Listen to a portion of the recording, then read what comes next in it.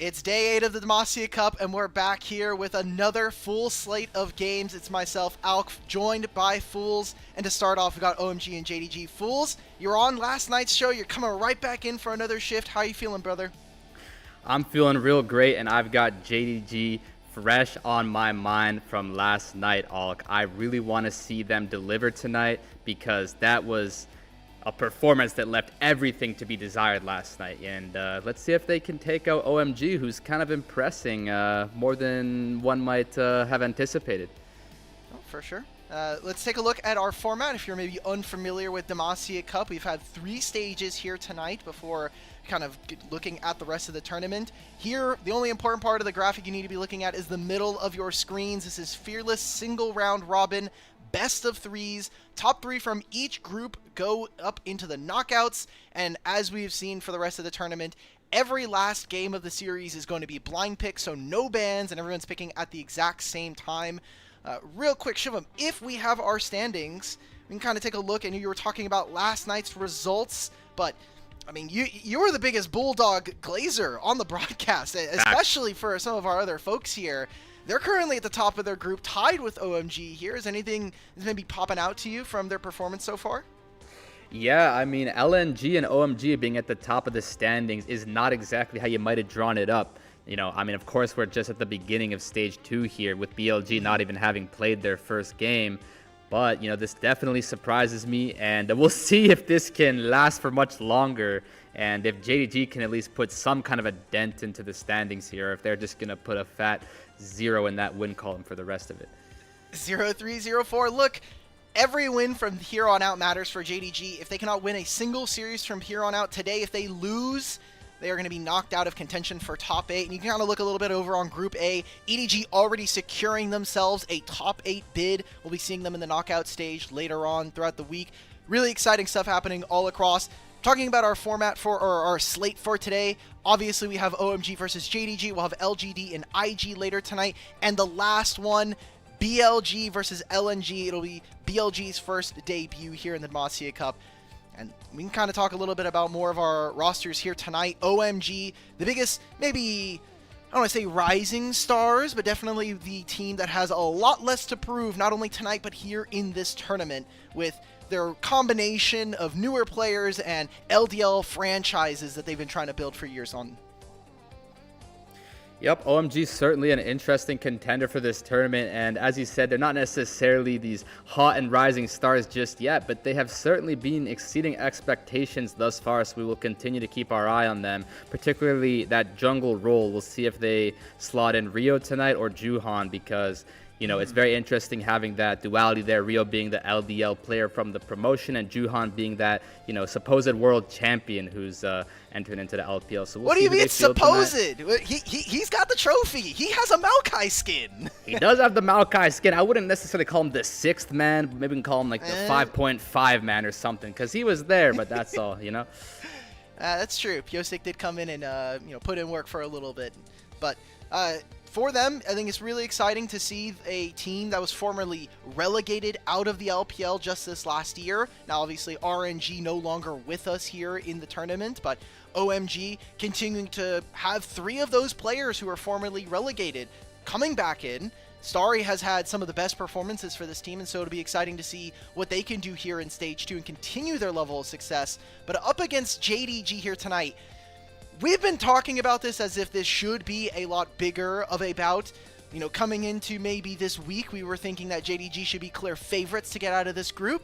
But as it stands right now, with a 1-2 loss to Weibo and a 2-0 and a 0-2 to LNG, this JDG team, all hype, no bang. Yeah, you know, we really thought, at least me personally, that JDG would have been one of the strongest contenders, at least at the starting stages of the tournament, you know, for them. And so far, that just has not been the case. You know, we've got to keep our eyes on Junja and Hongkyu because, you know, these are, of course, the 2 players coming in, the kind of the package deal there. And frankly speaking, it just seems as if maybe they're a bit nervous. Maybe they're getting their inting out of the way early in the Demacia Cup.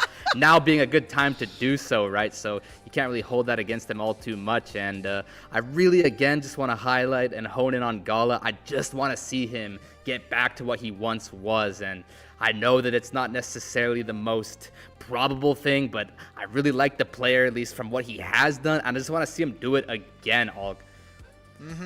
Yeah, I know famous or, somewhat infamous vampire lover Aragon is probably a little bit sad and maybe feeling vindicated, as when he called the WE move, he said that Vampire was definitely the better package out of him and Monkey. We'll see whether or not that comes true, especially with WE's woes happening in Group A right now.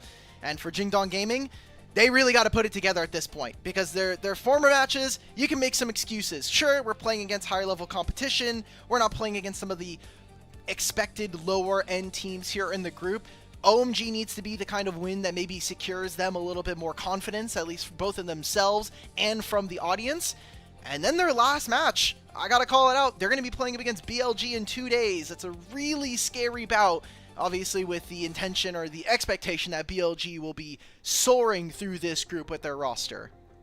Yeah, and so to put it in a nutshell, this is do or die for this JDG roster tonight. This is a must-win series up here against OMG, and frankly speaking, you would expect them to be able to do so on paper before this tournament began, but now, just based on the recency of it all, we definitely have some of their performance being drawn into question tonight, and let's see if they can kind of silence that and answer, just how good they really are. So you got to watch at least one of the JDG games live, and while I was only an audience member, I'm not probably as in tune with, having to watch the game directly live. I felt like yesterday kind of gave us a little bit more of the gala that we saw throughout most of the year in 2025, being a little bit more hit or miss, someone that necessarily isn't super precise with some of their fights, and from what I saw anyway, Junjia and Hongkyu didn't necessarily feel super comfortable, even though I think the matchup yesterday was a little bit unfair. So what do you think is necessarily going wrong for JDG? Yeah, it was really interesting to watch, because if you took a look back at those past two series, or rather those past two games from last night against LNG, the first 15 minutes was completely fine. They were totally stable. They were in the game. They had a really good 50-50 chance of winning. And then just suddenly, it's almost as if they don't have that communication, that synergy built up, where it would be some of these important climactic moments where things kind of get intense and you do have to start, fighting and scrapping your opponent, and they would just get wiped. They would just get completely, their win chance would just go down the drain in a matter of one situation. And so I just want to see if they can carry on with that stable early game and continue to have that be the case going past the 15-minute mark, because I just think their nerves or something along those lines has been really biting them in the butt when it comes to the second half of the League of Legends games they've been playing. Yeah, and maybe that comes from a level of communication / leadership, because if you look at the careers of some of these players, you would say that the most tenured would be either Gala or Junjia coming in. Xiaosu's obviously a very exciting top lane prospect from what we saw from him on JDG last year, but still needs a little bit more work to kind of get things done. And obviously, there is a lot of hype. I think the expectations and the bar that Hongkyu has, not only as an incoming import, but after what him and CFO were able to do all of this last year, I think there's going to be a lot of fans at home. They're going to be looking at this guy and saying, why aren't you performing to the level that we saw from you? So, and also I do want to kind of push back on that. It's Demacia Cup, guys. There's only so much data we can actually get from this, and I don't want this to... I think this tournament, and depending on how JDG end up here in this group, it might unfortunately taint a lot of how the public looks at this team, despite maybe some of the amount of time they still have left here in the year. Yeah, and so you totally hit that on the head. It is Demacia Cup, so we do got to take these games we're seeing here with a pinch of salt. This isn't necessarily going to be their final form, the end-all be-all of what they're capable of, for the rest of the season. With that being said, I think on paper, again, this JDG roster should have a lot of potential, especially with that synergy that's already built up in the mid-jungle. They got really far in both international tournaments that they attended, and we'd like to think that if you can go far internationally, then you can go far domestically, and this roster should be just as good, if not potentially better in some ways, just as long as they finally gel and create that synergy, find where they need to be as a team and fit into that mold. And tonight, this game is going to really outline what they're capable of. So let's take a look at their opponents. We talked a lot about JDG and the table setting there. For OMG, we were talking before we went live, like, everything from this point on is golden for these guys. Like, going back to stage 1, it was highly unlikely that some people saw this team even making it out of that stage. They go out with a 3-0 record, and then they come into this group and we're saying, okay, how much damage do you think you can really do? They take a 2-0 versus a Weibo team that still looks a little bit lost. They've obviously been swapping their junglers in and out. We were talking about Rio as this LDL prospect. They brought in Juhan, who, again, had played in the LEC in 2024 with Giant X. Now we have a couple of players like Haichao, who didn't have the strongest last couple of years, but has been a barely middle-of-the-pack player. Starry looked decent on OMG last year, but the rest of the team just really didn't thrive. What do you think is a reasonable result for OMG? And if we're going to see them win here tonight, how do you think that ends up breaking out? Yeah, so just to touch on some of these players that you were mentioning, for example, Haichao, I know that there has certainly been some controversy around, is this guy even that good of a player? For example, the likes of Cubby really disliking Haichao's performances lately, or at least recently in the last season, right? So I personally, at least, of course, they were playing against a streamer team, so that doesn't necessarily indicate the most accurate level of data, but Haichao's performance was very good from what I did see of him in the first stage, so that certainly interests me. And Starry as well, I don't know how to explain it, but him and 1xN and a bunch of these kind of lesser known, younger guys, like, they're just extremely confident, extremely aggressive on the 80 carries. I'm talking Aphelios going right on top of you, melee range, and straightforward flashing in. I specifically remember seeing Starry go for some sort of a flash Aphelios, all like completely aggressive play that, you know, it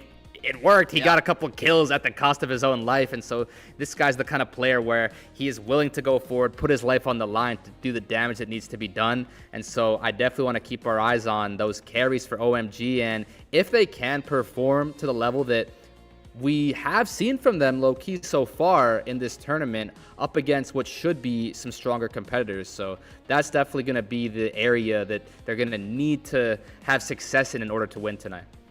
I'm super excited for Moham, and like you mentioned, 1xN, I think another player that is maybe not as new because we did see him start halfway through the year, but if we can get some fine-tuning over on Ultra Prime Baye, I think the recipe is there.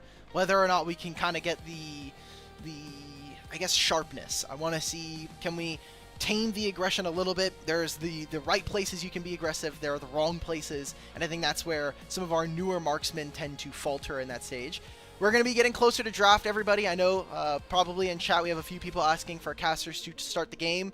Trust me, I would love for us to get already into some champion picks, but yeah, you know, I pressed the start match. It didn't really quite work. I think I'm not on the right tournament realm or something, but I'm sure they'll figure it out and get the Demacia Cup going in no time. But in the meanwhile, I really do want to make sure that we highlight just how high I am on Moham. You did touch on him just then. I think him and Starry can be a really high potential duo combination in the bot lane. I know that a lot of people have their doubts, you know, they feel a bit iffy on Moham, but personally, from having played alongside him and watching him play, I really think Moham has a really high ceiling. You know, he plays good champs like the Alistar and the Nautilus. If you can get him on one of those tank engagey champions, he can be a real tool for OMG to win these games tonight, man.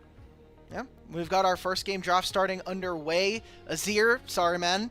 Kiana, a reasonable ban, especially what we've seen from both of these teams so far in the tournament. Nico to follow. And then a Jace and a Rumble. I was wondering if we were going to get an Orianna ban here in Game 1. You had made a very big case you feel like this is the strongest champion on the patch right now, or at least here in this tournament. So what else are you thinking in terms of a first pick here?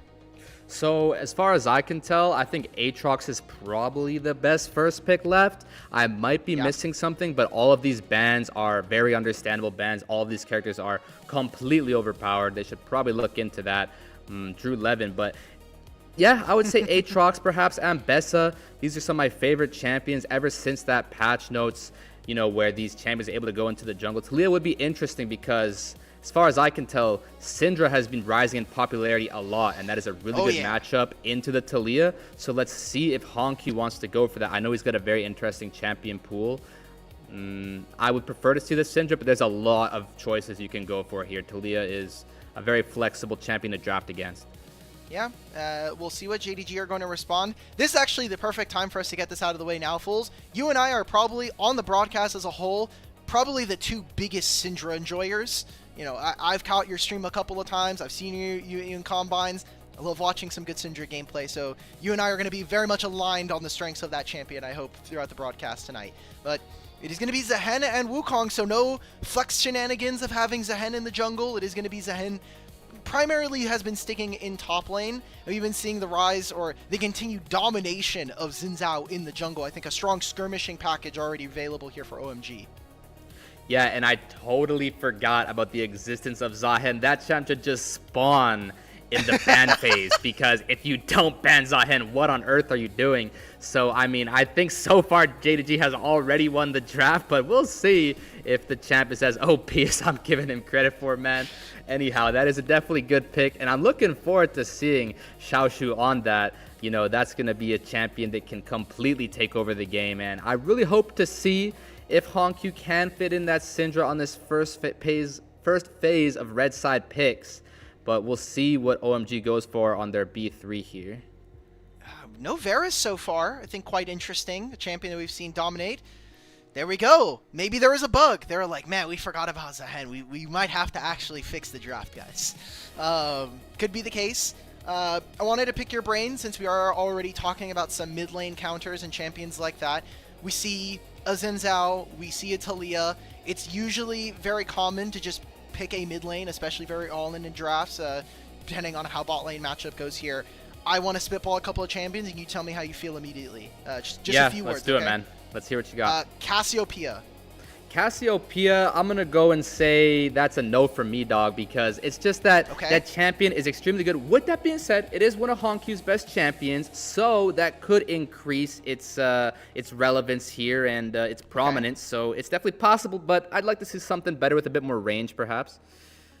All right, this is not going to be range. I'm mostly going off of champions we've seen here in Demacia Cup. Ryze. So that's interesting because, again, Ryze does have a similar problem with Cassiopeia in terms of the range department, though it does seem that Ryze into the Taliyah matchup is a bit more practical, a bit more doable, just with the nature of your champion, just one-shotting those waves with those EQs and being able to match that sort of semi-global presence of the Taliyah. You know, of course, Taliyah is going to have the edge on that, but you do have a pretty effective answer in the Realm Warp. That's not a bad pick at all. I would completely give that one the green light. All right, now let's go with something that we've actually seen Hai Chao pull out before here in this tournament. Twisted Fate. Oh man, you know, he was actually on my mind, but I was not expecting to get the chance to talk about him. I think that champion is actually really quite good, but there's just a few sort of ifs and buts that you got to take care of before you can draft him. There's a fair few weaknesses. For example, if the enemy team drafts something like Jax or Fiora top lane, you can pretty much never, you can't really do much about that. Your whole thing is outnumbering via the Destiny Gate, but if the enemy champion just completely negates your gold card, that's kind of a big problem, given that that's your entire kit, essentially, aside from the ultimate. So that's a bit of a problem with Twisted Fate. You're going to need to... It is an R3, though, right? So you're going to have some extra bans. There's other champs like Milio or just even Mikhail's Crucible Enjoyers. So unfortunately, I think TF just needs a bit more buffs before we can be picking him. But he's not bad, especially with the recent buffs to the Inspiration Tree. That's something you could look at for sure. Have you been enjoying the changes? Because we've had a few mid lane or like a few discussions on the show so far about like triple tonic being a little too unbalanced. You know, there's also, I think, the historical nerfs of like different runes throughout the year. So like, how are you feeling about triple tonic, I guess, in general? That's really the big one for me. That's like the big abuser. Yeah, it's funny you asked that. I mean, Triple Tonic is pretty much the necessary mandatory rune if you're going to be running Inspiration, or pretty much if you're going to be playing mid lane at all right now. And I gotta shout out something, and it's that why the heck is Time Warp Tonic still in the game, by the way? Can we just go for a tangent here and mention the fact that Triple Tonic and Time Warp Tonic are in the same rune tree, and that those two runes is like S tier and F tier, so I think we might want to reconfigure the balance of that rune tree, but yeah, Triple Tonic's very good, and so is Cashback, and for example, TF could exploit that. Anyway, good to see we're back in the draft here. It's not Xin Zhao. We did get a clarification. Unfortunately, it was in Mandarin, but we did get a translation. Xin Zhao was not the pick. It's obviously a Misfortune and now a Gnar. We saw Gnar last time. It was actually, I think, this exact matchup. Not only Gnar versus the Zahen, but Harry. He had a dominant performance on this champion, and he was going like 30-50 CS up after the 15-20 minute mark. So I think this could be very dangerous. OMG are already showing a strategy that is really reliable on just bullying a lot of the early lanes and trying to play with tempo early. Let's see what this here says. Because the OMG player selected the wrong hero during the draft phase, the referee panel determined that Xin Zhao was the wrong pick. The original choice was Misfortune. Okay, so they are going to get the permission to draft a Misfortune there. I understand that. And just to mention, that is Juhan there. We do notice, let's pay mind to the fact that they have fielded Juhan for OMG. That is my preference personally, just given I think he is a really good player. I really want to see him kind of win worlds for himself, if you know what I mean. And you got to start somewhere. I don't think OMG are doing that, but whether it's with High Chow, Starry, and Moham. You can definitely dream. You can be an optimist as much as you like, and I don't think this roster really has necessarily the firepower to do so, but I'm just glad to see him in the Tier 1 again, and LPL could be a good home for him.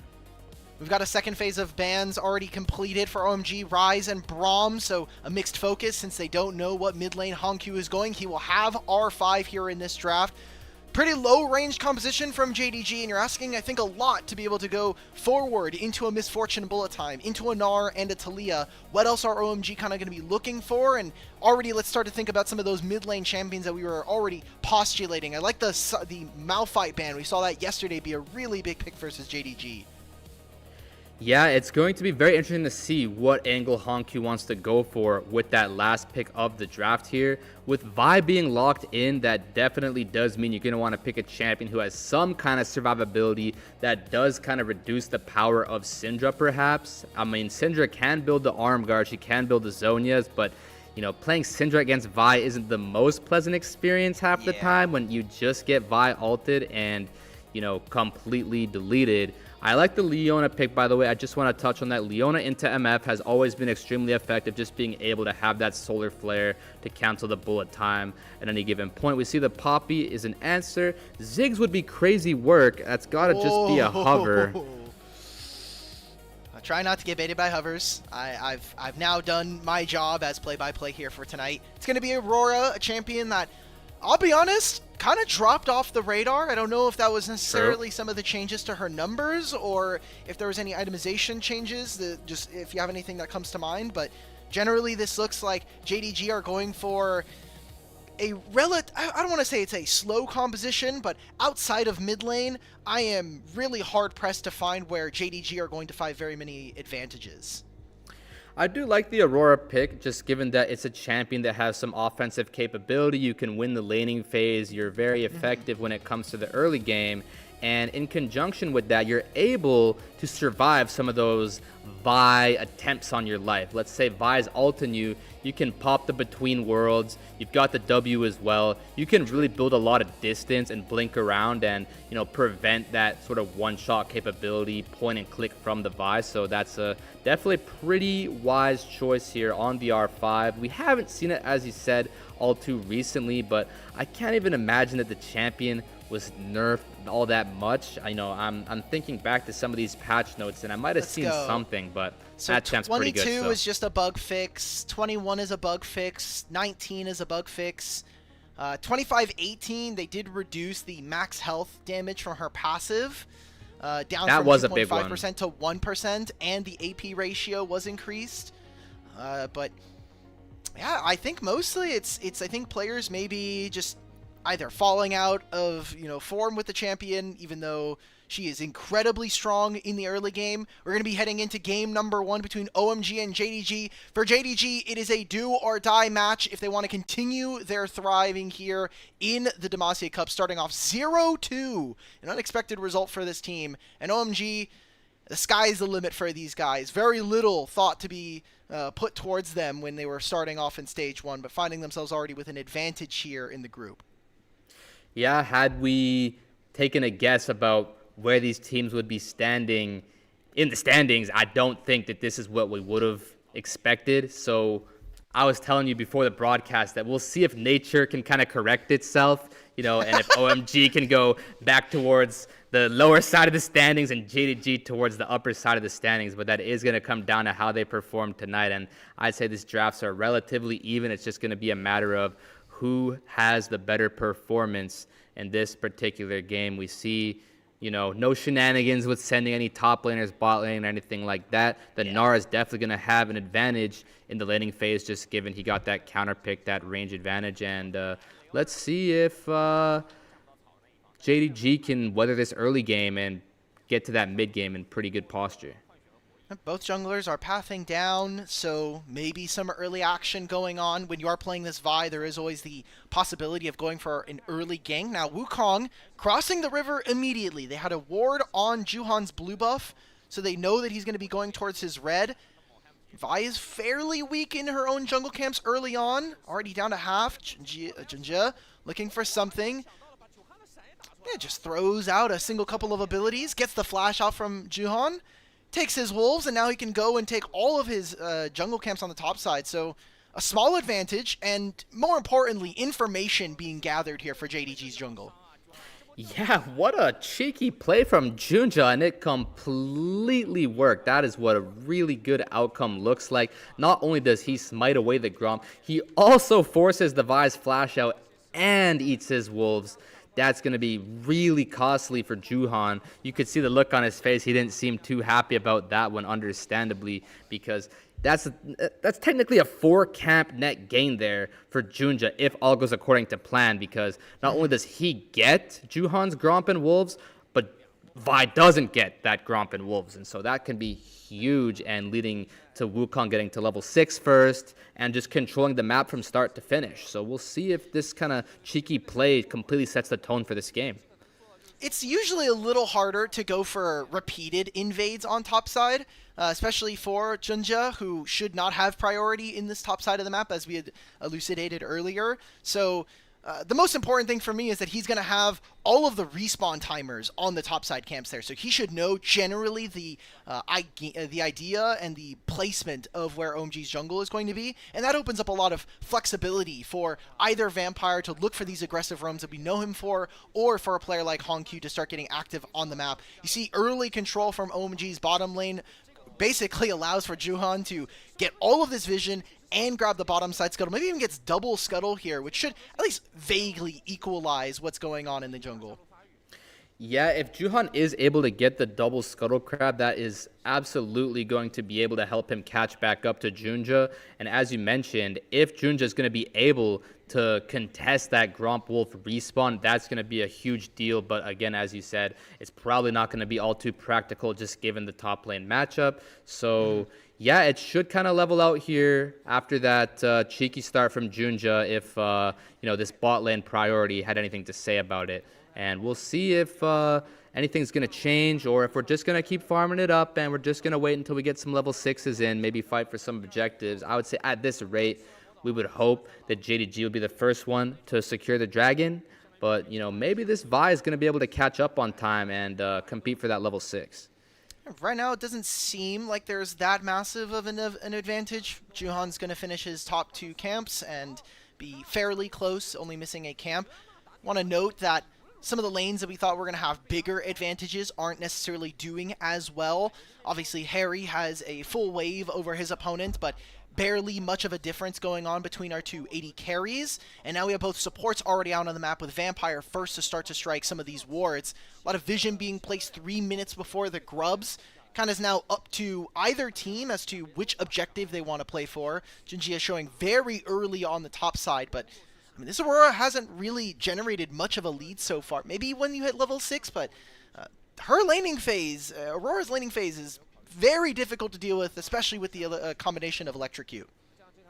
Yeah, I mean, I did take a look at Honkyu's runes, and he didn't bring either of those, like, maximum damage runes. We see Nargo, and he's probably going to want to expend the ult here while he can. Oh. But, you know, with the nature of Zahen, he can probably get to that red resurrection bar on time here. Just a bit of a chunk. It's kind of how it is when you're the Mega Knight. You just want to press R just because you can. You may as well. It's understandable. It's like a 30, 45-second cooldown. That is not a real CD, if we're being honest. Like, he's already a quarter of the way through on the CD. It's pretty big. Xiaoshu was fighting because he was basically a minute and a half away from hitting level 6. Maybe, like you were mentioning, he gets that Cultivation of War. He gets a Determination. He revives. And maybe there's something, but it's a very long cooldown. So I think proccing it there could have been a little bit more bitten off than maybe he was expecting. Juhan is in the wings here, and that was a barrier and heal used by Gala and Vampire.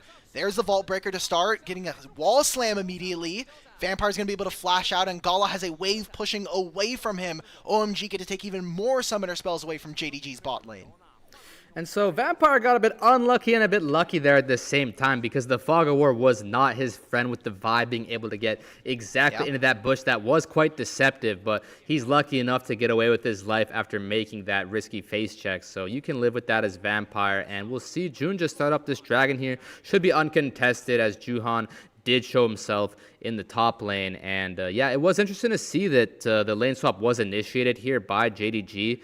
Gala at level 3 there around minute 4 just decided he wants to path it up to the top lane, perhaps indicating they have some kind of inclination towards these grubs. But at the same time, you know, I've had to play my fair share of 80 carry and solo queue and scrims. I've seen what it's like, and sometimes you just want to switch up the lane assignment just so you can get more farm, or that you can kind of reposition your characters around the map. You know, there's no reason not to half the time. It's just a matter of making sure that you can get as much farm as your team can possibly eat. And so, yeah, very interesting. We'll see if they continue to play on that top side, as Haichao is in a vulnerable spot here. Yeah, he's not under much threat quite yet. I was going to say it would have been very adventurous to see maybe Juhan use the more of his kit, but the teleport from Moham gets him to be in position here. Vampire crosses over, but he has no wards right now. And more importantly, this is time that Moham is getting to put down vision and acquire information in this side of the map. Vampire, no flash, no heal, no wards, no job at this point.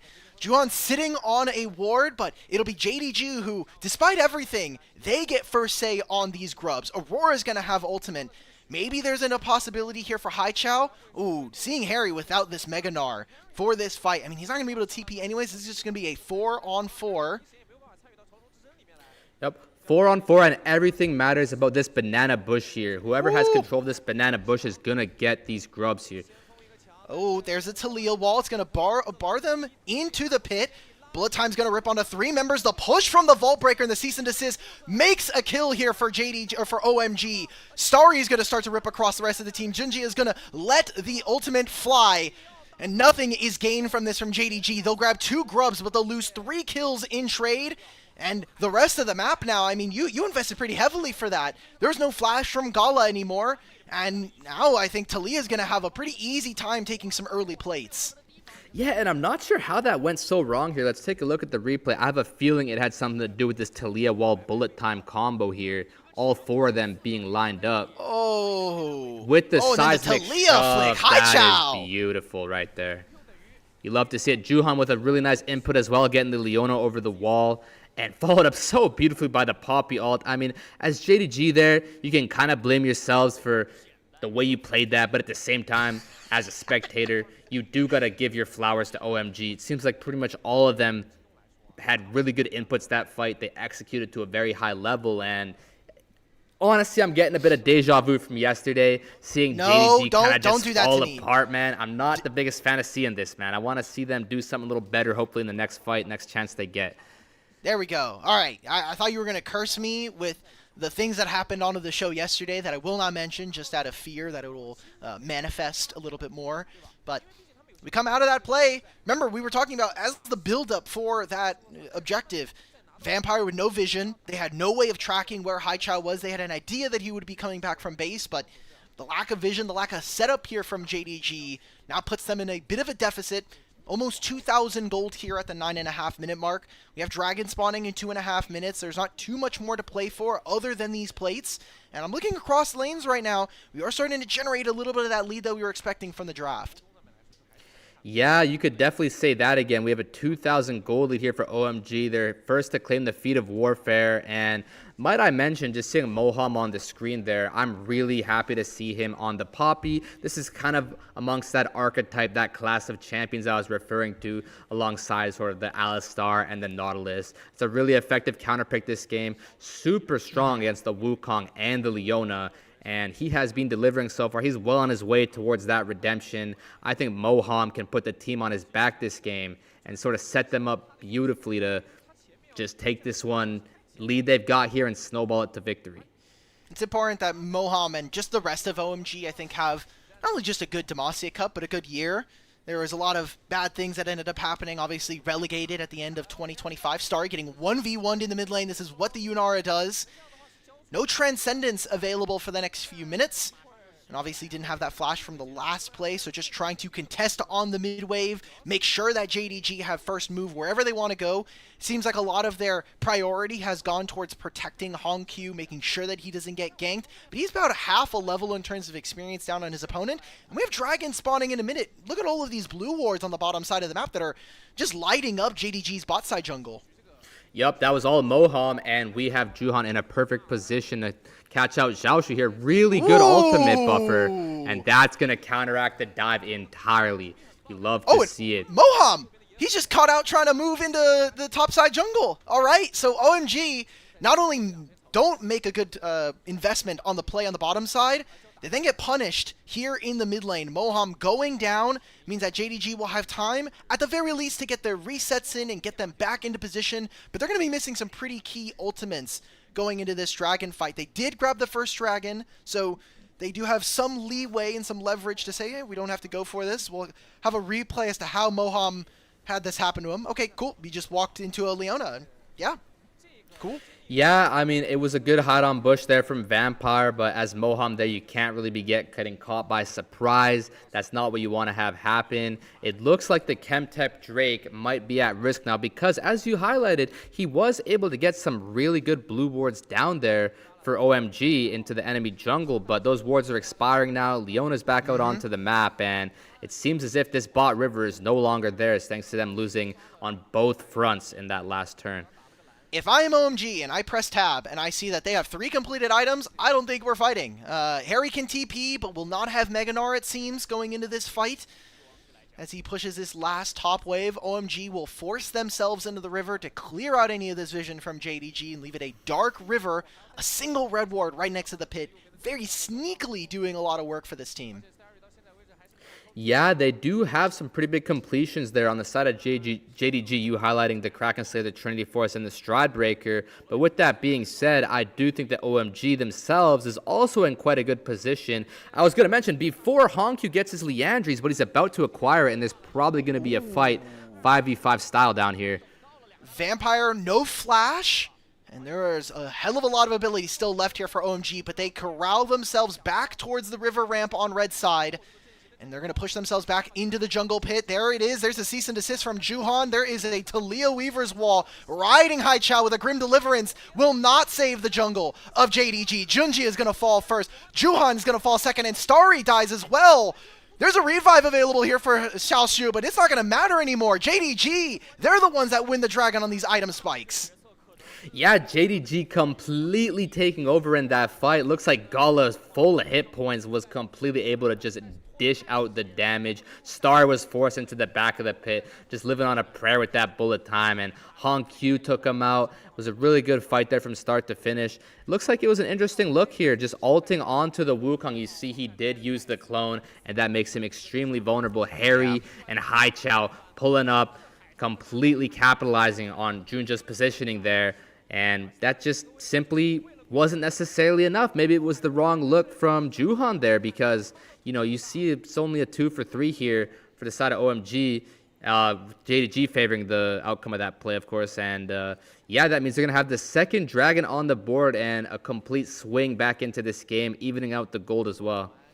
And this is problematic for multiple reasons. As we saw in that fight, Starry got left on the other side. Now, as a fellow mid-mage player, you know all about the I have to be escorted, not only between waves, but when I'm rotating. We saw Starry there. He got left on the side, and you talked about how important the banana brush was for playing for those grubs. Same thing here on this dragon. Starry got left all by his lonesome, and that's where the engage from JDG snapped onto OMG. So 2 dragons, the gold now evening up a lot more with Gala picking up some more assists. Obviously, Junja having a great fight there. We're moving into not only just the Otacon that spawns in 5 minutes, but a Herald is up on the board.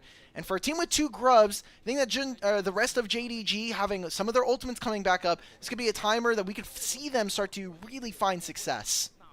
And just look how aggressively Junja and Vampire are clicking forwards here, trying to go for this vision, trying to go for this river control, and OMG just does not have the power to push them back right now. JDG gonna start up this Herald, and I do not think you can give this as OMG. This is an extremely powerful objective. Moham being chunked out. Moham's just dead. Grim Deliverance is used. It's a little late, but it doesn't matter. Xiaoxu will have the Grim Determination ready to make sure that he's alive. Cultivation... that's just it. He's forcing Harry out of this fight. Doesn't even need Mega Gnar. Who cares? Haichao is sitting in bottom lane. He TPs into mid, and by that time that it happens, the Herald's already gone. JDG have already won the fight and taken their gold. And this is the LPL Crazy as our game in the Demacia Cup here, because it looked to me that OMG just had everything they could have possibly asked for. You know, at the, what was that, like 8 minutes ago, they were in a completely prime spot, man. Yeah, they were. The game was in the palm of their hands, and then all of a sudden, play after play after play, it's just going JDG's way, and it's completely flipping the script here. JDG has this one in the bag as long as they can continue this pace. Juhan, what do we do? Okay, that's another kill over to Xiaoxu. Haichao's gonna try and throw some of these rocks while Hongq takes another top turret. You can see that OMG are starting to struggle here in this mid game. There's, we're dying on side lanes again. We are getting picked out as we try to get push and maybe get a little bit more priority, protect some of our laners here. Doesn't seem like OMG have very many proactive tools for them to be able to find plays. A lot of their draft, I think, was really predicated on them being first to objectives so that they can have setup with this Talia and this Gnar. There's another Grim Deliverance. He's going to need that cultivation of war. We have the revive. He's out. Okay.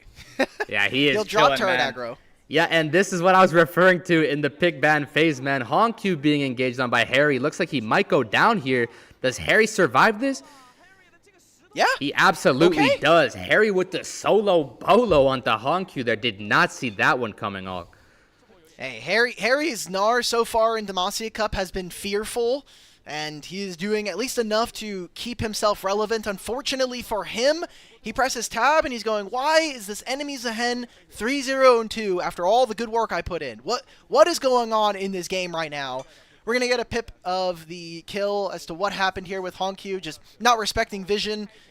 Ends up getting caught out. Doesn't end up losing all that much aside from his life and a wave and a half there. But yeah, if you're OMG, now it's kind of okay. What can my solos do? Because we've seen some okay stuff from Haichao.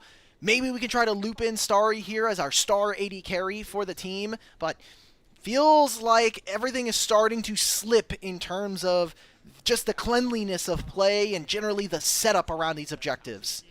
Yeah, and that being said, that was very reminiscent of the series last night. Just seeing Hongq have these quite uncharacteristic deaths, if I may say, just dying out on his lonesome for no good reason. And those are the kind of things that can have a trickle-down effect into this game. JDG is in position to secure this third Drake right now. I can't imagine as OMG are just going to give this willingly, so we might have a scrap on our hands here. Rift Herald has been used and driven, so that's not going to be a combat tool for JDG here. Kind of just using that as a ploy to distract them from the Drake, and that's going to put them on sole point here. JDG has this game on a really good trajectory right now. I have an amazing trade deal for you. I will have Soul Point, and you will get 25 gold for killing the Rift Herald. Do you want to shake on that? Yeah, I mean, it looks like OMG didn't even really have the choice, and JDG gets away with murder there. That's a really good trade deal for JDG, if you ask me. And now Otacon spawns on the bottom side. They put all of this vision from JDG to make sure they can control this objective in this side of the map. Gala will push out the bottom wave. It seems like they'll make one last push into the mid lane. And then Otacon spawns in 10 seconds. And we've been talking a lot about Otacon all year long in all the major regions. So now it's kind of a put up or shut up moment. You're 2,500 gold at this point, which isn't all that much, but you have a soul point you'll be staring down for the next 4 minutes and every 5 afterwards. I need to see something from OMG. I need to see them start to take control of vision. We can kind of see that now on the minimap with Moham contesting versus 2 JDG members. Yeah, and we can just take a moment to appreciate the Otacon still being around for this Demacia Cup because, you don't know what you got till it's gone is what they say, and this objective is about to be removed from the game, and I just want to give it its flowers, no pun intended, because the Otacon is the kind of thing where any given game can be flipped on its head with that objective. Every game is just free. Because JDG is in the lead right now doesn't mean they can't completely throw it away with a successful Otacon counterplay from OMG here. So let's see if they can materialize that. Looks like they're not necessarily in position on time here. They do get the vision though. Harry just hit Mega Gnar top lane, and he's going to TP into this fight and just not have this available to him. Zahen's going to catch the mid lane wave, and OMG will answer the Otacon a little bit later here. JDG, you can see a bit afraid, though. They don't want to have to get into a bit of a scrap. This will buy much needed time here for Harry as he waits for his Mega Gnar to be back up. Maybe they try to make a pick on a Xiaoshu, but we've talked about Zahen a lot here on the broadcast, not just here tonight. Very OP champion, has a ton of dashes, and for now we'll be going back to some of those skirmish battle lines as JDG give up position and give a little bit of time for Otacon to rest and for ourselves to think a little bit more about the game. And interestingly, if you peer down at the scoreboard there's some sort of anomaly that's been rising here, and it's that color blue pointing towards Haichao here. It was a gold lead across the board for JDG, but little by little, farm by farm, Haichao has been finding himself an incremental advantage in the mid lane in both the XP and the gold department, already having his 2 core online. And with that being said, if you take a look at the items right now, it looks honestly relatively balanced to me right here. If Vi's able to get her 2 core as well, Wukong has yet to complete his. Just because they have a gold lead to a slight degree doesn't mean that that's reflected in the inventories. So I think this game is on even footing right now. Yeah, but they have no vision in this pit right now. Hongq gets a bit of damage down onto Moham. Xiaoshu gets spotted on the flank, but they're going to have to worry about so much. Do we go for Otacon? Do we squeeze onto Zahen? 3,000 and ticking. Oh, the Wukong gets knocked out, and it's taken by Vampire! That's that unsealed spellbook, giving him so much value. Grim Determination comes down. Zahen's going to try to follow up. I mean, look, this is Gala just letting it loose. Bullet time, just as an exit measure. OMG, they don't even get the Otacon. They barely trade a kill there. And it's up to Vampire, the support. Yeah, and I saw that coming from a mile away. You can't just channel the Keeper's Verdict into a Wukong, man. He completely counters that spell. He gets the clone off. It looked like he did knock away the jungler, but unfortunately it was just Rage Bait. That was just the clone, and they were able to execute the rest of this play with the spellbook and with the champions and the positioning they had there. The Otacon reduced their resistances a little bit, but not nearly enough for OMG to have a fighting chance in this skirmish.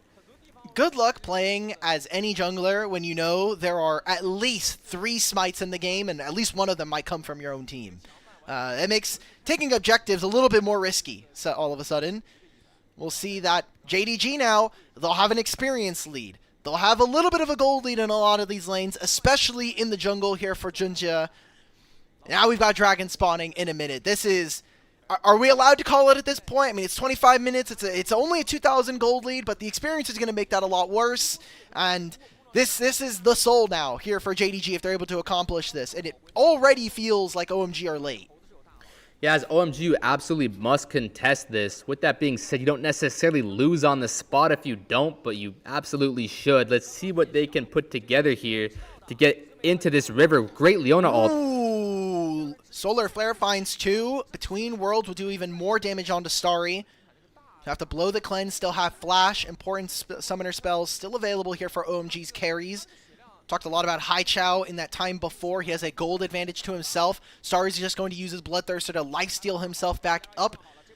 Xiaoshu squeezes them on one side. They've spotted Juhan. That is the cease and desist onto Hongq. Can they find him? No. He flashes over the wall. Xiaoshu on this Zehen is putting pressure on the enemy AD carry. And there's a fight in the pit. Who's going to get the smite? It's Junjia. Who rings true? Cyclone's going to knock up a few members. Harry, there he goes, the Gnar ultimate. But it's all for what? JDG are going to win this fight with 3 kills to 0. And they'll grab themselves the Mountain Soul with Baron spawning up in a few seconds. Yeah, and Junja is smurfing pretty hard this game. It's not reflected that much in the scoreboard, but if you're seeing what I'm seeing, he is just performing across the board. Ever since that cheeky invade at level 2, he's kind of just had Juhan's number this game, and it almost makes you wonder if you're OMG and this game just kind of ends in the next few minutes here, JDG destroys your base. Do you go back to the theoretical locker room and consider putting in Rio? I mean, let's take a look at this replay first, but I'd love to talk about that. I mean, sure, yeah, that is certainly something that could happen. I think when you think about the game, especially some of the differences between tiers of play, the game really does start from level 1 and even beforehand, right? So not just runes, not just draft, but also like what is our early game strategy? Junja, with the level and the amount of experience he does have, I would say, should be able to give him some level of insights and better planning, I think is the word I would use here for him. Already going for those early invades, knowing that Vi is a bit more susceptible early on. And now Baron for JDG and a Mountain Soul. OMG were already kind of struggling to find kills, mostly onto the 2 supports who don't have Aftershock. Now the Mountain Soul with double Mountain Dragon and a Baron. It's gonna... And Zehen. And Zehen. Things are not going to be looking very pretty for them. And this is the JDG we've been waiting to see all tournament long. Yeah, we are finally seeing JDG come in as some sort of form here. You know, they're doing really well for themselves. Hongq has been doing all right on the other hand. I do think Haichao has been performing a bit better this game. Unfortunately for him, his team cannot say the same. With that being said, JDG is doing very well here. The Weaver's Wall comes in.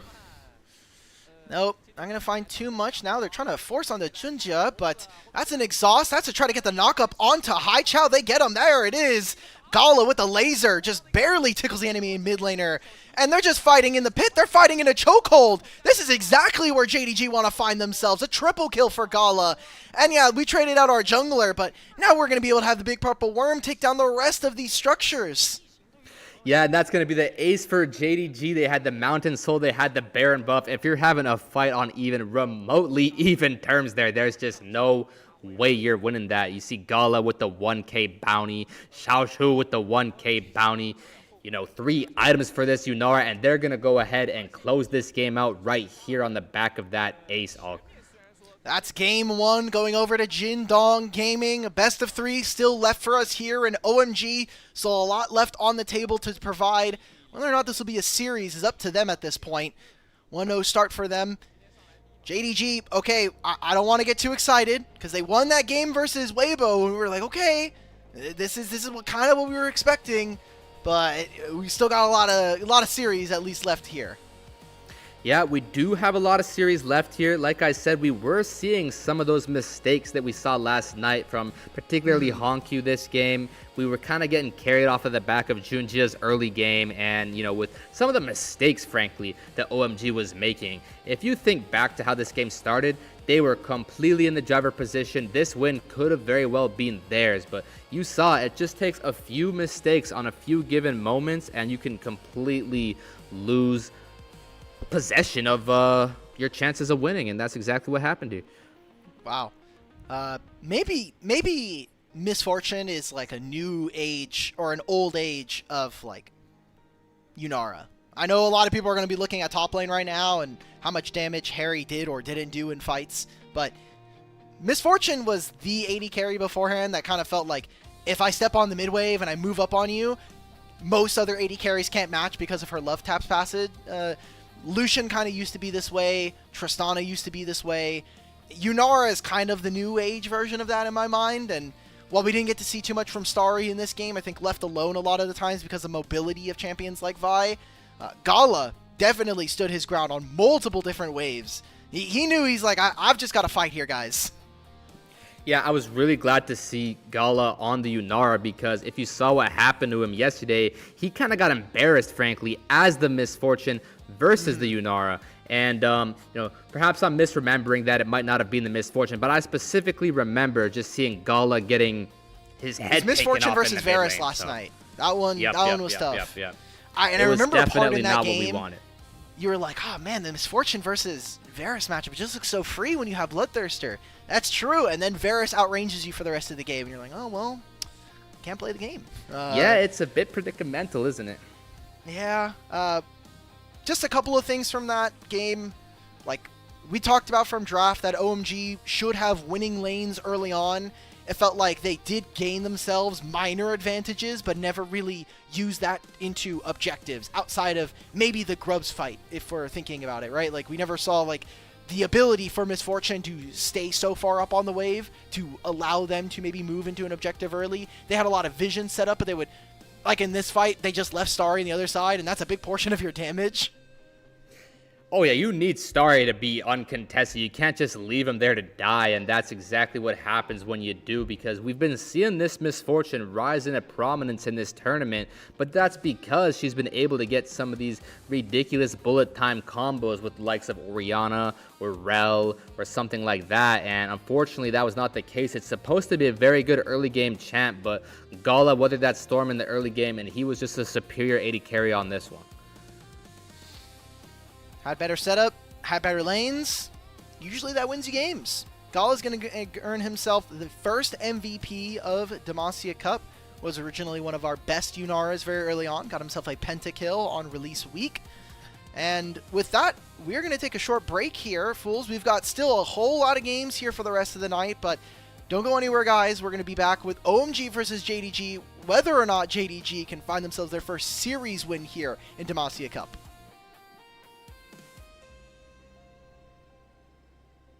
Oh, coffee? Oh, yeah! Guys, we are broke, okay? We are very, like, you guys don't get it. Everybody on this show needs to get paid. And guess what? Christmas is coming. It's in 4 days. If you want to support LPL English, consider becoming a coffee member today. Coffee is the best way to support the LPL English project since the vast majority of your contributions go directly to the show.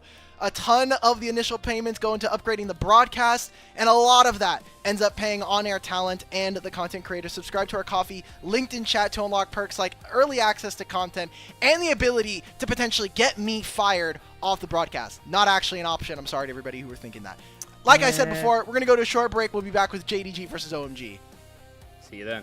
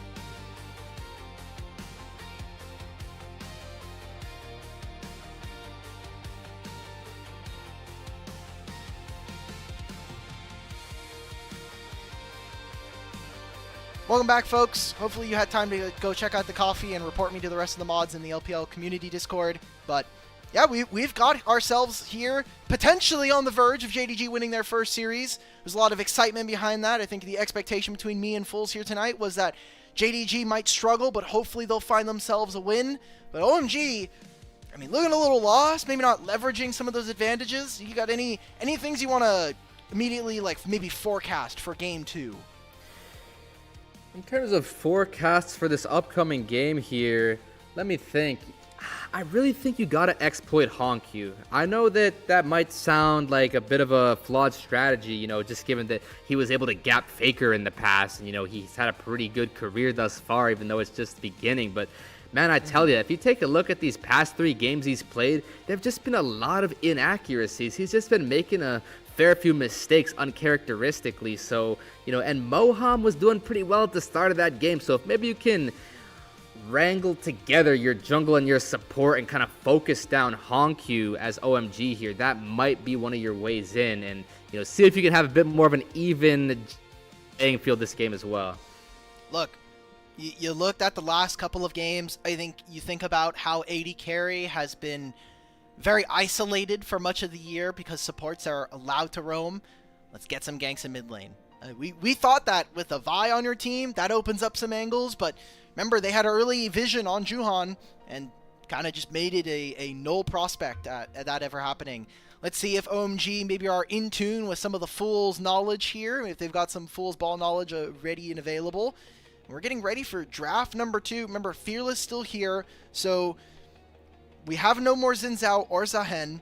There is Talia gone as well. Usually we've been seeing Rise kind of immediately come up as the first blind pick here. Is there any other champions that are immediately... Oh, Varus, still not picked. True. Yeah, based on the meta of this tournament so far, you know, we've got Azir, we've got Aatrox, we've got Ambessa, we've got Sion, we've got Rumble. There's a lot of champions that are going to have to be looked at in this pick ban phase, and there's definitely going to be more than 6 of them. So as blue side here, you're pretty much always going to be getting an OP pick, and we're just going to have to see how the draft shakes out here, because you want to make sure that if you let blue side get a really OP pick, that you have a good answer for red side here. You're going to want to factor in your champion pools and maybe get yourselves a favorable draft. And like I said, against Honkyu, you really want to find a way to punish Honkyu. I think he's been playing, I don't know, just not to the level that you've seen from him, and that's your way in, man. That's got to be your way in. I'm so sorry, Fools. That was probably very insightful. The entire time I'm looking at Junja's cam, and it's just like him, he's there, he has that little bird behind him, or even Honkyu here. It's just like there's a cat, and then boom, Tabe phases in, and then boom, Tabe phases back out into the ether. It is insanely distracting. I mean, same things are happening here for OMG, but it's just very funny to see Junjia's just there with like this weird, like, I'm assuming it's a bird. Yeah, what is that, by the way? I've been trying to wonder. It's like a parrot. No clue. Yeah, we'll never know. No clue. Man. But then Tabe is just like, go ahead and pick Aatrox for me, buddy. No, it's beautiful. I love it. The Demacia Cup, man. This has been some really good content. I know so far so good. We do see Juhan still on our screen there, so that's going to answer the question of if they were going to sub him out for that performance last game. As Juhan here, you really want to have a much better showing so that you're really demonstrating why you are the jungler being fielded here in this second stage of the tournament as we get into the draft. OMG, same sides, same bans, Azir, Kiana, JDG, similar bans already so far. We're expecting Rumble to be the second ban as well. Jace, Rumble, Orianna have been kind of sticking to the same script here. Really important to note that if OMG are able to force us to a Game 3, it'll be blind pick, there'll be no bans. Probably going to be seeing a jungle Jace mirror, that's what I'm kind of hoping for. That's true. We haven't seen the jungle Jace mirrors, but eventually the blind pick is such a fun game mode because it's just a mind game. Is he going to pick Jace? And so should I pick Malphite? Are they going to pick Malphite? And should I pick Sylas? Like, it gets really clever. We've seen a lot of cheeky blind pick strats such as Draven, you know, all the above. So I really hope OMG can push us to that brink. I'm wondering why. Okay, I know why Rumble is so prioritized. He's a great team fighter. He has decent laning phase, but like, I just feel like there are a lot of champions right now that counter this. Cassante gets away with being very broken later on. Scion's obviously a very big champion currently. Even kicking it back to some of the lesser champions like Ornn, a lot of times we would see in top lane. There's that Ryze blue pick that I was thinking about coming through. Still have Varus available here for Gala if we're thinking about like tournament favorites and just going immediately towards tier list. Yeah, that Ryze pick coming in is exactly what you did shout out, and honestly, I don't like it because we know Honkyu's champion pool. He is able to play the Cassio, he is able to play the Anivia, and that is the huge drawback of picking Ryze, is that if you are at a huge range disparity, your champion just can't function the way you need it to. So I would not be surprised at all to see Honkyu go for one of those champs. You can even go for the Syndra, you know, one of our favorites, but honestly, I would like to see the Cassiopeia or the Anivia. Those are kind of the two S-tier champs in a Ryze. Victor as well, another really good one.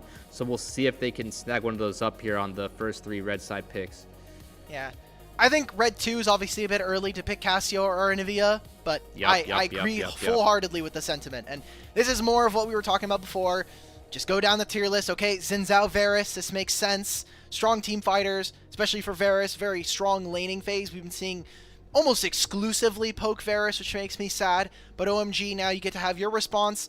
Sivir has been something that has been making its headway, but unfortunately usually gets banned. Unfortunately, that is a hover this time.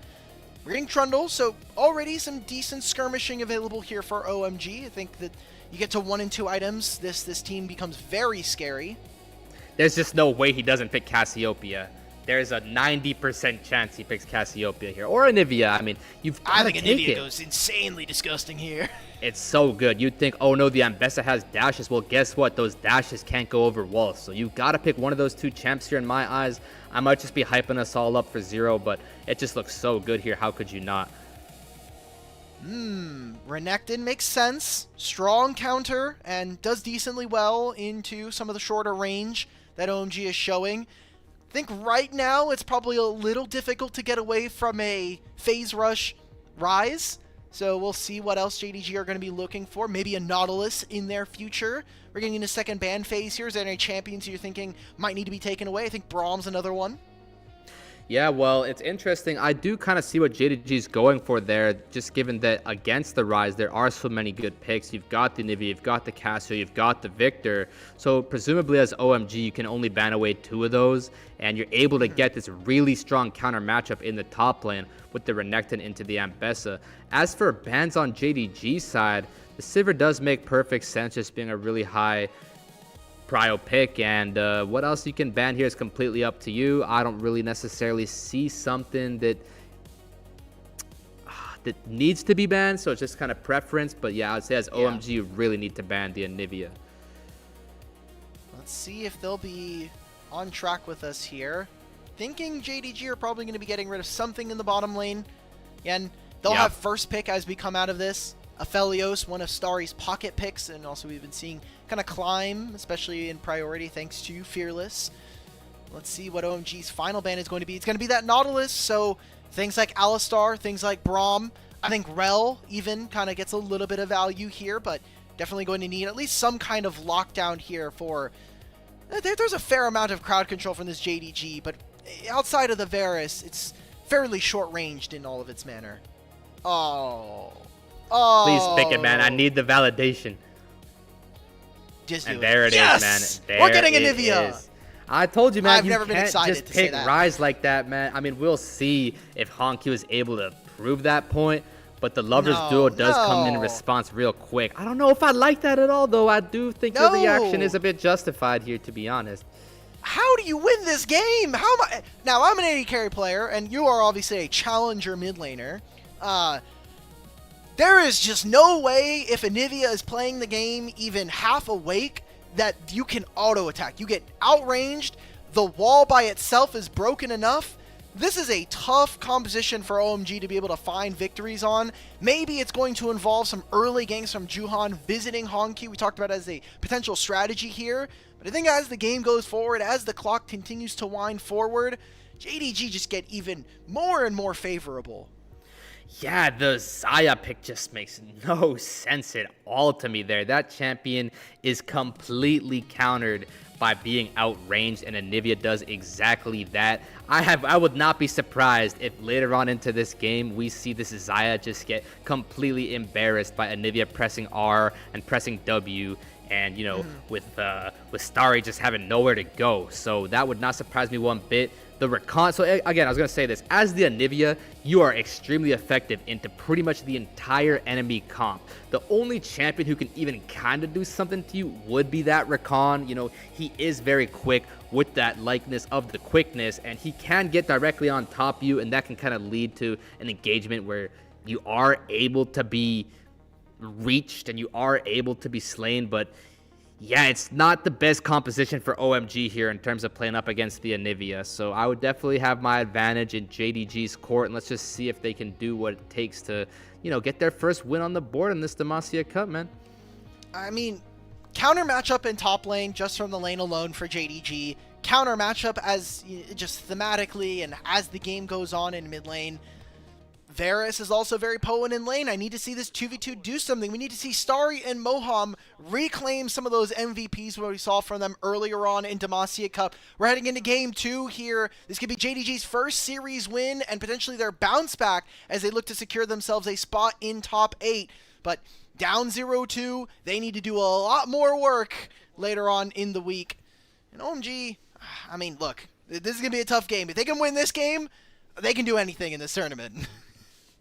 So just taking a look across the board at some of the rune and summoner spell choices here, shouldn't be all too much to be had at this Raptor pit, just some vision. We see that Honkyu going for the phase rush. That's an optional choice. That's definitely going to give him a lot more counterplay to the Trundle. I like it a lot. We see Gala, of course, going for the poke Varus. Even opting for the teleport, that really shows what his playstyle is going to be this game. Just outranging as much as humanly possible. Again, just hitting that point home about how much I dislike the Xayah pick. He's just going to be completely outranged by the likes of that Varus and that Anivia. And we do see, of course, both supports going for that Unsealed Spellbook heal selection down in that bot lane. So let's take a look at how this early game pans out and if this draft is as much of a gap as I might think it is.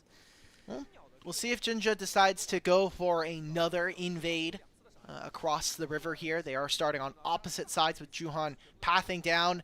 I think he knows, but maybe there could have been some ways to set up. This lane matchup for Mbessa is incredibly difficult.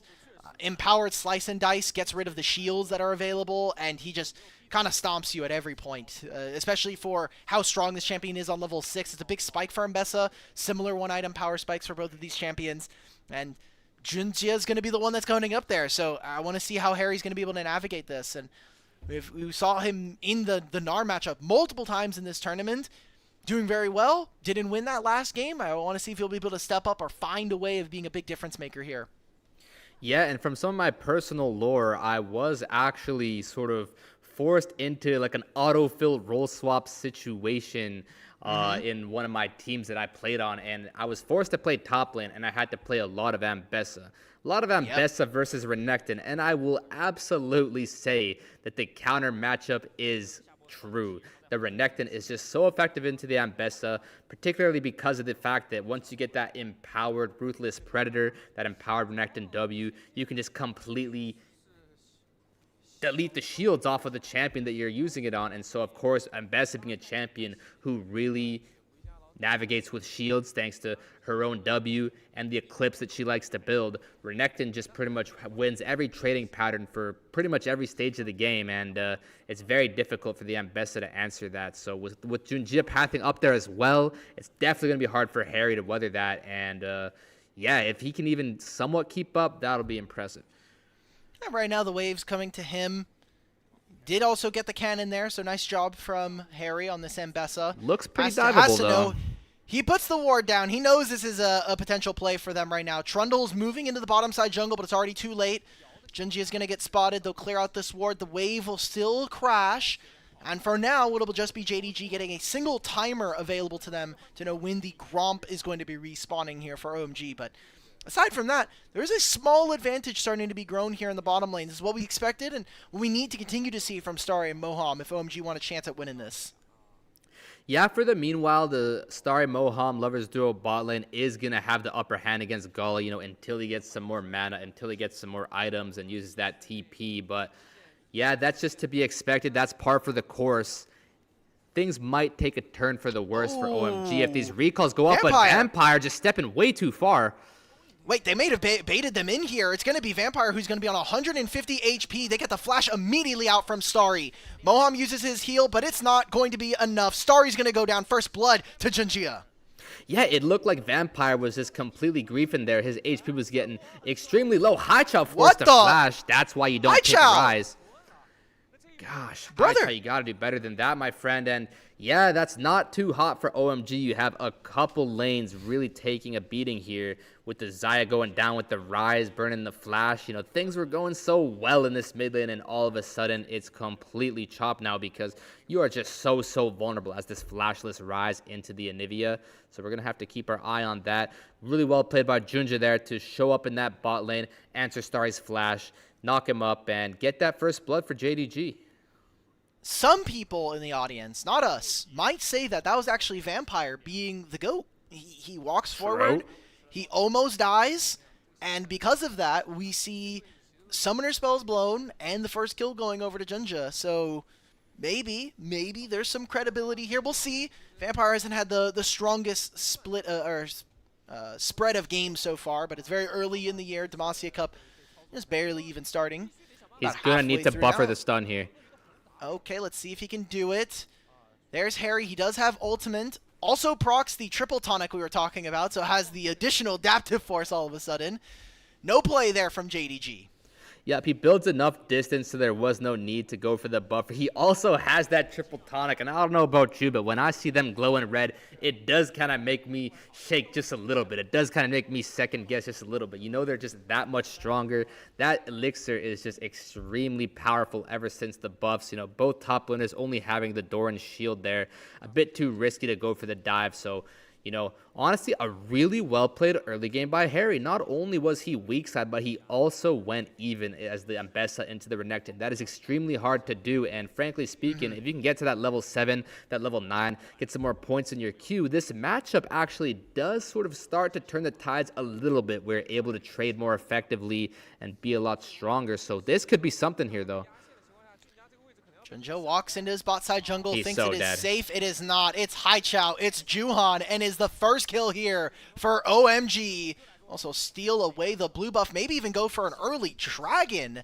So OMG finally making good use of some early priority from their mid lane, and now they even get to set up again around this objective. It makes it a little bit more difficult because they know Gala has no TP.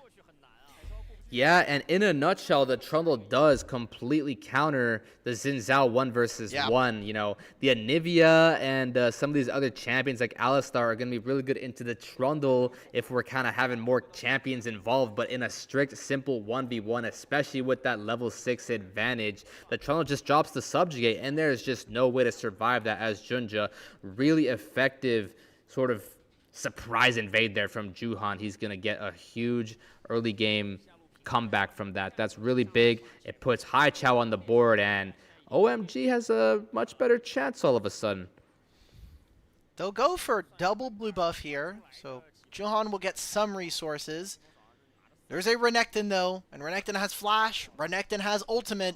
Usually this is around the time you would want to be playing around this objective. Junja's here's first as well. Juhan's going to probably just have to flash over this wall. Wind becomes lightning. Wind becomes a death here. Barely surviving. Xiaoshu's going to flash forward alongside Vampire. That'll be Juhan going down. A flash from Moham also secures his safety. As the grubs being started only turn into a single one being gained by OMG. JDG will take the rest of this objective. Now, I'll just look at the blue team jungle camps here. Actually, every single one of them is up. Except the blue buff. That blue buff that he just took. Yeah. That's not pretty at all, man. That is really ugly because that Grub start was just thoughtless. It made no sense. You didn't have prio in the top lane. You know, the positioning of the enemies was in the mid lane was not good for you either. You just kind of starting that up and just watching them converge on you and just take your life out. So that just didn't make much sense as Juhan there. Not only do you fail to get the objective, but you haven't taken a single jungle camp in the past, 90 seconds now? Maybe more. Sure, he's going to get this dragon, but he's going to completely fall back on his clear here. He had a bit of an advantage there, and now Xin Zhao is going to be able to have just as much XP and gold as him. So I don't know if I like that out of Juhan. Seems to me a bit of a mistake. Luckily, the Hextech Drake is a very good one to start the match off with here, so that will kind of be a nice saving grace for this early game. If you can't tell everybody at home, Fools is actually Rio's agent. So he's trying everything he can right now to get this guy starting back on OMG's jungle spot, which, hey, look, I get it. Want to help out the little guy, especially for all of our development prospects. Chains of Corruption is going to force a cleanse out from Starry. Gala also has TP, so he can continue this constant assault and barrage. He's got at least a plate on the bottom side, and especially with 2 grubs now, it'll be a lot easier. Lovers Duo will be able to get themselves out thanks to the passive recall. And like you were mentioning, look, Juan will now get all of his camps, but he's kind of flipped his pathing a little bit. Instead, he skips the Krugs. He goes up towards topside into all of this JDG vision. So Harry might think that he's getting a help. Maybe with the Realm Warp, there's a little bit more here to say. But Xiaoshu should be fine, and he should be able to hold on as this wave. He can probably just force a recall at this time, and he should be good. Yeah, I'm pretty sure every Jindong member just issues a careful ping at that top scuttle crab there, knowing that the Trundle and the Rise were looking up towards Xiaoshu there, so he backs it off. He knows that he was the play there. He gets back to base, gets his Eclipse. That is really effective. And just to go back to what you were saying, I don't necessarily know if I'm Rio's agent. I'm starting to wonder if Juhan is Rio's agent at this point, man. With just some of the plays he's been making in this series so far, maybe. I know that Jun just had his number, but still. Piercing arrows? Maybe? Maybe one more? It's a 5-second cooldown. He doesn't have the blighting stacks active, so does a little bit less damage. Juan's going to come down, clear his Krugs, do under 0 threat. We have no objectives to spawn for another 3.5 minutes. Maybe they're going to make this play onto the bottom side. Wave's going to crash. Starry still no recall. Has his flash, has the Feather Storm. Anivia's in range, and Xin Zhao's coming too. One more plate. One more plate. Let's just juice this plate one more time. Come on. 2 more autos. Okay, maybe more than 2. I'm bad at math. Okay, guys. This is really ugly. Oh, can we cancel one more time? And we get the teleport. This is a big win for JDG, man. Yeah, it doesn't necessarily look that way just based on the scoreboard, but this is an extremely big win for JDG. They're just rage baiting OMG like crazy right now. This Zaya just wants to get back to base and chill, but it's just not happening. Oh, and Rise even misses the plate in mid lane there. That's like a real dagger to the heart. Everybody's now moving out and losing gold here from OMG. Whether it was the jungle camps we were talking about or the inefficiency in his camp clearing. This movement to try to prevent, obviously it's not up to Hai Chao as to when and where he gets to teleport, but Starry kind of getting trapped there thanks to that teleport from Gala. Gala's going to go. Seems like they're not sure as to where they're going to make these moves yet. Honky has to finish his recall, get his Rod of Ages here. But, I mean, aside from some of the weird gold trades, there's still some angles here that OMG can play. As long as Moham can make a flash ultimate play, which will be up in a few moments, I think that it's still always possible that JDG get caught off guard. That is very true. If OMG is able to get a good look here on these coming objectives, whether it's the Infernal Drake or the Rift Herald, that could definitely put them back into the game. But I just want to emphasize how much this Zaya pick is being a liability, because it just didn't make any sense. The enemy team was already showing Varus, already showing Anivia, and we willingly drafted Zaya, so it's just probably the reason why things aren't looking so pretty for them right now. All right, Juhan gets his blue buff this time. Seems like there's a skirmish. It feels like OMG want to try to find something here, whether that's the public execution or even pulling over Moham. It is a Xin Zhao and an Alistar, and you still have Subjugate. I feel like this is an angle here. John's going to put down the pillar. Oh, they knock him away? That is a Crescent Guard to try to save Junja, but it's not enough. A kill now going over. Can they find a little bit more? Moham and the rest of this team, they're going to dogpile onto Xiaoshu. Dominus pop. Engage onto Moham. What? One more kill. There it is. He gets it, and he gets all of that heal from the Ruthless Predator. Gala lets the piercing arrow fly. OMG taken down, but Haichao has now moved over to this one. Haichao is going to finish off this fight. It is finally OMG acting with some level of aggression, but JDG are able to at least take some more off the map, and they'll have Hongq forcing a teleport from Moham. And Junja just gets completely picked off there, followed up with the public execution. Harry 3-0-1 there. Even though the Renekton looked completely gorgeous with that Call the Meek, he just somehow isn't even ahead after all that. Ambessa, the real winner from this play. Let's take another look here how Junja just gets caught out. Harry wants to recall. He's like, I don't have TP, but like, surely I can find a timer to get a reset. This is what we're talking about though. Like, the Crescent Guard moves Moham away. You actually still get the charm down onto Vampire. I don't know, like, Xiaoshu definitely puts in a lot of work for this play. I'm more so surprised that we didn't actually get a further movement from the rest of maybe JDG, but I know Gala definitely want to hit that mid wave a little bit more. Oh, there's another fight in picture. We got a dragon spawn soon. Yeah, I mean, that was a pretty Giga Chad flash from Gala Varus there, going for that piercing arrow snipe, but definitely doesn't seem to have been all too worth it, as his life was not long for this world shortly after. No flash on this Varus, burns the ulti for cleanse trade yet again here. That's, gosh, just look at this Xayah and how much of a liability this is so far, all.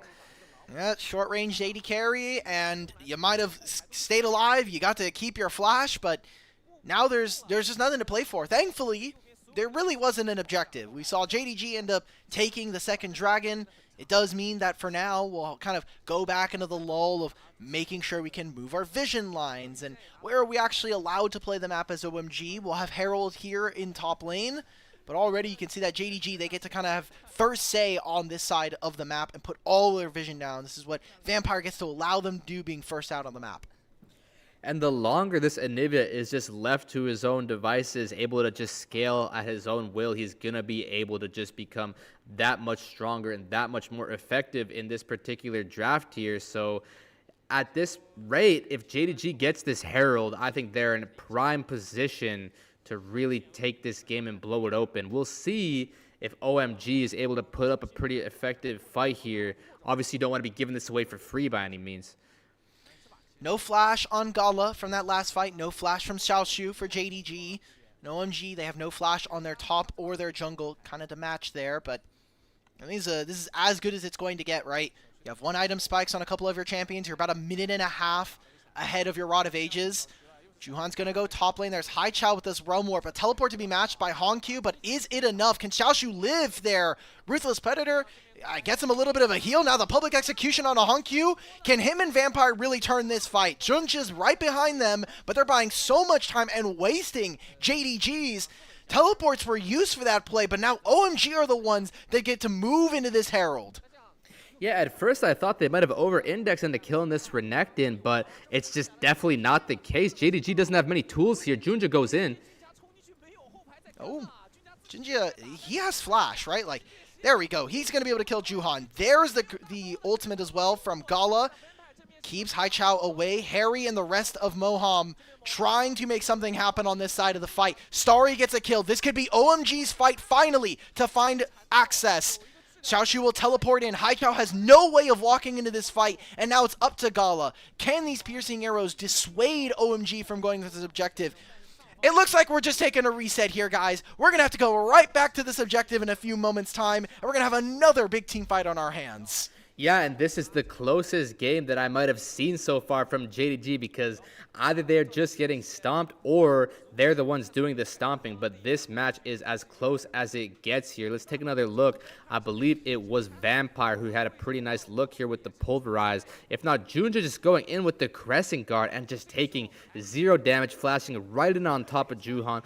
Gala following that up beautifully, forcing Haichao out as well, who would have died to that piercing arrow. So a very good flash by the Rise. Funny watching some of these champions path pretty much directly into melee range of the Ambessa, be it the Hongq Anivia or the Gala Varus, but you know, the Ambessa just can't quite kill everyone there just because he's got this gold lead. Doesn't really mean it's actualized in his inventory just yet, as JDG start up this Herald, and it doesn't look like OMG's going to have a contest. Looks like they instead want to try to cover for this top lane wave, make sure that Haichao gets his gold, clears this ward. First turret, or a turret, going over to OMG on the bottom side. Not too much, though. Herald taken here for JDG. And maybe that's just OMG saying, look, right now it feels like Harry is the strongest member here in the game. He was the strongest member in the last game as well, if you remember the Gnar, but wasn't able to affect too many of the team fights. Already here, I will say, Harry is much more active, or at least a part of what the team is trying to get done here. And the solo lanes need to be those carries. I mean, you're in bad matchups just from the draft alone, and now your team is already up almost 1,000, and a lot of that is because of your individual leads here. So I want to see a lot more out of these two guys, especially Harry as a returning member from this relegated OMG, and for Haichao as one of the members that, for us here on the broadcast on LPL English, we were definitely a lot lower on as a potential prospect. Yeah, I think Harry has actually had a pretty good tournament, all things considered. And just to be in a position like this with the counterpick matchup, you know, being forced to play the Ambessa into the Renekton, it's not particularly easy, but he's been having a field day thus far in this match here. And again, another Chains of Corruption for Cleanse trade. Starry is just not getting to play the game as the way he likes right now. Gala is just having his way with him. Harry just gets to completely control this wave in front of Honkyu. You see some movements up to the top side. I think both teams recognize that while Dragon is important, Dragon stacking has been so game warping for just all of League of Legends, the Otacon is up, and you can never give those trades over, especially with Harry up in this lane. Sorry, down to half already. Moham barely dodges on an engage from Vampire, but it's all about ebbs and flows here. Xiaoshu and Haichao are making some cheeky trades, but it'll be always infinitely more easy for OMG to move their mid laner over with this Realm Warp than it will be for Xiaoshu, who still has no teleport for the next 40 seconds. And I always find it more interesting when the Otacon is in the top side and the Dragon is in the bot side, because then it's just a matter of where do you want to get your vision, where do you want to situate your champions. It's much more complicated as opposed to it just kind of being a whoever wins this next fight gets the double play and just kind of wins the game. It's not necessarily how it works when the objectives are so far away from each other here. So it's much easier to slay the Cloud Drake, but you just want to make sure that you can do so without giving over the Otacon. And it's a lot easier said than done here. So let's see how the teams posture themselves, and we have the teleports up for these top laners. We see Renekton's going to get the prio on the bot lane, Anivia getting the prio on the top lane. So that's an advantage on the wave states here for JDG, but it just doesn't look like they're able to do much about that. There's a single blue ward sitting in that Dragon Pit, and OMG are starting to make their way and put vision down in the top side. I want to remind everybody for stakes here, you might think it's JDG OMG. What exactly are we even watching this game for? JDG 0-2 in this group. If they lose here tonight, they will be unable to make top 8, and will have a single last match against BLG in a few days' time. But if they win this, they'll at least be able to control their fate for now. Oh, that's the Blade Caller and the Public Execution. Junja gets engaged upon, but the Crescent Guard's going to save him for now. Xiaoshu flashes forward. Ruthless Predator almost stays alive. All of that rage, all of that fury. Gets him only a kill onto Starry. And it'll be a trade for the top and 80 carries of both teams, respectively. Haichao trying to fire back with some spell fluxes and overloads. Gala, one more arrow. More arrows to fly. Junjia is right now sapping all of this HP from his jungle camps right now. Moham on the bottom side of the map. And it is a small win here for JDG, grabbing the mid-tier 1 and maybe even starting to make their way over to this Otacon. It's a small win for now, but they can maybe just turn it into oh a my bigger God, one. Honkyu. Ambessa predicts the flash. Is Honkyu just chopped here? It appears so, but that's going to be a Honkyu for Otacon trade as far as I can tell. And as JDG, I'm pretty sure you're happy about that. You know, it looked like Junja did kind of grief there with the way that he had his usage of the Rift Herald. He was like indecisive. Should he dance in the tower? Should he not? He decided not to, but he ended up on pretty much the same spot he would have otherwise, immediately into the Xayah snare. And look at this, Rakan. Oh, wait, Rakan lives that? Is that maybe, was that Moham using cleanse? That was a chain of cleanse right there. That's exactly what that was. That was clean. Yeah, take a look at All this right. here. We see Junja goes for the second guess, drives the Herald into the Raptor pit, but that does get answered by the Blade Caller into the Ambessa ultimate, but he just doesn't go down nearly on Wait. time. Sorry, Oh. I'm watching Gala almost get solo killed by Picture in Harry picture. here. He's Continue. running for his life up there, man. But anyhow, Renekton is just able to go straight into that backline, and just by so much time, that champ is just really good this game. But OMG is definitely in a pretty good spot here. Look, we've got a level 16 Rise. Look, I don't know about you, but Yeah? level 16 on Rise is a huge spike, man, because those EQs start critically striking for 700 damage plus, man. So Haichao has everything he needs to carry this game, as does Harry. Let's hope he gets out if we're an OMG fan right now. Oh, whoa. Okay. All right. Public execution ends up not mattering. Still is able to survive.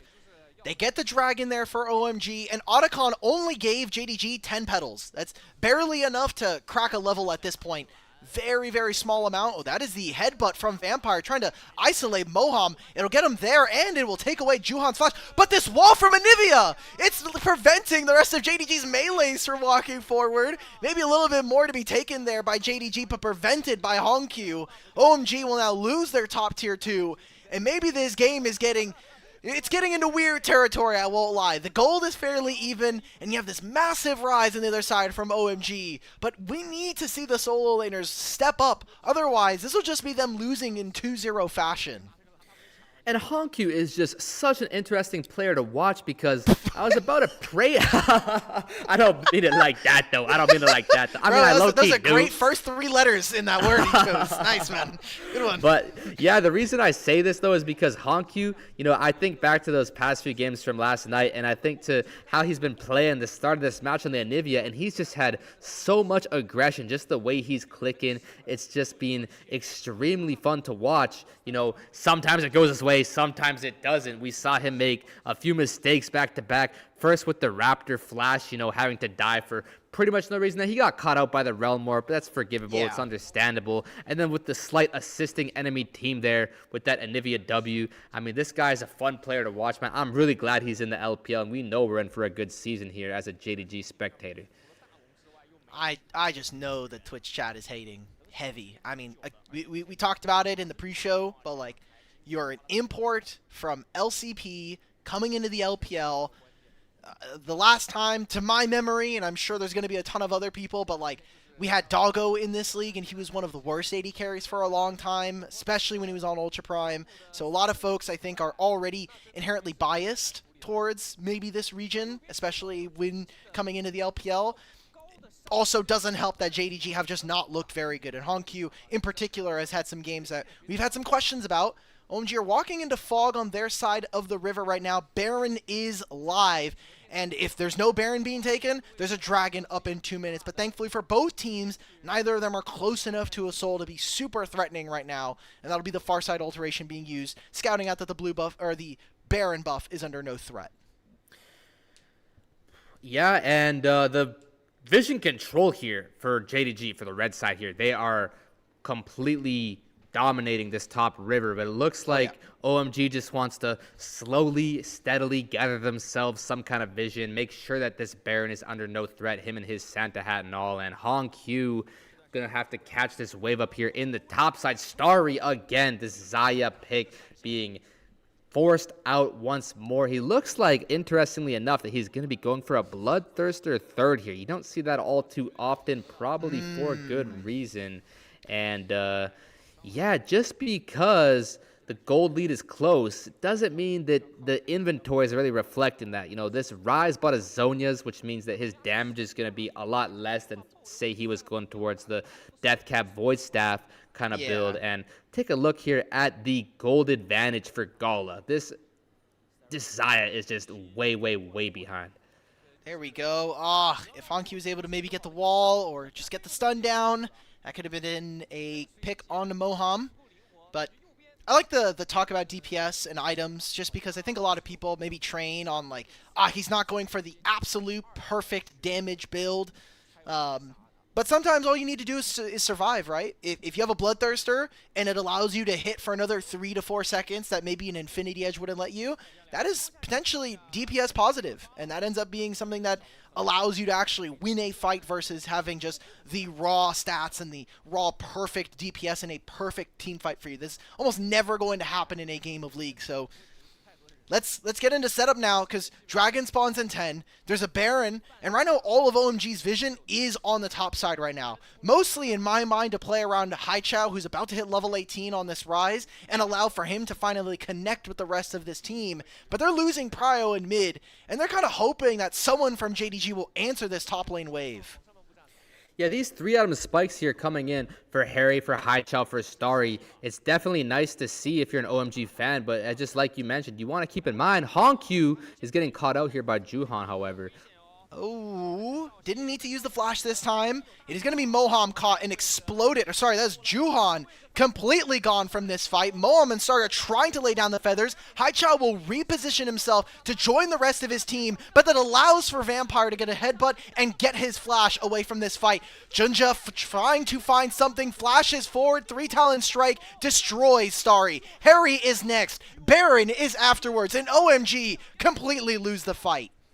Yeah, and before I can even say more, JDG just out of the blue takes 4 names off the board. That's 4 gray screens for the side of OMG, and this is very, very ugly. You don't like to see that as the OMG fan here. It would be a big consolation prize if Haichao can get away with this Dragon Heist right now. That does actually keep them with some pretty realistic chances in this game. That's going to put them on Soul Point, assuming he gets away with this. And, of course, that was a very, very good play for JDG, but respect to Haichao. He does give his team a bit of a win condition here, so let's see if Honkyu can sniff him out. And looks like, yeah, he's not long for this world, man.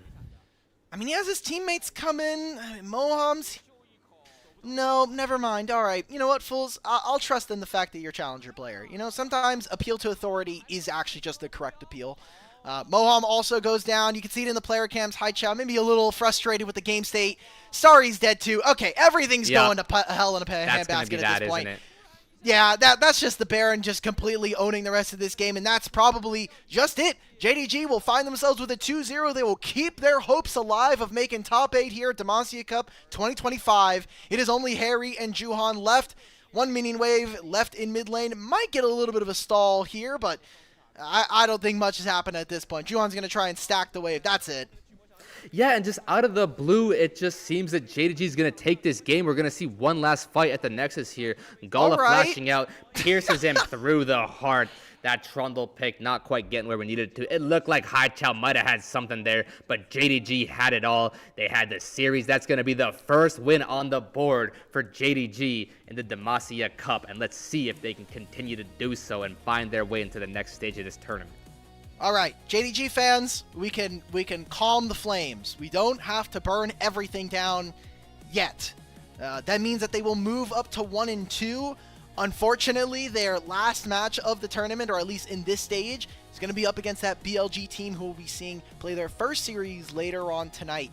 So, kind of hoping that team flounders if you are a JDG fan right now. We can take a look at some of the post-game graphics. Yeah, I mean, this Varus, there's a reason why he has been so dominant all of this year and the year before, and I think also the year before that.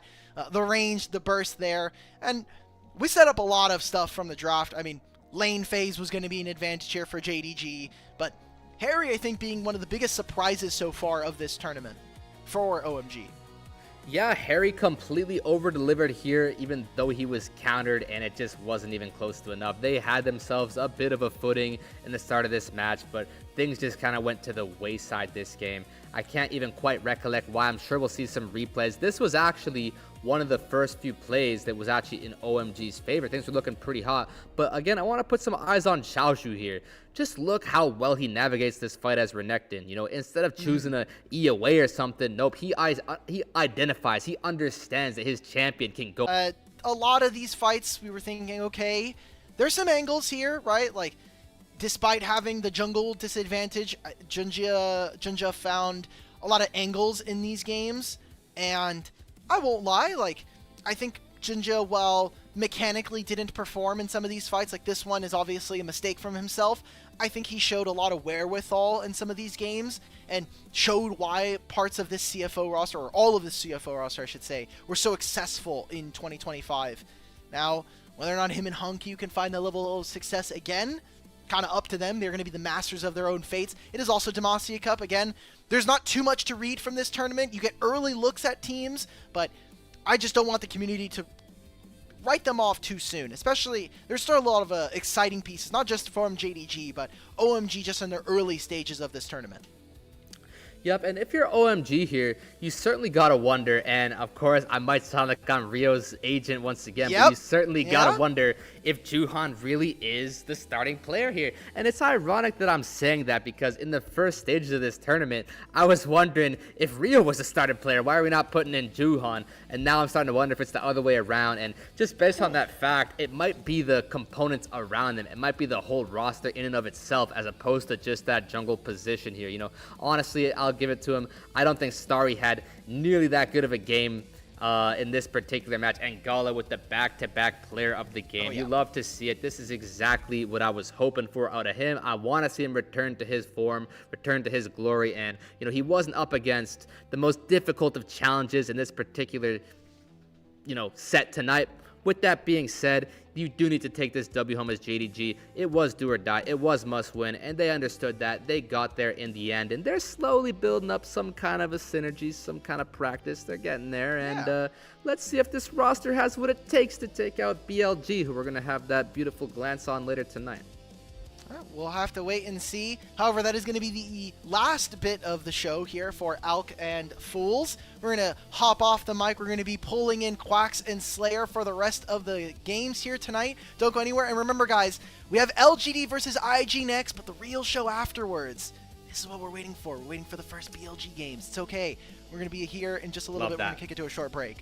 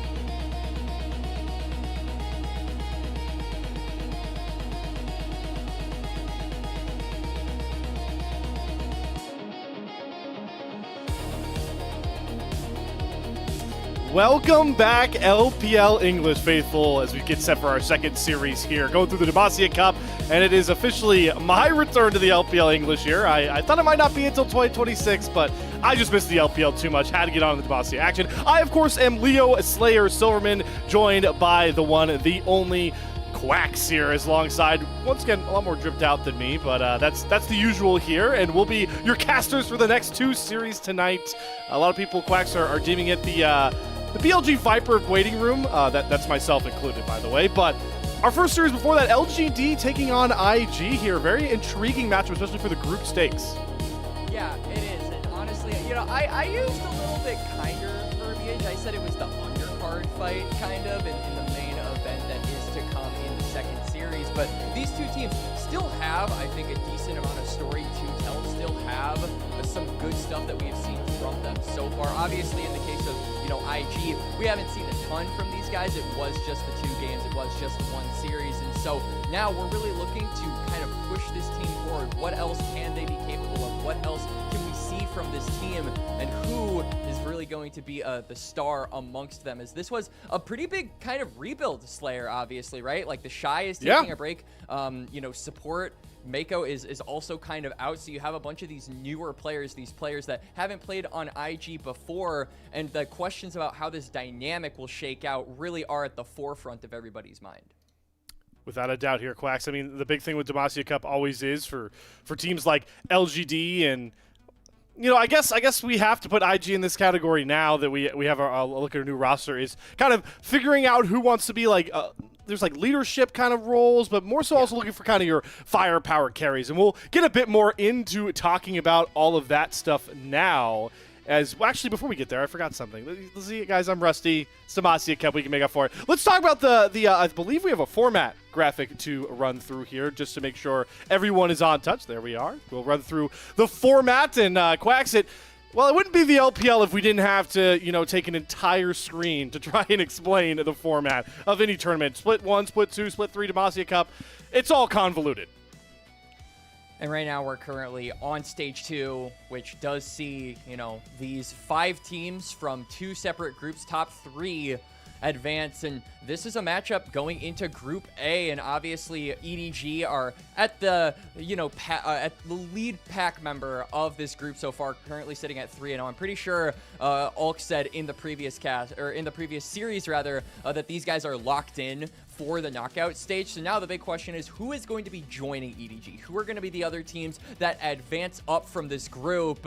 LGD actually kind of sit at, I believe, the 2nd place right now. Just goes to show how little carved out, or how tiny it is for Group A, where we haven't seen a ton from a lot of these teams. And LGD sitting at 1-1, 3-3 game score, are the next best option right now, with the next most likely to get into the knockouts here for Group A.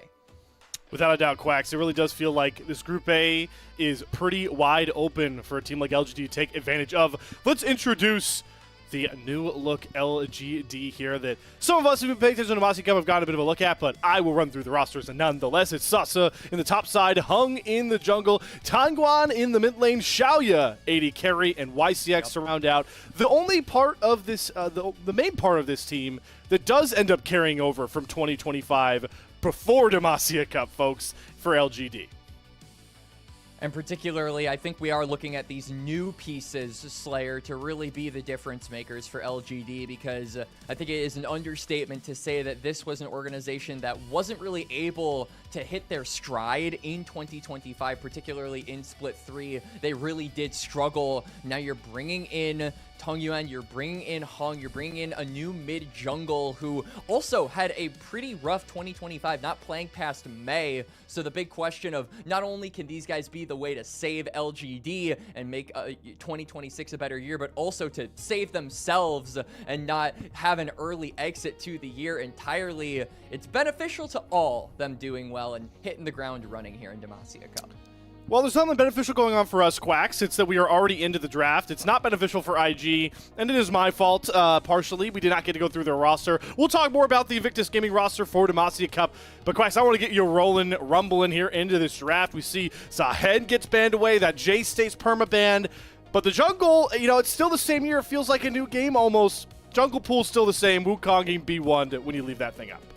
Yeah, Wukong going to obviously be snagged up here. Like you said, really has good pairings with the available mid laners. Orianna was obviously the ban, but you still got the Azir locked in. So I do wonder if either of these teams are going to put high priority on that. The Talia as well is also an option. Curiously enough, though, LGD actually going to be locking in the Zyra. Yeah. I would assume that that's going into the jungle. So there's no possibility for, you know, what is to be things like an Aatrox. There's no possibility for things like a Kiana. We are playing a magic damage jungle here, which does mean maybe we'll see some big AD threats come through from the solo lanes to try and balance out that damage profile. Now, we have obviously a very small sample size so far, but I do think Tangguan, you know, the vocal point guy we're going to talk about a lot with LGD, his best game so far of, I'll say stage 2, it was that Talia game. So yeah. big denial already coming out here for Invictus Gaming. Renard is going to end up grabbing that Talia. It's a classic pairing. Well, it's just kind of a classic topside coming through for IG here as they're going to lock in Sorboro onto the Sion. Yeah, and Saburo, I mean, this is a player who was in the LCKCL for 5 years. I think a lot of people look at a player like this who has been kind of in the oven for a really long time and have a question of, is he overcooked, is he undercooked, or is he just right going into the LPL? And we haven't had, I feel like, a ton of really accurate games to categorize this player in, as because of that Zyra lock, and it actually is going to be an AD solo laner in the Yone. But yeah, the Sion, the Malphite, I believe the Ornn as well. Like, this guy has only been playing tanks, so I feel like the opinions on Saburo, early as they are, really haven't had the ability to flesh out because we haven't seen him on anything that isn't a tank.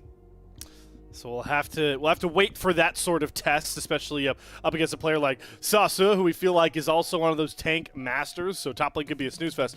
Tangguan on the Yone. That is the fun part. You mentioned why it comes out with the Zyra, getting locked in there. So we're gonna have to see how Tangguan really can force the issue with this pick. Whenever you pick Yone, you kind of put a target on your back. He's got some good setup that we're going to see try and play out. But right now, the bottom lane is definitely going to be the focus for both of our teams as we start to kind of, I would expect to win away at 80 carries, but a lot of them are still up and left for the picking between Photic and Xiaoya. And I think with what we have available, you know, you were talking about making space for this Yone, and I absolutely agree. And already we've got the jungle, we've got the support locked in. So if you're thinking of, you know, giving Sasa some type of engaged top laner to help out the Yone when he does go in, he doesn't just get immediately one shot. He's got a little bit more, a few more rather, bodies to surround him and give him that safety when he actually is going hard in the paint, going really aggressive in the fights. I think that is needed here for LGD. And Ornn or Cassante would be good options, but it would also signal a very boring top lane matchup Slayer. Yeah, but I think that's just what the doctor has ordered, Quacks, like you prescribed yourself. I think the Cassante fits a bit better than the Ornn, in my opinion, with the all-out. You can kind of just follow Yone wherever he goes. So we've got Sasa and Tangguan going to be really key pieces. This is a low-range composition coming through for LGD as well. Xiaoya not known for a ton of those super ranged AD carries, and now you don't get that bullet time over to come across for any sort of wombo combo. Photic is going to grab what I like to deem as one of the more boring AD carries to watch, but certainly very powerful in its current meta. I'm right there with you. And then the Rel to lock in. This is about as cookie cutter as it gets here for IG. This is your extremely, extremely basic front to back comp. Just go for the team fights, look for the engages with your jungle and top lane, and set up for those effective bullet times on Photic. Though now LGD obviously having to go their AD carry. I do wonder if maybe we're going to see a pick come out here that can dissuade that ease in the laning phase and maybe disrupt the 2v2s. And I do think Corki, while an interesting choice, I feel like he'll be susceptible to not having a great mid to late game. He can open this early game wide up with the Leona. This is definitely a superior 2v2, at least combat-wise. But I do have a lot of concerns for the fact that Corki, he's a short-range ADC, and he's dealing with a lot of long-range tools that could just take him out before he really has relevancy in the fight. So I think IG, the onus is on getting this Corki ahead early, making sure that he isn't just going to be along for the ride and get blown up half a screen away. Yeah, so Quacks, before we get into this game one, you kind of jumped my point, maybe read my brain a little bit. We've done hell of a lot of casts together, so good to see We that have. still polished up, my friend. Talk to me win cons, right? I want to know for both teams before we jump in here, what has to go right for each of our teams to come away with a Game 1 win here? For IG, I think it really is just about the Corki, but it's also just about the Yone, right? You need to be timing those engages to the point where you're not immediately getting one shot the moment you enter the fight. And then for the other side, it's just a team fight comp, right? Don't jump the gun early. Don't overforce when you don't have priority over an objective. Look for cross-map plays, because eventually, once that mid to late game does hit, you have the superior team fighting, in my opinion. So just use that to carry your game, and don't screw your conditions over before you can really put this comp into full effectiveness. We're getting set here to get into Game 1. Quacks gave you the goals for our two squads, and now it's time to watch the more broad takeaways we want to have away from our two squads here. Demacia Cup, really a precursor to the season. You heard Alk talk about that prior to getting off the air himself. And for LGD, who could be that new big kind of cornerstone piece? It felt like Xiaoya could do that at points in 2025, but they bring in Tangguan into the mid lane, and all the eyes go towards him. And for IG Quacks, it may not be Rookie in the mid lane, but it's still Wei, it's still Jue, two integral pieces to IG, and well, for Jue, other teams in the LPL last couple splits. Can they bring that impact over the Demacia Cup and show that IG are not a team to be worried about going into the next year? And we talked about the importance of a good start here for Tongyuan and Hung, because these are players that didn't have anything to really do during the latter half of 2025, but I feel like that same courtesy, while not as severe, can be extended over to Fodic and over to Jue. These are players who didn't have great years. Jue in particular on FPX, that organization no longer matters. So these players kind of have a fire lit under them, and it seems like Hung has a fire lit under himself, as Wei is just in his face with the chickens. Hey, man, we described Wei when we were chatting about this series earlier. Quacks is a tempo jungler. Well, you know what gets you ahead of tempo? Stealing your opposing jungler's first camp like that, and that really is going to help out because, you know, Quacks, as a jungler yourself, Zyra, it's just all about, like, a free and easy first clear, right? First full clear, and already problems for Hong. And it also does do a really good job at sectioning off Hung from being able to actually impact this top side. You see that they've rotated Fodic up into the 1v1 against Sasa in order to get this misfortune more gold. And now Wei has kind of put himself in a position where he'll be topside. Hung can't do anything. And now Renard is just being a nuisance. Hung cannot catch a break. Oh, man. Nope. No Raptors camps for you there. Hong does end up getting level 2 there, smiting away the big chicken. But, yeah, this is a lot of wasted time. I will say, though, for the LGD jungler, Hui also has a pretty unique path by this point, so he's actually going to double up on red buffs and Raptors. But it still should be Wei, again, a jungler that had some exciting points last year when he came back in for IG, showing why he's the veteran in this matchup. He's going to be up a lot earlier compared to Hong in this game. And for the case of Wei, I mean, this is really who I think a lot of people from the outside are looking at to be that leading voice for IG. You are the only member currently on this roster, because Rookie isn't here, retained with all of these other IG members. So you've got to be the guy making the shots, calling the moves, and getting your team these little macro advantages across the board just with your experience as Hung. It's just like Luigi's Haunted Mansion at this point. Okay, so he's going to smite away the Booba for help, but Wei gets a full combo down. There's no root coming across from Hong on those Tangle Barbs. Tries to flash away from Wei. Tangguan is going to guard his jungler. Renardo is going to flash. Shove Hong the wrong way. Actually lets the Zyra out. Now YCX re-engages. There's no flash on this Talia. And Renard gets packed out for the first kill. Fodic? Somehow Fodic has come back from over top. I don't know how Fodic gets there, but he gets himself the kill onto Hong. They re-engage onto YCX. And now Invictus Gaming have the numbers to funnel all their gold into Fodic. Good flash away from the Yone Q as Xiaoya shows up to the party, but he is too late. Everybody has bailed out. Can't even find the trade kill onto Wei, and that is a 4-kill start for Invictus Gaming. And it's a 3-kill misfortune as well. I mean, this is going to be the tip of the spear for this team fighting comp. You instantly give Photic so many resources. My man gets a BF sword 4.5 minutes into the game. And who would have thought that Invictus Gaming were to win that trade after what we saw from Renard shoving his target the wrong way? But the rest of IG pull overtime, managed to salvage the play, and Photic, the main beneficiary of all of those kills, as we are going to get a bit of a replay here. Yeah, Quacks, take us through us, because all I'm watching is Photic. Look at this Photic flake that comes through, by the way. So he was topside, and he walks all the way around the Baron pit. Yeah, so I mean, Misfortune speed is just overpowered. What can I tell you? And you could tell that LGD did not expect this. He immediately comes through, and they have to hit the panic button. I also give credit over to Jouet, his roam here, being able to back up the numbers, because it would be nice. I think it would have been possible for Wei and Photic to probably win out in the 2v2, possibly even the 2v3 with how blinking some of those health bars were. But the fact that the Rel is here means that you also pick up the kill onto Xiaoya. So if you didn't have that Rel, you likely couldn't have gone for the extended trade. Misfortune wouldn't have had as much gold. It's a super stellar start here for IG, and they're looking for more. Renard has Weaver's Wall, going to source out Hong, who is 2 levels down, and this time we're flicking back towards our team. Renard finding a good pick with that ultimate and gets more gold into the pockets of Invictus Gaming. Yeah, and now we just get to see it again. Pretty simple kill. I mean, Hong has no flash, nowhere really to go. The rest of his team bails out on him.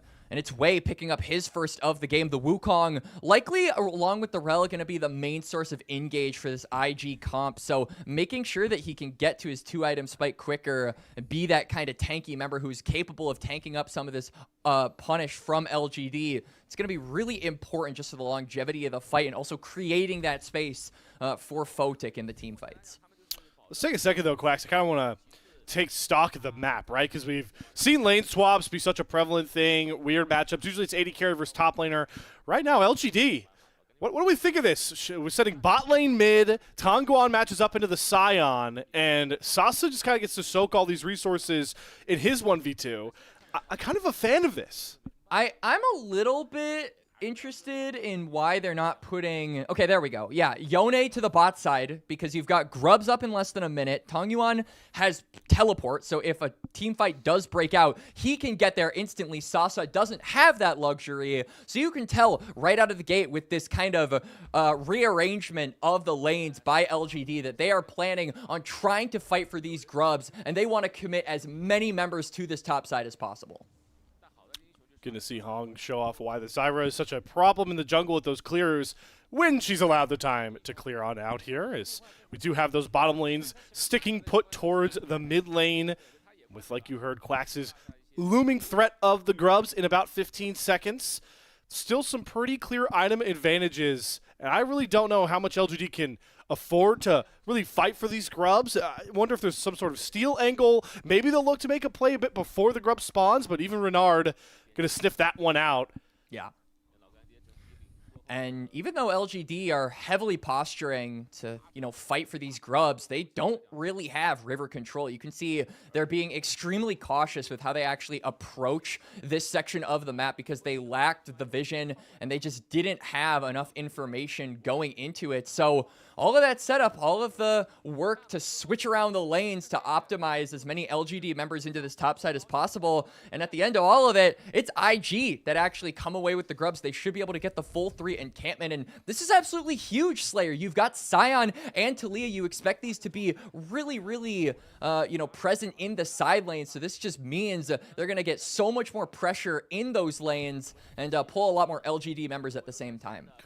Oh, here we go. Unstoppable Onslaught coming through for Sobro. Looking here for Hong, who has just been the target all game long. He flashes, but the flick back still comes through for Jouet. Tries to drop the Zyra ultimate, but Photic is going to grab himself a 4th kill, thanks in large part to Jouet, the new look support for IG.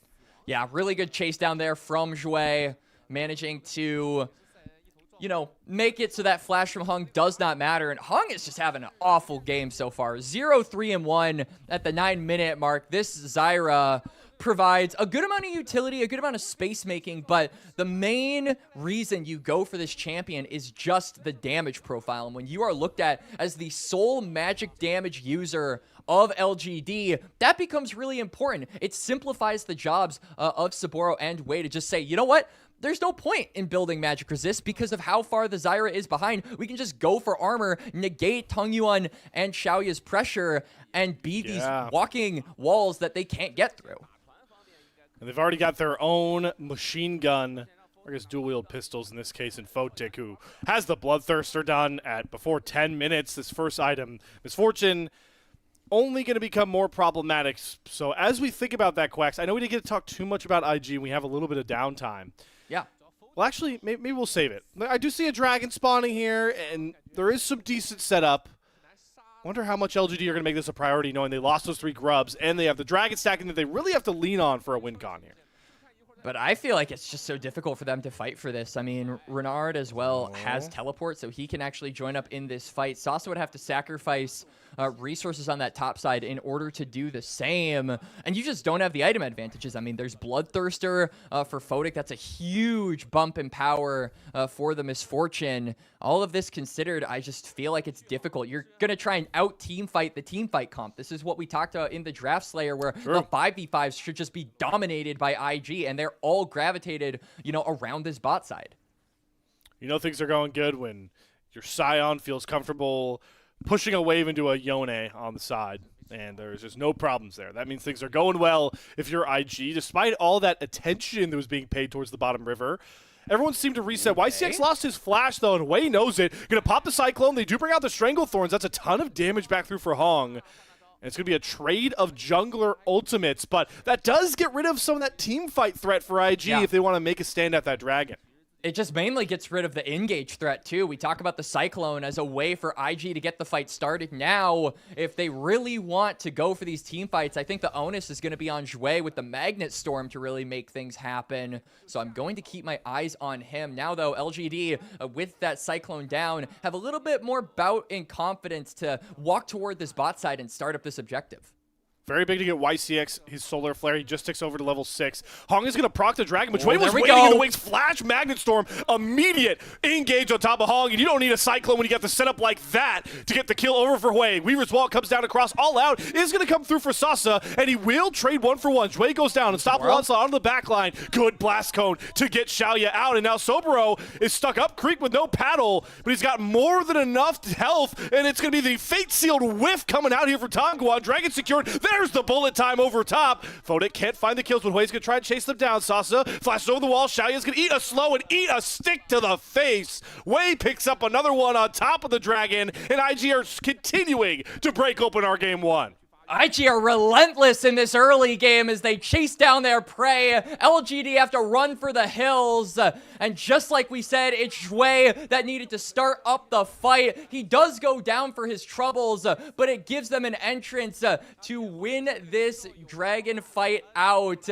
They immediately get a numbers advantage. Sure, you lose your Rel, but now Saburo is in the back line. There's that wall protecting Photic, and he's able to dish out the damage with that ultimate. Not to mention, really good flash from him as well. And the main thing being that dragon secured by IG means that the stacking from LGD cannot continue. You stall out the game, and IG will have more chances to teamfight the longer this game goes on, Slayer. It is IG just coming out to this first game. Everyone worried about this roster, especially for Demacia Cup. Not a great start up against LNG either. And they just get completely, and they're coming out swinging. Xiaoya, though, does get a lot of damage down back onto Photic. It's the re-engage from Zhui. Full crash down Magnet Storm combination onto YCX. Wei comes in, and they got more than enough damage thanks to Photic's accelerated kit there. Good little look from LGD, but they're just too far behind right now, Quacks. Yeah, YCX likely would have gotten away if it weren't for Wei, so good on the Wukong to be there, right place at the right time, and yeah, another kill over to IG. It's now a 5-kill Misfortune, who does not have flash either, so that could be a possible entrance for LGD to maybe get back in this game if they can find some type of solar flare, if they can find some type of engage on to Photic in the next couple of minutes here. They can collect that bounty and get a little bit more power into their carries. But until then, this is just what we're relegated to. Hey, you know what? We thought this was a snoozer, tank v tank fight. Sasa drops his resistances to try and make this solo kill. Forces the Scion ult out. Sasa gets that Utofo strikes Q3. Might have a solo kill, but nonetheless, everything calms down unless YCX tries to use the alcove for a little flank setup. His solar flare is not up, though, and it won't manifest anything for now. I wonder if Tongyuan is actually going to push up this next wave, try to bait IG to go back toward this top lane so that they can spring the trap that YCX did plant, like you mentioned there, Slayer. This would allow them to likely pick up this Herald that just spawned, but I think IG maybe are under the impression that, hey, we're a lot stronger right now. We're still on our pretty big item spike, so we can just walk in here. We don't have to over-aggress onto the spooky side lanes in order to gain control of this area. Well, we have a little bit of time. It doesn't seem like either team is too attentive to this Rift Herald. One thing that we did get to talk about with how quick the pre-show went was we weren't worried. What we weren't worried about, Quacks, was the decision-making of this IG team, right? With Hui and Zhui really showing a lot of aggressiveness. We expect their synergy to be pretty good. It's been pretty good. It was their damage dealers having the ability to outplay LGDs. And so far, they've had the leads to do so. And it's Hu again. Zhui looking for the play. He eats 2 ultimates to the face and gets the Magnet Storm off before he dies. Hung is going to find that kill. And it's just good old-fashioned support sacrifice there, but it's IG that still have control of the pit. Yep, and now they're going to be looking for more. Hong, he is caught over the wall on a ward, and Hui is not going to let him get away with that. Fate Sealed is going to whiff as well from Tongguan. Still looking to trade it away. Maybe he can get the pullback for the damage. No, can't even find that trade. Renard going to let him walk back towards the turret. Seismic Shove not going to land. Tongguan, though, needs to dodge these stones, and he even has to expend his flash. Nothing going right here for LGD. Yeah, I mean, IG, they turn a 1-for-1 into a 2-for-1, and now immediately go back onto that Herald, which felt like a foregone conclusion, even when it was just that basic trade of supports in the kill department. IG, now they're able to use this ahead of the Dragon in about 30 seconds. They can pull that pressure into one of the lanes. LGD are going to basically be forced to respond, and it's just making it harder for them to gain control of these Drakes. As we do look at the replay, Zhui going a little too far, I think, and being a bit too early onto the engage. The big thing that saves it is obviously Renard getting in there and then Photic's damage as well. But this is just so unfortunate from Hung. He thought he was safe. He does go down, and I feel like it's even more unfortunate. Tangyuan lands, I believe, every single ability, but still the stone skin keeps Wei alive. That extra armor from the Wukong makes him so damn durable to these AD threats. I did that classic thing where I went on a long-winded speech into an immediate play there, Quack, so I do want to – hold on. I'm not falling for this. All right, you know what? All right. Talk to me about how integral this is to see IG, it's Hui and Zhui kind of leading to get this lead for them. That's what we wanted to see from this squad. It absolutely is. I mean, Hui and Zhui, I think, are the 2 players with the most experience, and – for the case of Zhui, I think his performance really matters because, like we said earlier, FPX no longer exists, right? They have been shadow realmed from here until possibly the end of time. So I think it is kind of lit a fire under Zhui to really start performing, to really lock in here for 2026 because he no longer has that org he was a part of in 2025 to give him that name. And for Hui, I mean, you are the only remaining member from this year. You've got the most experience. You've been at the highest heights compared to your teammates. So you have to bring that experience along in order to take some of these younger players to higher heights. As Tongyuan just has to ult away. IG are completely in their face. Zhui was dismounted on Rel and was still clicking forward. Some things never change, Zhui, and love to see it, even like you mentioned, on that new banner. Hui just so on point with the timings on these objectives. We've seen that even with that IG super team from last split. Picks up the Dragon. They grab themselves a bot tier 1 turret. Immediately into the Rift Herald play for this mid lane tier 1 turret. It's no kills coming off the board, but it's just as massive as almost wiping a fight these last couple plays from Invictus Gaming. And we talk about the importance of LGD needing to, gain dragon controls. They're not even able to kill the Herald before it recharges. Oh, there we go, Renard. Oh, oops it up to Photic with the slam down on the bullet time. Eviscerates YCX's health bar. Sasa is luckily tanky enough to survive the onslaught off to the top side of this fight.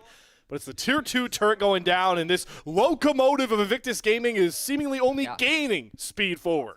Yeah, IG are running 100 miles an hour down the highway, and LGD, they're just in the way at this point. I mean, they really are struggling to find any of these advantages. We talked about the Dragon when it was just the 1 in possession of LGD, but now it's 2 in favor of Invictus Gaming. They're going to have control of that, and they're the comp that scales better. They're the comp that team fights better, so it's only going to get worse for LGD at this point. I really struggle to find ways in which they can get back into this game, especially because so many of their damage dealers just don't have the resources necessary to take down some of these frontline members who are constantly guarding the backline.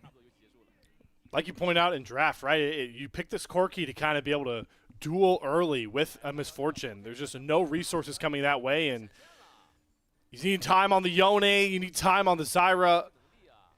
LGD don't have time on their side. Sasa knows he's trying to make these really electric plays with the all-out.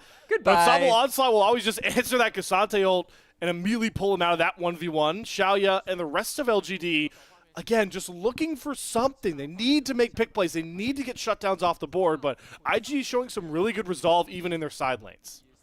They are all grouped up, trying to prepare for the inevitable Otacon start here by IAG. All but Tong Yuan are in that area. Sasa as well, just playing 1v1 with his lane opponent. Some small damage to come through here from the Yone, but that's just going to pop the support item.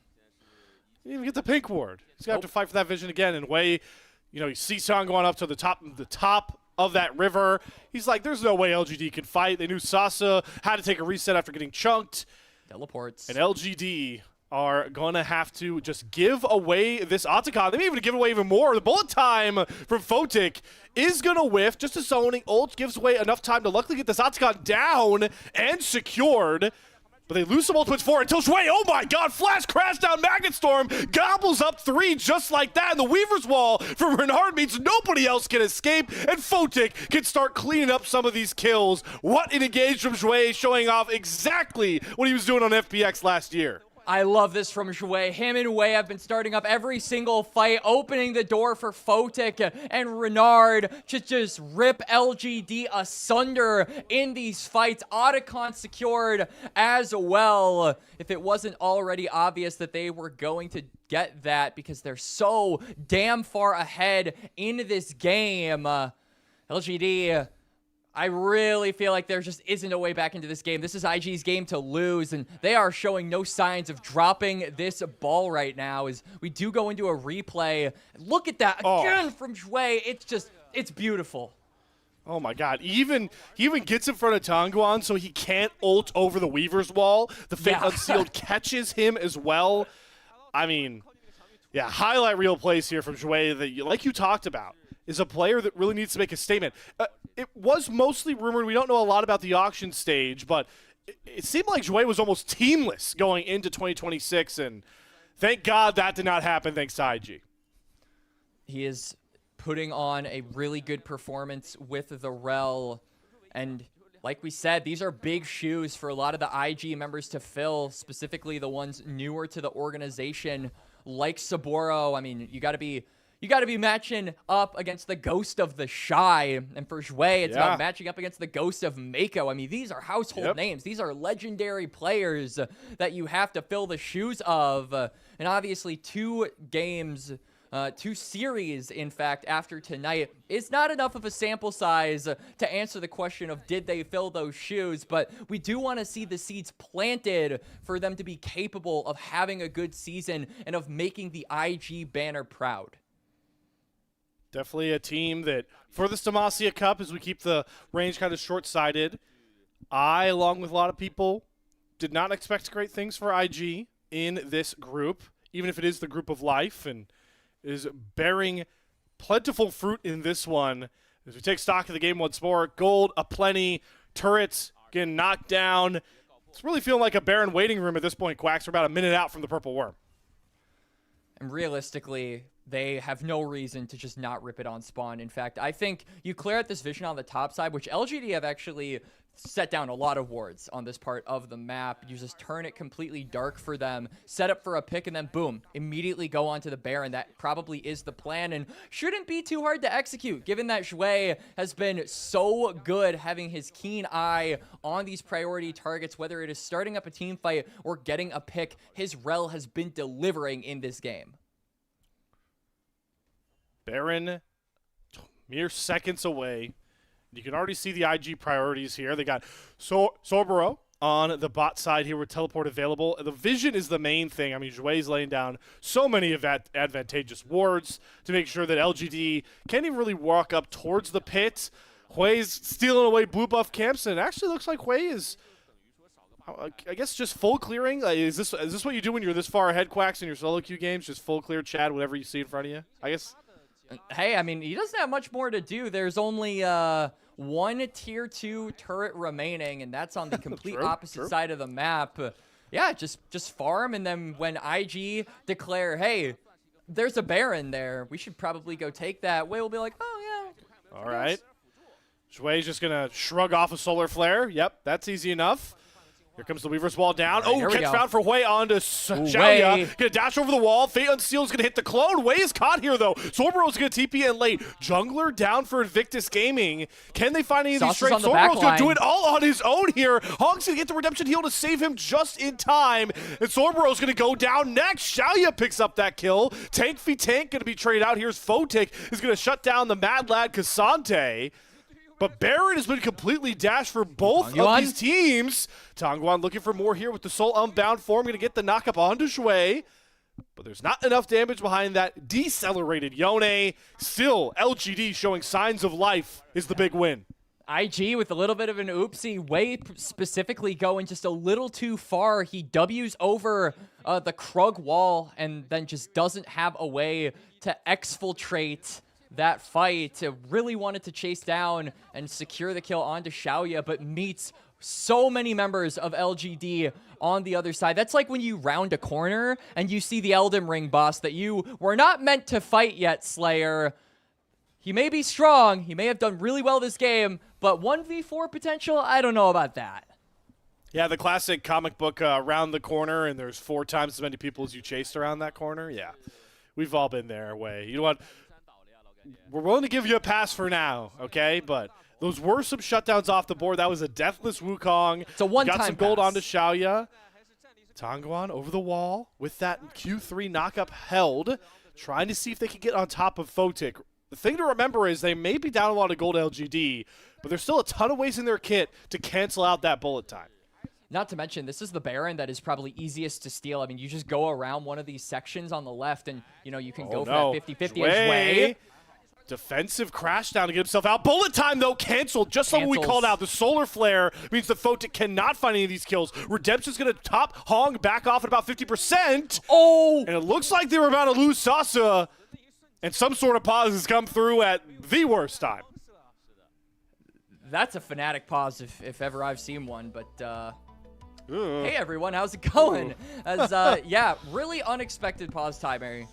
If I do say it so myself, but really unexpected result here, as I'm kind of with you on what you said earlier, Slayer, where IG, we were expecting this to be a very middle-of-the-road team with a lot of players who have struggled, particularly in 2025, but they have been performing very nicely in this game. I feel like this is probably above the standard we had set for them, which is super cool to say for a lot of the players who are more on the unknown side, specifically Saburo in the top lane. Not a lot of people, I think, have been super privy to Xue unless you're really delved deep into the LPL. So these players, they've been doing pretty darn well in this game.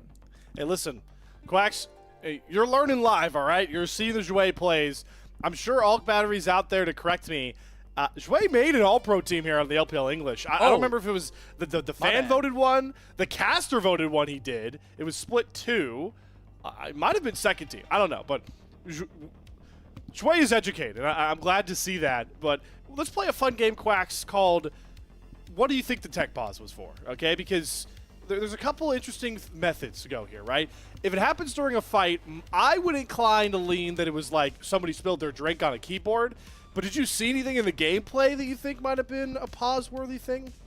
I mean, Sasa was about to die, so maybe he just wanted to pause the game, you know? Pause because you're dying. Yeah, it's a classic one. It's the cope method. The cope pause. Okay, yeah. Yeah, okay, it's the cope pause from the top laner of LGD.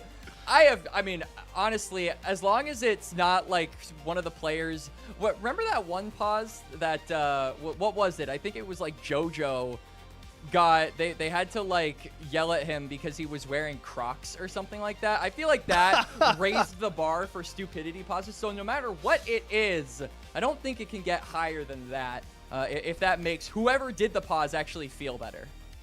All right, well, I apologize. I'm still only one language speaker here. I see reader. LGD. I see. Yeah, that's the great call out, Quacks. Looks like it was an LGD issue, which does lead credence towards the.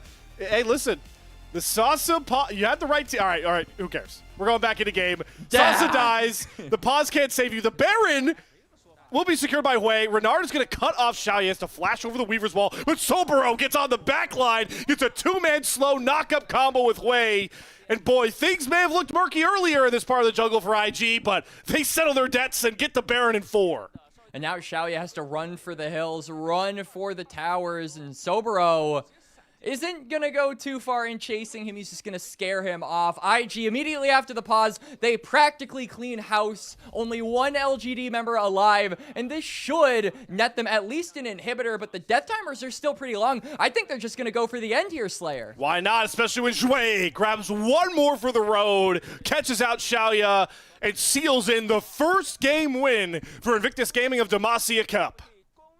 And there is no question, I feel, about this team in game number 1. The biggest question on our minds regarding this game, Slayer, is who actually initiated the damn pause.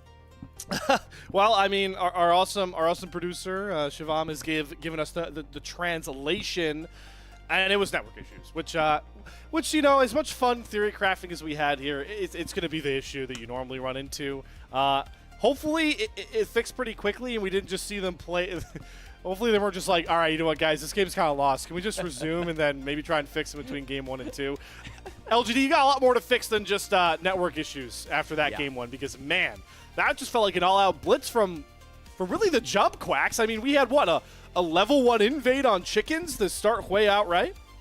Yeah, that was definitely one of the worst Zyra early games that I've seen. Just getting invaded on the chickens, not being able to really get the full encampment of chickens back, and then just constantly being aggressed onto. I think Wei and Zhui did a really good job at linking up. Renard as well, honestly. I'll throw him in there as too with the Weaver's Wall. He was using a lot of those aggressively, which I really like to see from a player who is so unproven at the current moment. You obviously have that instinct, that eye, to know when to go in and to link up with the rest of your teammates. So this confluence is what really put behind this Zyra and made it so difficult for LGD to just start getting some of these matchups ahead, because I mean, this is what kind of broke the game open. Photic, we talk about how the Corki is going to be there to try and make Photic's life difficult in the early game. He never even had the damn chance because it was a level 1 top lane Misfortune against the Cassante. So you're not laning against the Misfortune as Corki, and then when you are laning against the Misfortune as Corki, the guy is a BF sword. So how is this fair? I don't think it is.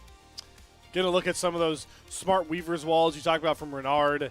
And yeah, this is what we want to see from IG. Again, we didn't get to talk too much about them because of how quickly we got into that game 1 draft. But Quacks and I really discussed the idea of Hui and Zhui make the calls and everybody follows with them. I don't care who your name is, you know, how reliable we feel like you are as damage dealers. When Zhui goes on like that, everybody go with him, and that's kind of what IG did. Yeah, I think IG, with a really easy-to-execute clinical teamfight comp, played it exactly how we expected. There was this one little oopsie, one from Wei, where he goes over just a little too far And then the pause ensues, but immediately after we're done with the pause, I mean, the game just practically ends right then in there, Slayer. So really clean game from IG, almost no blemishes to be seen the first time around. And for the case of LGD, they're really going to have to turn it around if they want to tie up this series, because that was, for lack of a better term, Slayer, a big stomp. Big slam down there from Sobero on the end there. We talked a little bit about him. Oh, come on.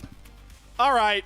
Honestly, I respect it. He saved that first fight on the top side, and that was the first domino in a long series of dominoes to win them the game. Quacks, you know me. If I'm saying a marksman doesn't deserve player of the game, that is true. That is true. Jouet robbed. We're already robbing Jouet. It's not even 2026 yet. Regardless, felt like a team win there, Quacks. Real surprise start here from Invictus Gaming as they do end up taking that first one up against LGD. And we should see, we shall see later on here if LGD can, hopefully they figured out their network issues. That's the big thing, but figure out, the main issues on the Rift here to try and keep this series alive, because Group A is going to get a lot more interesting if IG can even up their score at 1 apiece. We will see you guys not for Game 1, but Game 2 after a short break.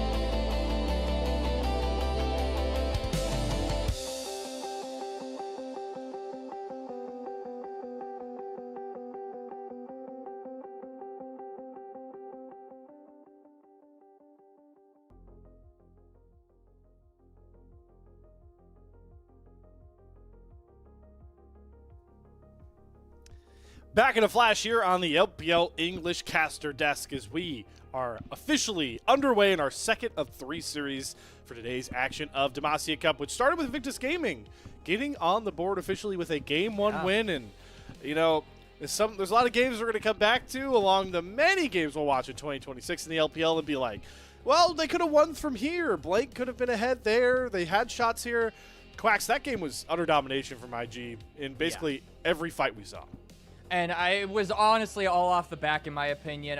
Fodic realistically started it with his what is a polar bear doing in Arlington, Texas? Why is a misfortune flanking 4 of our members? But it was finished by Jue and Wei constantly leading the charge, making these aggressive plays happen and getting the lockdown necessary for the damage to come through by Photic, by Renard. And overall, it was just a clinical game, like you said, Slayer, from start to finish. You can never pinpoint an exact moment where LGD could have realistically come back from this one after the disaster on the top side with the misfortune getting those 3 kills.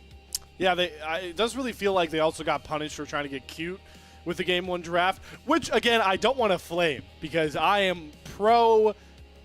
Why does my draft still look variety, like... right? Yeah. Yeah, pro variety. I don't want my drafts to look the same way they looked all the way back in like August, July, you know, split 3s end. I appreciate it. IG said, you want to pick Zyra Yone on first turn? Yeah, hold this out, little bro.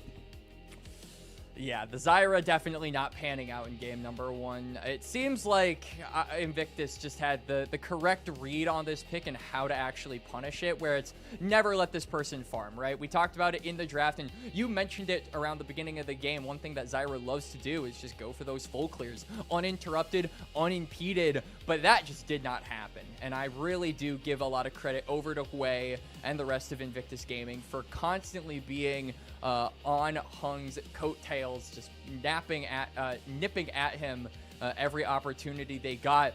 So looking ahead, Slayer, going into game number 2, I think we need to see a little bit better setup around these win conditions. I think that you didn't prepare for the Zyra. You didn't really draft around it properly. We need to be seeing these threats come through, but we need to see LGD build their comp better around these threats, most importantly.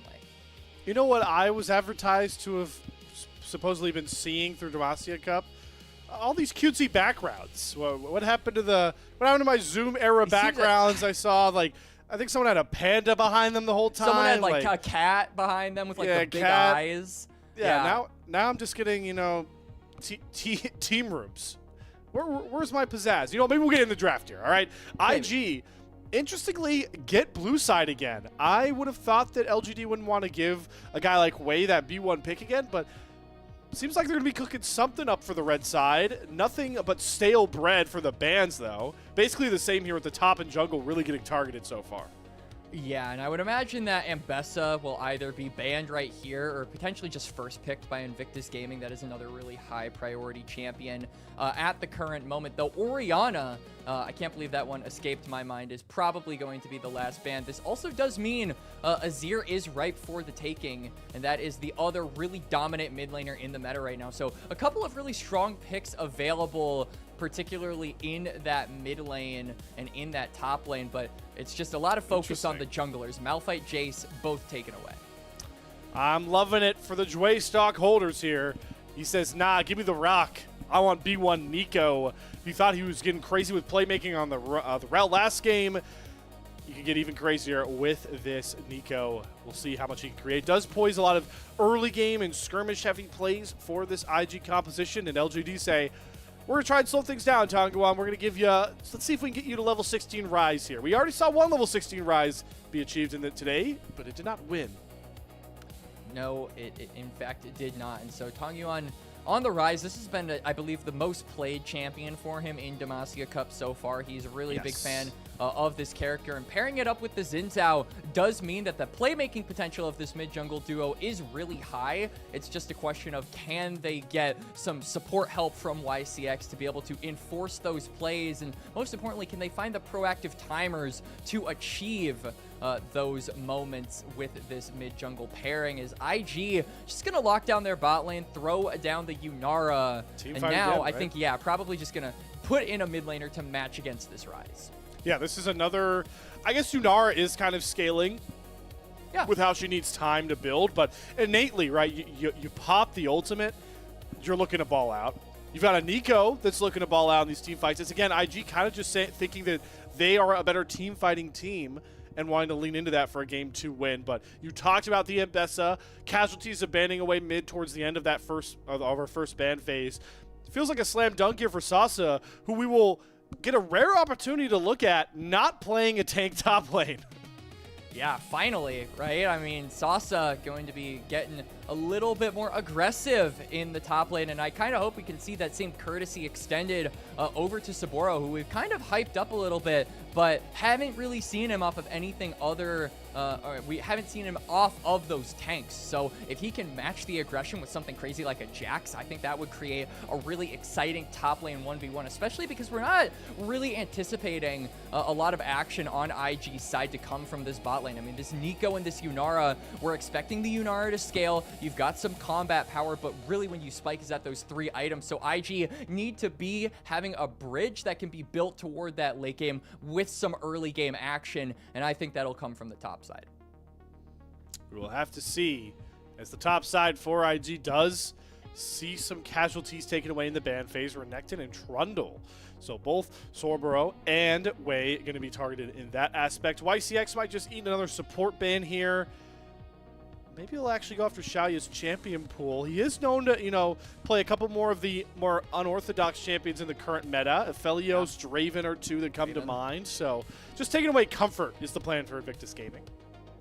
So this does limit probably what we're going to be seeing from Xiaoya here on 4. I think they might not actually save the support pick for 5th pick just because the Nico has already been picked here. So you have a good idea of what you're getting yourself into with the matchup. It looks like they are going to, just snag up an AD here. And Varus, I don't hate. You've got the pick potential.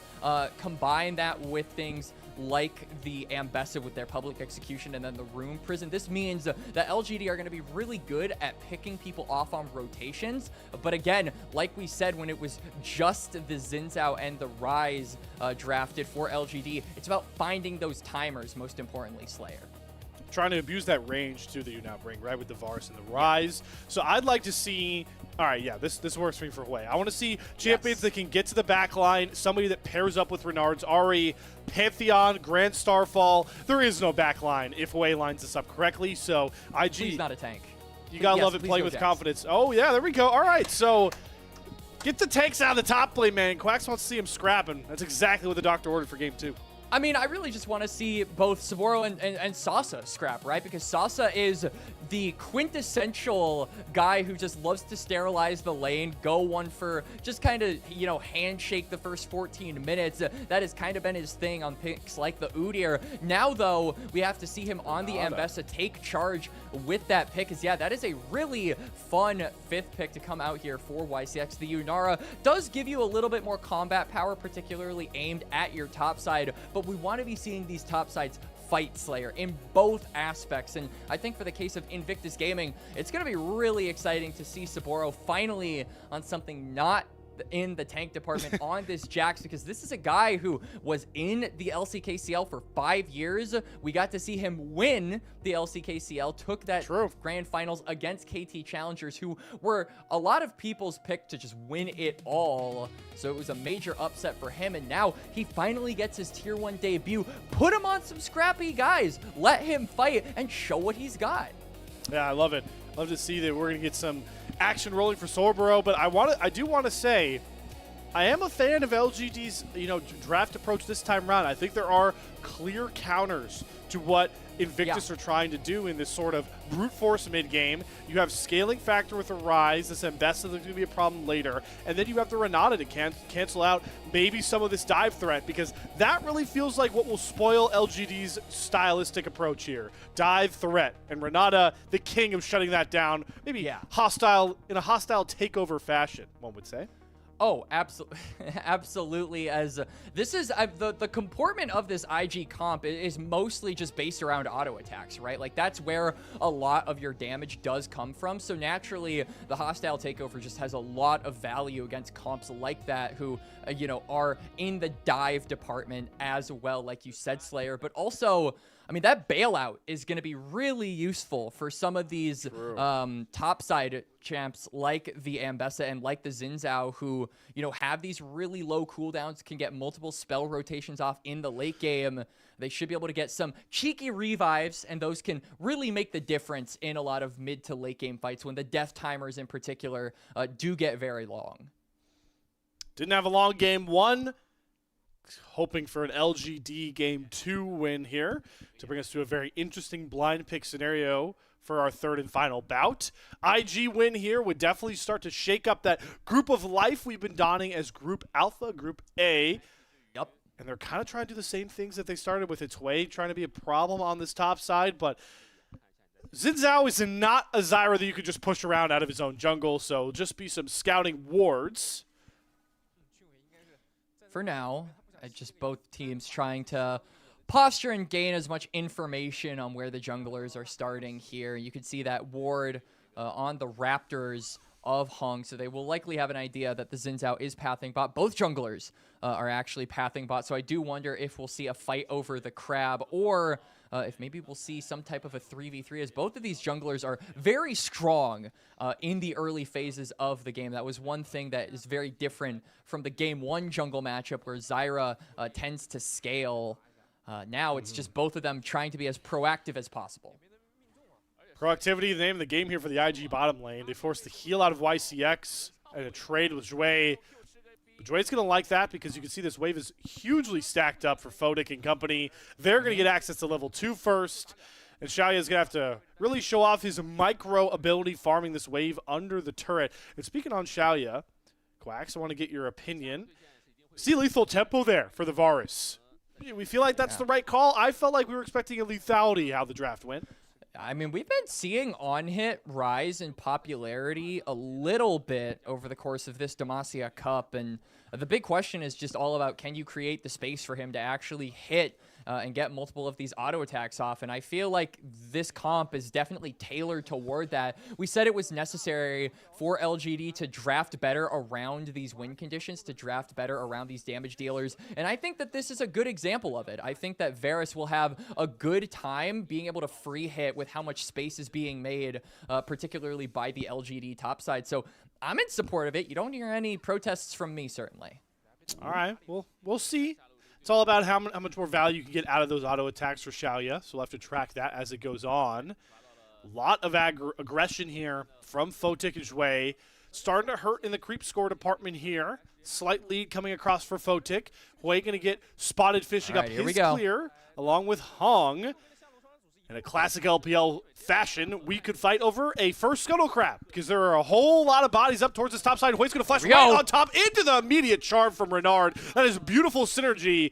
Unfortunately, it's flat damage as they do get out on that one. Auto attack trade. Fotic, one more auto. No! Xiaoya's lethal tempo wins out as the marksmen go blow for blow. A lot of blinking health bars. Hue trying to role play as his fallen 80 carry. Renard's going to force a flash out of YCX. Root Prism is going to get the snare, but there's the Tangle Barb. Hue gets the first kill. Hog goes all out with a spear. Does not find its mark on Hue, and Hue's going to turn it around for a double. Just waiting on those spells to come right back up, and he claims the feat of warfare all on his own for Invictus Gaming. And it's another early game disaster here for LGD. IG just play the fight better. They bait out those flashes, and LGD continue to stick around. So, of course, IG are going to punish that. Of course, they're going to go in for this fight. As we get to see a replay, it was one auto that made the difference. It was a battle of the lethal tempos, like you said. But look up here, onto the top side. The Varus is out of commission. He's on 1 HP. He can't continue to fight. YCX flashes, and I feel like they should just call the play off here. You don't have the resources necessary to prolong this exchange, and the result is Hue, the big early game Pantheon champion that is supposed to build this bridge for the late game threats on IG's comp, getting a 3-kill head start over his counterpart. Yeah, and we talked about in game one, Quacks, you pointed out so aptly. Got to feel nice when you back at 5 minutes as an AD carry. You get a BF sword on your return. I'll do you one better. You know what? We cover my role, Quacks, with AD carry. Of course. Talk to me as the jungler when it's The on. Never tunneler mind. is You'll get OP. 8 time. Yeah, tunneler OP. Also, Yunara slamming autos into you. Pretty OP as well. Photic just walking down the LGD bottom lane, and I'm already feeling shades of game one here. And Zhui, you can see him kind of chuckling in the player cams there. The 2v2, 1 out for IG, and a bit of revenge there for Photic after that solo kill that Xiaoya got over him just a minute or two ago. IG, across the board, are really set up nicely here. Not only is it all the kills over the way and Photic right now, but also, I mean, you look in the CS departments for the other lanes, and they're all going up blue. IG are just dominating across the board as we do get a replay here. I think they just wait out the bailout. Really good timing for them, particularly. Yeah, even with that, I don't know why Xiaoya is still clicking forward after eating such a big chunk. Nonetheless, it's really going to, like you mentioned, spell the slowdown of the one lane that was kind of winning in the AD carry department. Still LGD confident that they can take first dragon. They did get first dragon in our opening bout off the back of a pretty good play there. And, wow, they're going to root up and just lock up Zhui. No way to operate. Great handshake into that rune prism. Both of our teams early on showed some pretty good CC chaining, and now we got a Realm Orb. Hello, ganked in your own lane, Photic. No chance to survive an immediate 1v4. Photic definitely wasn't expecting that. LGD just crashed the party in a bot lane, and good rebound from them. I mean, they get 2 kills, they get the dragon overall. This is a nice way to maybe start, you know, revitalizing your chances at taking over this early game. Now you can go for resets, get a little bit of extra gold ahead of these grubs, and off of that you can see the lane swaps are coming through, so both teams have it in their minds that they want to go for the grubs, and particularly for Invictus, I think getting this objective into the hands of Saburo on the Jax. We've seen a pretty quiet game from him so far, but it would be very loud for LGD. All the banging on the towers, they would have to send multiple members to stop him. Talked about it in game one with the grub swap. We're seeing that once again come across here. Zhui, ever aggressive, looking for trades here. Willing to trade his HP for Xiaoya's. So should once again pretty well poise IG here to get on top of these grubs. There's still a full clear the way needs to complete on this top side. But for now, like you pointed out, still feel a lot more advantageous in the IG ballpark for grubs once more. And the rewards are just way more apparent. You get immediate returns if you do go as IG and get these grubs. As Saburo is just taking the fight to Sasa right now. This is what we wanted to see. Some top lane one-on-one action, and everyone is going to be panned up toward the top side, so it gives them plenty of time to respect the 1v1. Sasa already used his ult in an earlier exchange there. I would have thought he'd look for the turnaround, but Saburo's going to walk on out of that one. 2-man game on towards the grubs, and boy, does it help as a jungler when your AD carry and support are getting a push in like that near any objective you want to take. 3 grubs for a Raptors camp. Wei stays winning in this one. I think it might be slightly worth, right? It's close, obviously. Raptor camp, you know, it's about the mental, right? It's marginal, right? It transcends gold. Yeah, of course. But the big thing with those grubs, you can see that both Photic and Zhui just knocking down plates on that tower. We talk about the importance of grubs and how it is going to make Saburo so much more of a threat on the side lane with the Jax, but it also is going to do such a good job at accelerating Photic on this Yunara, getting him closer to that 3-item breakpoint where this pick will inevitably start to take over the game and shoulder some of that damage burden that has been on Wei for most of the game and continues to be so. It's the classic passing of the torch, crossing the bridge analogy you absolutely point out there. Oh, Zhui. Ooh, that is a mistiming dash. Sasuo is going to use the grand public execution and the flash, but Renard chases him down with a well-timed charm, and it may not have been as easy as they thought it would be, but it's still a successful pickoff. Tangguan, I wonder if he's going to try and Realm Warp in here to cover turret. Nope. Maybe? He's just waiting for YCX. They might be trying to look for a play, but they're not going to be getting anything. In fact, IG are so confident that they are going to stay around, and maybe it'll lead to their deaths. All right, Pop Blossom is available Waves for in the area, Wei, he's ult. and there he goes. Turns around, hits it on the 2. He's trying to kite back for Photic. Grand Starfall Wei, and hello, IG. They turn the numbers advantage just like that. 1 TP and 1 global ultimate. Hell, they brought the whole damn squad up here. 5 members, but it's a win again for IG. They are all over the map in game 2. And LGD, they brought 4 members to deal with Photic on the bot side. IG said, we can't be one-upped in that department. All 5 of them toward the top side. They get the job done, and they punish LGD for daring to look onto their bot lane. A beautiful turnaround and reaction from Wei and Renard. And LGD right back they're not done. into the passenger seat as IG are just driving this game home. No flash, no ult, no hope, just a gray screen. Sasa's going to go down. The ingenuity on some of these pick plays really shining for IG. And Hong is in the top side, but I don't think the Xin Zhao is going to be able to prevent this top tower from going down. So Saburo going to get a lot of gold off of this turret on the Jax and pull a lot more attention up toward himself for all of the future split push endeavors that he will inevitably go on. Now, though, it's not time to be thinking about split pushing. Dragon is up in a little less than 20 seconds, and you can see both teams are gravitating toward this bot side river.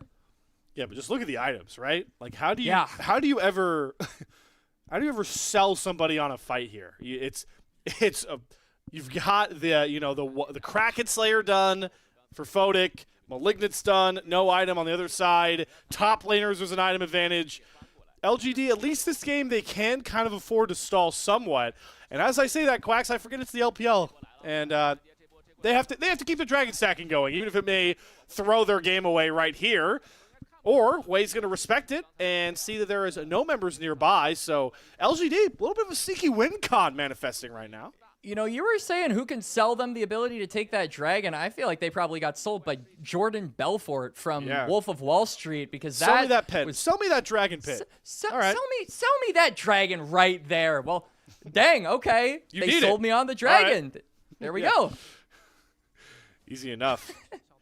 Pretty big win con as well when you talk about the fact that it's a Hextech soul for this game as well. And the point I was going to try and make, there is some, scaling factor to letting this game go long for LGD. Every time I say that, though, they look to make a proactive play. They just TP'd YCX here. It's a 1 versus 3, but Renard's going to have cover of Jouet. Yep. And this dive kind of fizzles out. It does, and look at what you're sacrificing on the top side. IG are just slowly regaining control, or not regaining, but just gaining control, period, of this part of the map, making it that much more difficult for LGD to step in. I think IG definitely their next target, going to be resting on this Herald, trying to break open his hold on Grand Starfall. Here comes a bright light, known as Pantheon, flying on down. But on top side, we also have another man advantage coming across here. LGD making a 1v1, a 1v3, and Sorboro is caught lacking in the side lane. So LGD starting to really fight back across the map here with their own global ultimates. Yep. They get themselves another kill, but IG very smartly, in my opinion, looking for as many cross-map plays as they can. When they overextend on the top side, well, IG are right there for the bot side. They never get hit without taking at least a little bit of the map in return. It's the IG tax, if you will, of this game. You can get maybe an advantage, but IG are going to get at least something back, even if it is very minuscule. So IG, right? We're about to hit 14 minutes. So turret plates drop. They garnered, I believe that was 10 of the 15 turret plates. So that's a huge part of the gold, right? It's only 5 kills, but yeah, you can see the main feed showing it 10-1. I mean, that is a ludicrous amount of gold. That's really kind of the main reason why we're at about nearly 5K difference.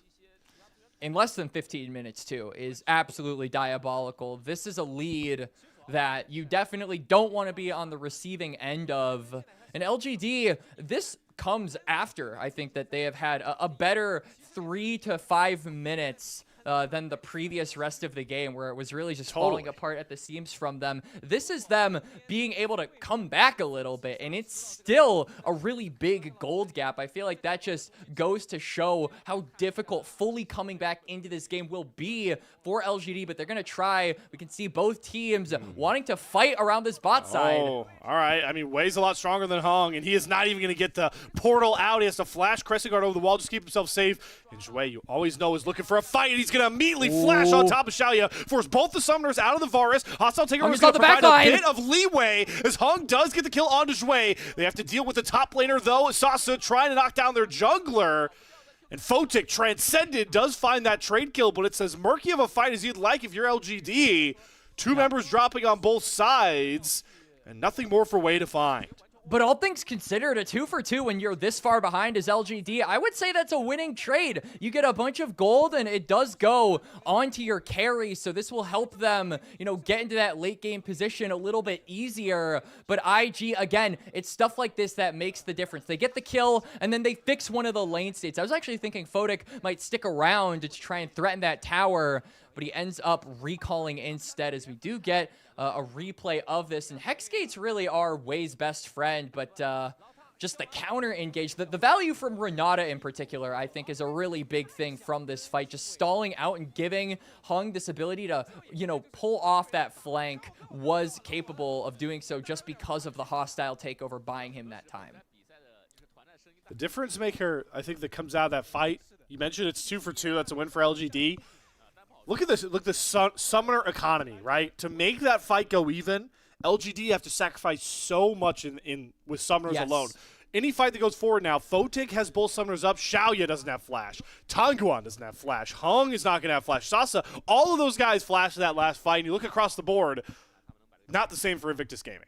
No, certainly not. They have that advantage in the summoner department. I'm glad that you mentioned that, but now they have just the advantage in the objective department. Herald is here, and IG have temporary, at least, control over the mid lane, which means LGD are going to have to respond to try and clear out this wave, clear out this Herald, so it doesn't completely wreck more than their tier 1. They're even going to try and stop it from charging, but I don't know if that's possible.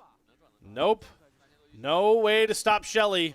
Turret goes down. They're going to look for a pick on Wei instead. Oh, public execution. Whiffs wide right there from Sasa. Photic is transcended, and he wants to get all the auto attacks down. Tanguan, though, is going to drop the hammer onto Renard. First kill picked up for LGD. Xiaoya with the bailout will not come back from life. Photic gets that kill. Hostile takeover, not going to find its mark. Photic sneaks out with about 1 HP bar left. His Wei throws down in the 1 versus 2. They finally chase down Jue to get 1 kill. Hong finds back, and with the point of the spear, gets himself a double. But keep in mind that whole time, IG were fighting a man down.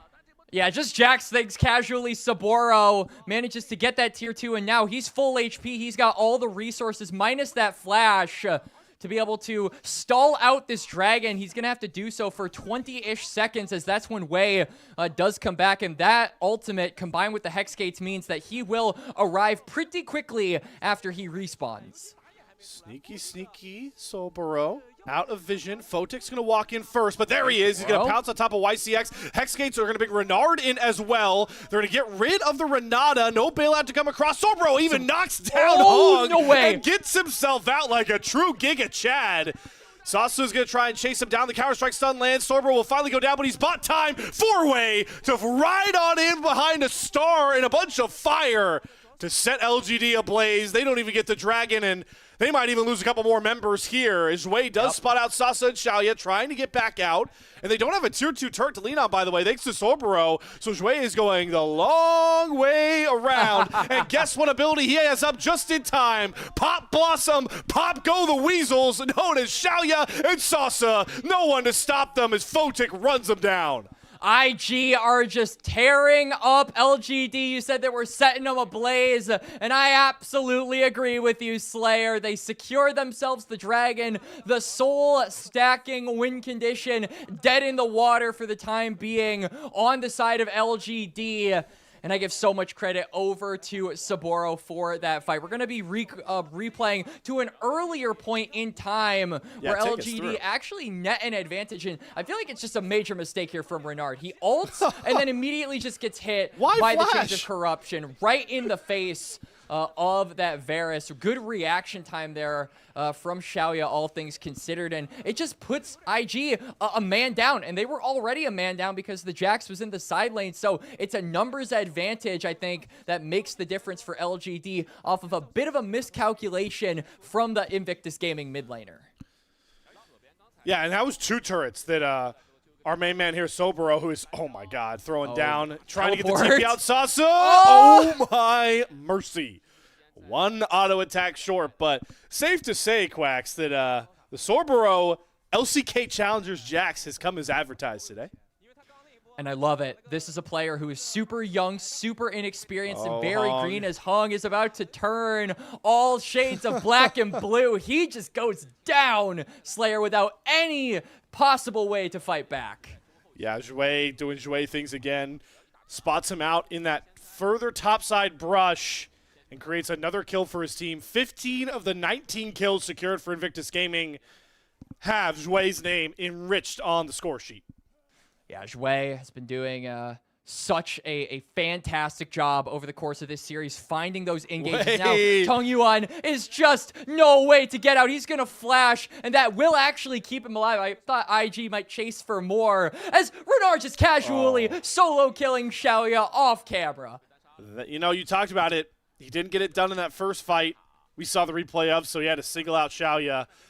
Revenge. We're not even close to Baron spawning, and it's still the base of LGD collapsing. Photic, all right, you know what, Photic? I gave away 1 in game 1. We're going to give you that one, little bro, but that was bad. that was, you know, we have to have at least one moment. You know, all things considered, Slayer, if we're having one really big moment and it's just Demacia Cup, that's a pretty good sign of things to come. Our biggest concern going in for this IG squad was, hey, are you going to be able to live up to the expectations set by this organization? Are you going to be able to plant the seeds necessary to grow into something much bigger and better as the year goes on?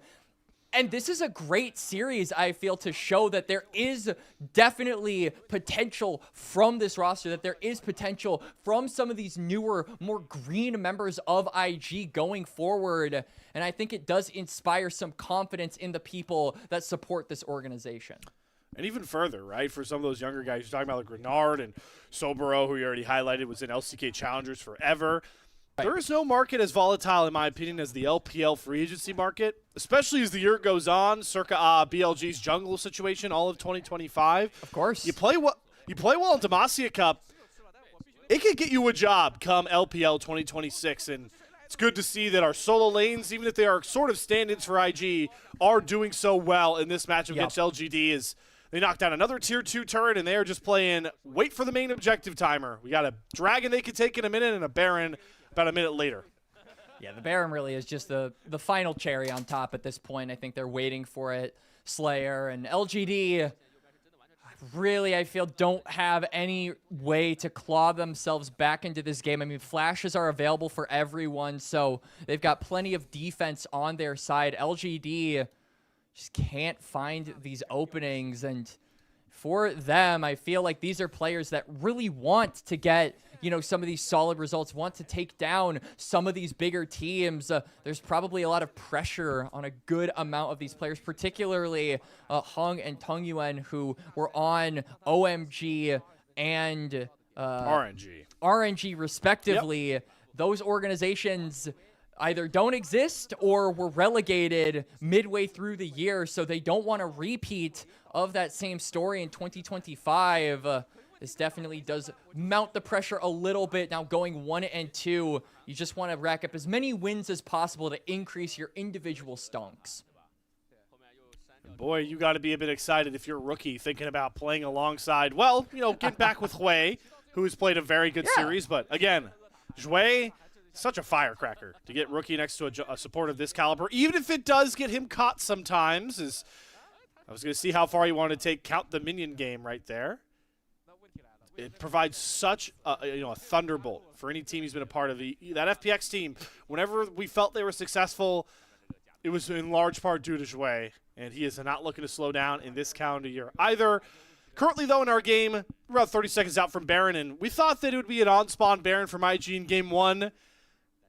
it's definitely going to be in this game, Quacks. Oh, yeah. I mean, look at the just wall of vision that they have set up over this area. LGD, that Hex Gate is like the biggest trap I've ever seen. If you take that Hex Gate, prepare it to get spawn camped. Literally, as there's just no real way for them to enter into that part of the map. IG should have no trouble taking the Baron on spawner, at the very least just taking the Baron at their own leisure. And from there, I mean, you can use Renard with his teleport, Wei with his ultimate to really thin out LGD and start closing your hand around this game's throat. All right. No one don't took know that what that ultimate. Realm Warp was, but it goes down. Immediate Charm on the TP. Does Sasa get to move? Yeah, he gets to flash away. Then with his public execution, Photo picks up that kill. Wei gets a huge pop blossom on the backside. Zorbro's trying to operate, but guess who gets to step up? The Gatling gun that is Photic, and he just melts down all of LGD. No Baron, no problem. No series wins yet, no problem. IG make a statement in Group A, and we're going to 2-0 in quick fashion LGD. I put that statement on Braille for the blind, bolden it, underline it, highlight it. IG came to this series ready to play, and LGD were just in their way. A clean 2-0 from the squad. Really solid stuff from them. Massive hats off for their ability to dominate the way they did. Yeah, Quacks, I'm going to put us on blast, as we should always be put on blast when we think one thing and something else happens. Direct quote for myself and Quacks here, LGD 2-0 was our opinion coming into this series. Yikes. I don't know what you're talking about. Okay, we throw me under the bus now. Okay, yeah, No clue what you're referring to. I'll remember, You know, man. next time, Just look out. get your like carrot record. What does she use in the movie? Get your like carrot recording thing. Oh. This is Zootopia. Yeah. Nope. I Until saw you the get new that. Yeah. Great movie, by the way, but even movie. better series by IG here. Really inspiring, I think, confidence in this roster's ability to punch up to some of these tougher teams. LGD, obviously, I wouldn't label them as a tougher team, but this is a team where we're not looking at them to, we're not looking for immediate returns on a lot of these players. We're looking for them to be these long-term projects that IG can work with and utilize throughout the year to build on. And I think we have a solid start for a lot of these players. The foundation is definitely there, and it showed in this game and in this series. And on top of that, I'm just glad that coming into a matchup where, albeit, I guess I may have thought it was LGD favored, it was definitely close to margin-wise. They come in no fear, right? We're going to go through these replays. A lot of this is similar to Game 1 where, yes, it's some LGD mistakes, but more importantly, I want to preach, IG were willing to scrap whenever, felt like they were the better team from minute 1, and it showed in both of these matches. I mean, look at Wei's health bar. How many junglers do you know who would say, I could totally fight? I don't think I would have fought there. No way. I would have been like, guys, my KDA is too important. True. We need to back off here. I got the crab. The mental warfare is one. Let's just go fight another day. Anyway, who's rotating to invade the Krugs, guys? Come on, let's go. What are we doing?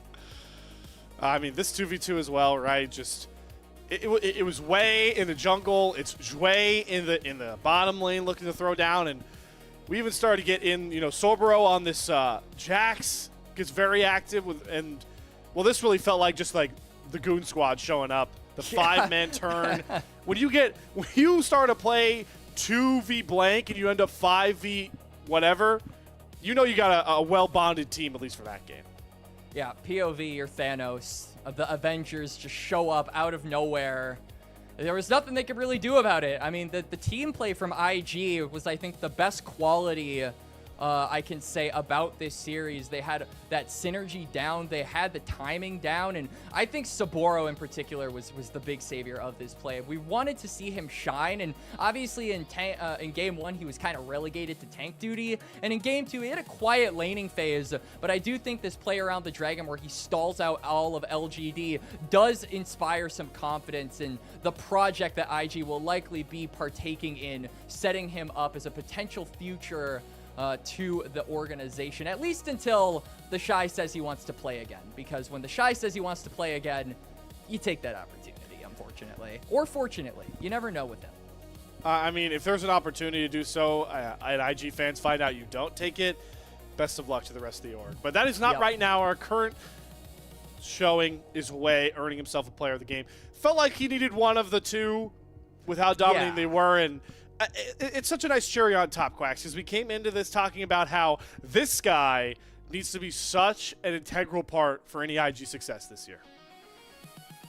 Yeah, I mean, Way, we said, needed to be the guy who was, you know, directing this series, making sure that his experience was leading the charge, and his macro decisions were what got IG ahead. And it seems like he's doing a pretty damn good job at shot calling, given that IG, every decision they made, minus the oopsies, at least we have at least one in both of the games. Yeah, Yep, one of them was from Way himself, so he lost his mind once, but it was like a 99% success rate, and that's pretty good, and it was good enough to beat out LGD this time. So really excited to see what IG can do going forward in this group that we've labeled as a lot easier, and if they could be one of the 3 teams to make it out. Yeah, I believe they put themselves in top, you know, that top echelon contention with 1-1 alone, getting that win over LGD. Lot to prosper away from Group A, the Group of Life as we've dubbed it. But now comes the Group of Death, time to take its focal stage. And most importantly, its Harbinger, the Grim Reaper himself, has returned to the LPL. And nobody can be more excited than myself. After we come back from this break, ladies and gentlemen, you will get your debut of BLG Viper. We'll see you guys on the other side for that one.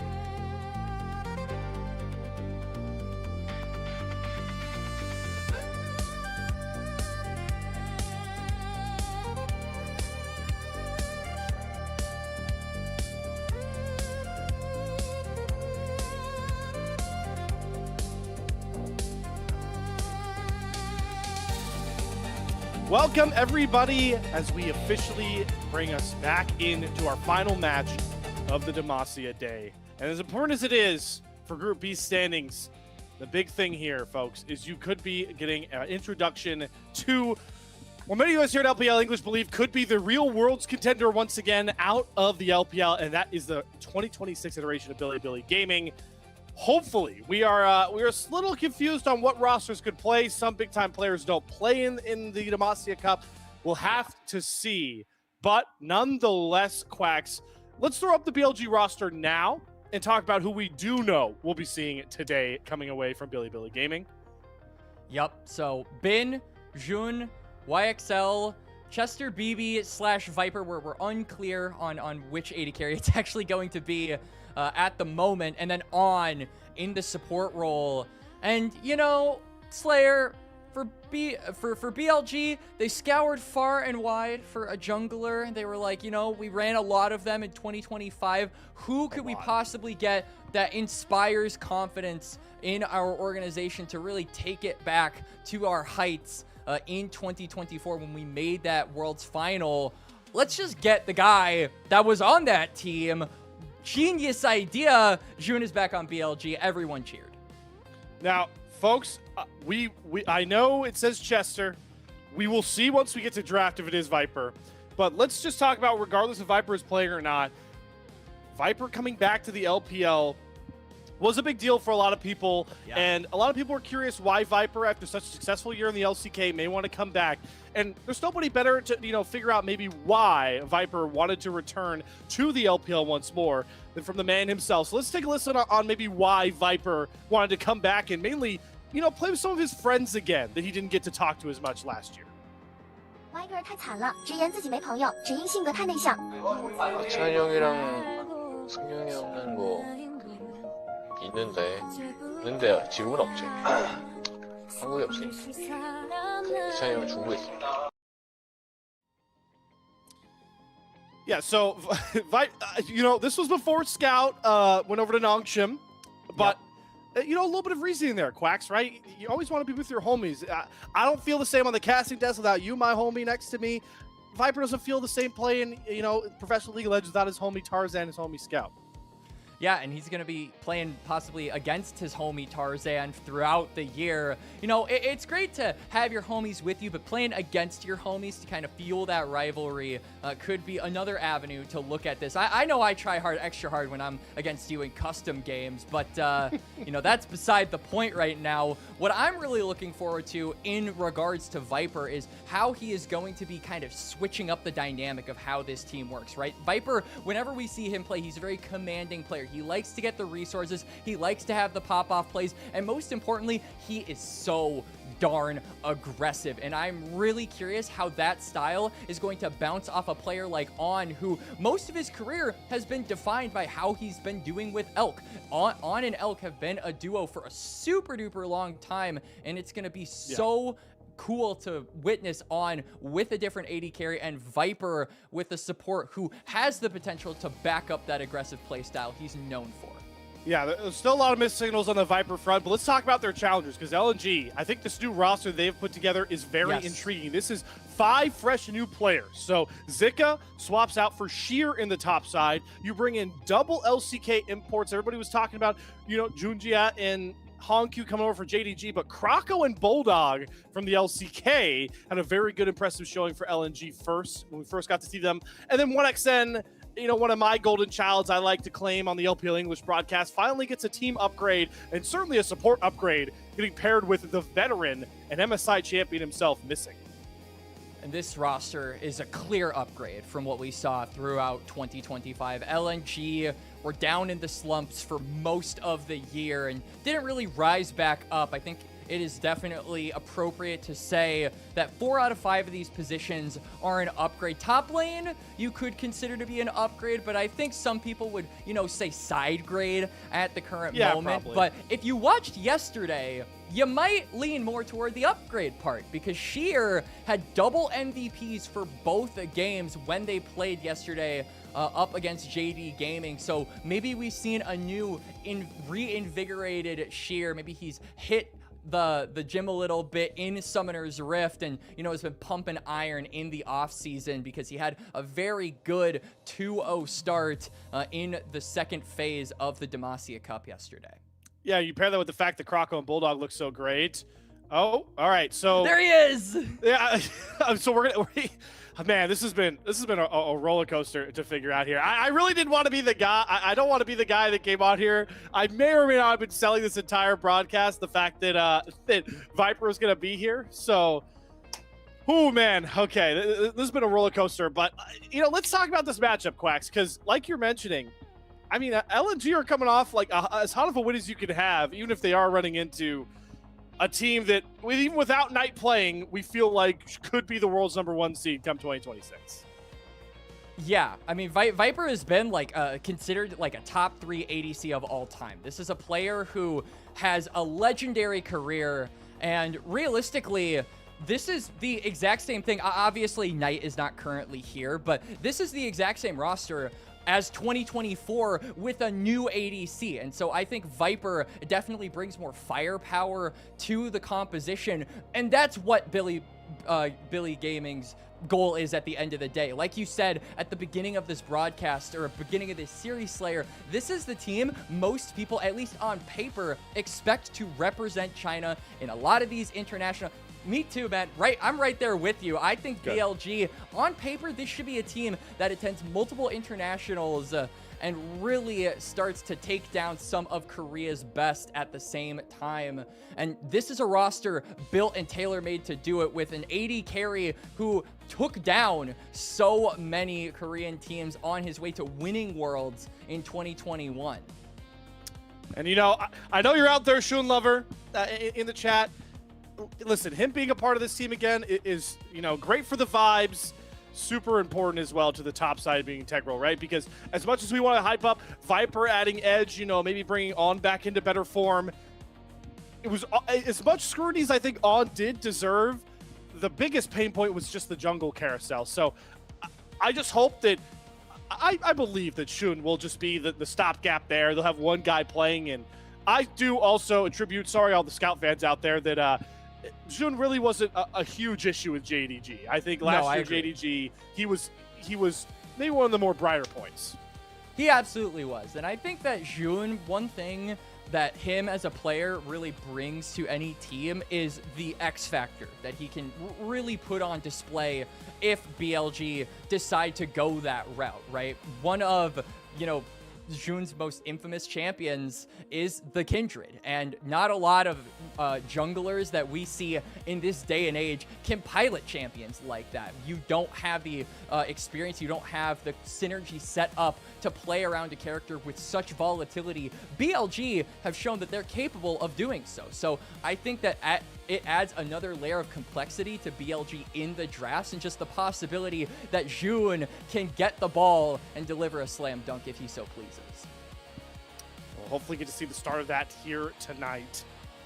Because hopefully we'll get into this Game 1 draft. But, we can talk a lot more about LNG here, because I think this bottom lane is a very intriguing matchup, right? Yes. 1xN, being a part of Thunder Talk, didn't really get a lot of reps against the best ADs. He did actually end up playing against Elk and BLG because they were in the same group in Split 1. But then Split 2, he was in Group Nirvana most of the time. He was in Group Nirvana the whole time. I think they got to play against, like, AL in placements into Split 2. They didn't get into playoffs for Split 2 out of Group Nirvana. Split 3, they didn't end up leaving Group Nirvana either. So this is, again, a really big test for 1xN. He's on a team we say is an upgrade. And what does he get second game in? He goes against Gala first. Yup. and then now he has to play the best AD in the world. So, yeah. All right, 1xN, I love you, buddy, but this is a tough task to pose nonetheless. Honestly, I'm just looking at, similar to what we kind of talked about for Invictus, this is a team of players that obviously don't have a lot of experience being teammates with one another. And so I think that the Demacia Cup is a good way for some of these organizations who did these full rebuilds, who did, maybe replace not replace rather one player or just straight up scrap the whole thing, did 5 new guys. This is just a good way to see what happens with the organization and the team when they get their feet wet and what kind of seeds we'll be planting for later down the year. And so far, LNG, I think, have been one of the more impressive rebuild projects here in the LPL, at least pertaining to the Demacia Cup. I think they were by far the best team in Group A. I think that in Group B, they obviously have only played up against JD Gaming, but that was a really solid series in my opinion. But to your point, Slayer, this basically is like a lot of people like to say this is a leap in skill that you're going up against for 1xN.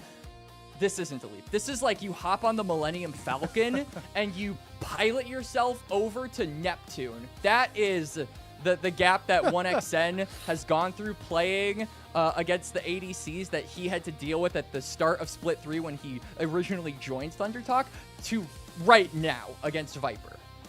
Yeah, it's like being asked to, getting over it, that really annoying game. It's like, all right, you actually have to jump up halfway up the map without, even climbing with your hammer. That's what going up against Viper is like. No, but, it's very interesting, right? We talk about the hierarchy of what LPL 2026 is going to look like. And obviously, we've already both on this cast stamped ourselves as BLG should come out as the best team to go to internationals from the LPL. But then there's, the hierarchy is like, who else is up there with them? AL with the same roster again. You've got to put them back up there. A lot of people have put JD Gaming up there thanks to their imports, how successful they were on the world stage. A lot of people are excited about Weibo's roster, maybe a little bit less after Demacia Cup. But then you always like to talk about dark horses. Last year, we had the WE run into top 4. Some people were talking about EDG as one of those dark horses. I know Roth is really attached to them. I don't know. I love 1xN. Imports coming over from LCK, Croco, and Bulldog looking pretty good. I might just be attaching myself to LNG and promptly regretting it maybe 3 weeks into the season. But we're not there yet. We're into Game 1 draft, Quacks, and we're seeing some different bans fly off the board from our last series. Yep, so far it's actually LNG going for the Nico ban and BLG actually deciding to say, be gone with the Syndra, which is a really interesting ban. Usually we see Syndra heavily prioritized sometimes in the pick phase, but I don't think we've been seeing it banned a lot in Demacia Cup so far. And so this means that some of the strong junglers I think are going to leak through the ban phase here. LNG now probably going to have to choose between, do you want to deal with like a Malphite or a Jace? Because both of those, or one of those rather, is going to be open at the end here. So it will be the Jace taken away. Malphite, Aatrox are on the board. Some of these strong jungle picks for June to immediately get his hands on. But they're going to wait just a little bit and give Viper the first pick of his series back in the LPL. Viper tax. Man, yep. B1 me, Unara, man. It's I came over here for this. He's going to B1. We are going to get Zahen coming through. We didn't get him in the last series either, so Shiro gobble that one up. He does not get access to his Rumble that he had such a good game on. And all right, I like this from LNG. We're getting a little more creative with our draft, but the problem is you are giving over some power picks of your own. I don't know why the graphics doing our man dirty here. This is YXL that will be on this Azir. Will they look to probably match jungle here now, Quacks, I would assume?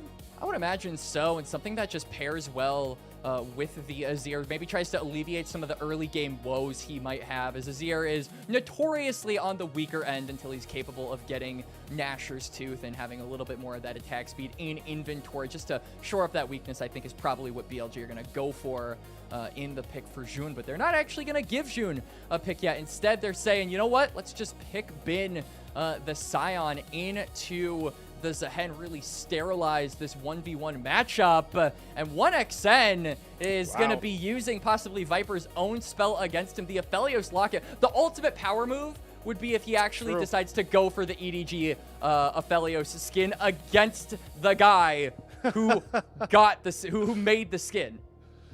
Hey man, hey Viper, what's up, man? Welcome to the LPL. Watch me crack open this game with your own Aphelios. That'd be very fun. Nonetheless, it's very funny back and forth, right? Ben they ban away Shear's Rumble. We joked that Shear's the two trick player, and then he picks the Scion into him. So I mean, Shear also. Hey man, you said it earlier, right? If somebody picks Kha'Zix into you, they should be afraid. Ben's picking Scion into Shear. Is there any fear there? Probably not. Probably not, but I do think that Bin is a very interesting player to talk about. Obviously, a lot of people remember most recently the performances at Worlds in the latter half of Split 3, where he kind of fell off slightly. Wasn't necessarily in a camp where he was, I would label him as a liability for BLG, but certainly felt like he wasn't playing up to the usual standard we're expecting from a player of his caliber. And so I think that his inclusion, or his time rather, in the Demacia Cup is just a reminder of how good he can actually be. I don't think we're going to be seeing a lot of pop-off plays given that it is the Scion, but just some reinforcement that Bin is still that guy and that his form was maybe a temporary dip into an even bigger summit that he will be going for into 2026. It's great to point out. That's a big hope. There's a lot going on with this BLG team, really outside of Knight, right? Which makes sense. We just want the same Knight that we got last year. So good to point out that we need to see somewhat of a bounce back here from Bin. Move through this draft, though. See the Yone, Talia, some mid lane. Prio taken away from Bulldog. And I like this. This is very intriguing. So last year, when the Azir was always prevalent, right? We saw Knight actually answer Azir counters with a Ziggs mid. It's not against Knight, but it's Knight's tech against BLG coming out from Bulldog. I love the ingenuity here. Yeah, not only do you match the range that Azir has, which is something he can hold over, a lot of other meta mid laners' heads, but also the shuffle just gets interrupted by the satchel. If you're quick enough on the reaction time, you can completely squander the Azir engage almost every time. And so this will be a cool litmus test for Bulldog and how up to date his micro is on this pick, because he will be one of the big disengaged members of this LNG squad. BLG just drafting fully to go on in. They go for the Alistar. This is capable of peeling the backline, but also just starting up a fight. And I wouldn't be surprised to see the Xin or Pantheon locked in. This goes perfectly with what they want to do. And most importantly, it synergizes well with the Azir. You can shore up some of the early game weaknesses of this pick by overloading yourself to be an early game menace. I see Crescent Guard, I see Double Tank, and Viper on Unara. Chef's kiss. Perfect first game for Viper, man. Perfect first draft for Viper, right? Yeah, absolutely. I mean, there's a lot of setup here. We kind of talked about this in the last series, but this is another one of those very typical front-to-back comps, and I do think that we're just trying to see what BLG are doing here when you've got some of the more easy to execute compositions right now. Nothing too fancy for the first game, as LNG are getting a little bit fancier, right? You've got the Aphelios, you've got the Ziggs, and you've got the Malphite. So I think this is really just going to be a test of Kroko and Bulldog being able to sync their ultimates up to guarantee some of the damage on the squishier members of BLG, which will get progressively harder, as squishy members on BLG will be limited to basically just Viper and more Viper, because you're expecting a lot of health stacking to come through from the Azir. But I do like you pointed out, fun composition for ultimate layering. You've got a Rakan to charm everybody up. Grim Deliverance is a big circle AoE. Obviously, the Mega Inferno Bomb is the same thing, and a Malphite flying in. So, listen, this is fun. Viper is probably one of the best mechanical players the world has had for multiple years by this point. This is a comp designed to make any AD carry player sweat the entire time. It may be Demacia Cup, and maybe for things that Viper is not really here to play for, more for the big championships in the LPL, but it's a good test first nonetheless. It is. I'm really excited to see if he can execute in this game. It's always a pleasure to watch Viper, go on these picks where you've got a ton of stuff backing you to just let loose, because I think Viper is at his best on champions that can really let loose. I think back to his Kai'Sa. Totally. I think back to his Aphelios. If he is given resources, this BLG comp will be able to protect him from a lot of these dangerous threats that LNG have drafted, and he'll be able to just tear them asunder. And that is Viper at his best. It's such a privilege to have him back in the LPL, and I'm so damn excited to see what he's capable of. Though I will say my excitement cannot measure up to your Slayer. Like you said, this is your GOAT, and how often do you get to cast your GOAT? Could not be more buzzing at 2:45 in the morning than for my GOAT Viper. We're on to the Rift here, game number 1, our debut of maybe not all of BLG, but a lot of heavy hitters and 2 new faces. Shun back home with BLG, and Viper back in the LPL. Bin's here. His camera is just not well adjusted there, if anyone noticed. We're going to go forehead cam of Bin. Yeah, for now, at least. Maybe he'll fix it like midway through the pause if he actually bothers to. Probably not. But, again, looking at these comps for BLG, it is about Viper and Jun being able to build that bridge to these late game threats on the Xin Zhao. This is a very, very stock standard draft here that BLG have cooked up for game number 1. We'll have to just see how they execute it. And already, it seems like both bot lanes just trying to chunk out some health from one another. I'm disappointed in my Golden Child 1XN. That is not Viper's Aphelios skin. Yeah, he should have done it. It would have been the ultimate. It would have been. I mean, that's not disrespect. It's just that's like honestly like I feel like that's honoring. Almost. Yeah. Like that's It's like hello, great world champion. I'm wearing your colors. I guess it could go either way, right? It's really just perspective. Yeah, as I feel like from Viper's perspective, you know, you've got a full team built around you, and they're already just gaining control of this bot lane. You can see Jun is also starting to finish up his top side quadrant. So I wonder if we're going to be seeing any big invades come out from the Xin Zhao, as Malphite is notoriously weak until he does hit that level 6. I would imagine Jun would take any opportunity to try and be in the face of Kroko for these first couple of minutes until that unstoppable force does come through. Yeah, I want to pick your brain a bit more on this Malphite jungle because, you know, you take the electrocute. How much, you know, glass cannon-esque does this this champion look for you in the jungle, or how is it more pure tank? Like, what's the yeah, electrocute is extremely fake.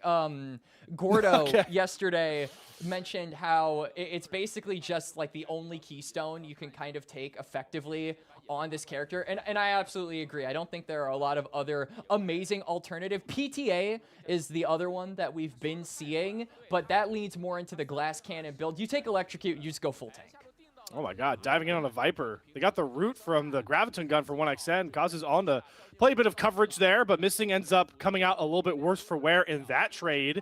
Summoners flying in the bot side is just like our last game between IG and LGD. We might have a fight over this first grab.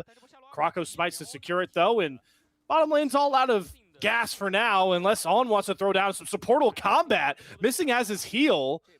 He'll wisely hold on to it as BLG execute a swap to get Viper out of this lane.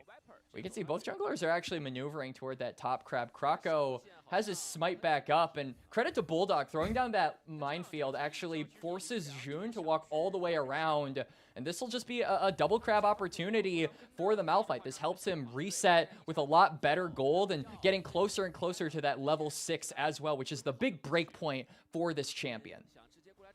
Shun, though, not happy with getting the double crab, and definitely feels like he's a much more pro-skirmish jungler. When he becomes light, he's going to connect on the big Krug. He's going to smite it away, get to level 4, and he's looking to throw down with Kroko here. Full cast of spells from the Malphite, but I don't know. The sustain of this Xin Zhao, very worrying. Can either top laner get over here in time? Kroko might have to kill the knockup. One more auto. Shun flashes away, finds first blood, and now it's Sheer's turn to chase him down. Does have flash, but On is nearby. He's going to flash and still deliver a dreaded return, and Sheer will find a kill back here for LNG. And this is what we said we wanted to see from Jun. Even though he sacrifices his life in the 1-for-1, he's taking the time to be proactive on this Xin Zhao. He's in the face of Kroko.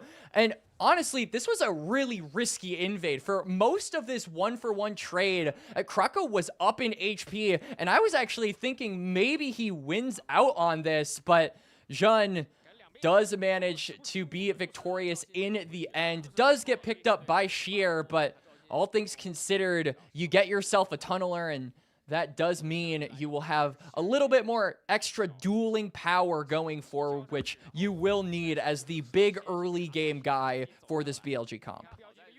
The win for LNG, though, the Sheer Masterclass Demacia Cup continues. I know that was a kind of easy kill to get. He's 1-0 up, and I already saw way too many Twitch chatters talking about how Zahen 20 minutes, game's over. So Sheer is already accelerated in that capacity.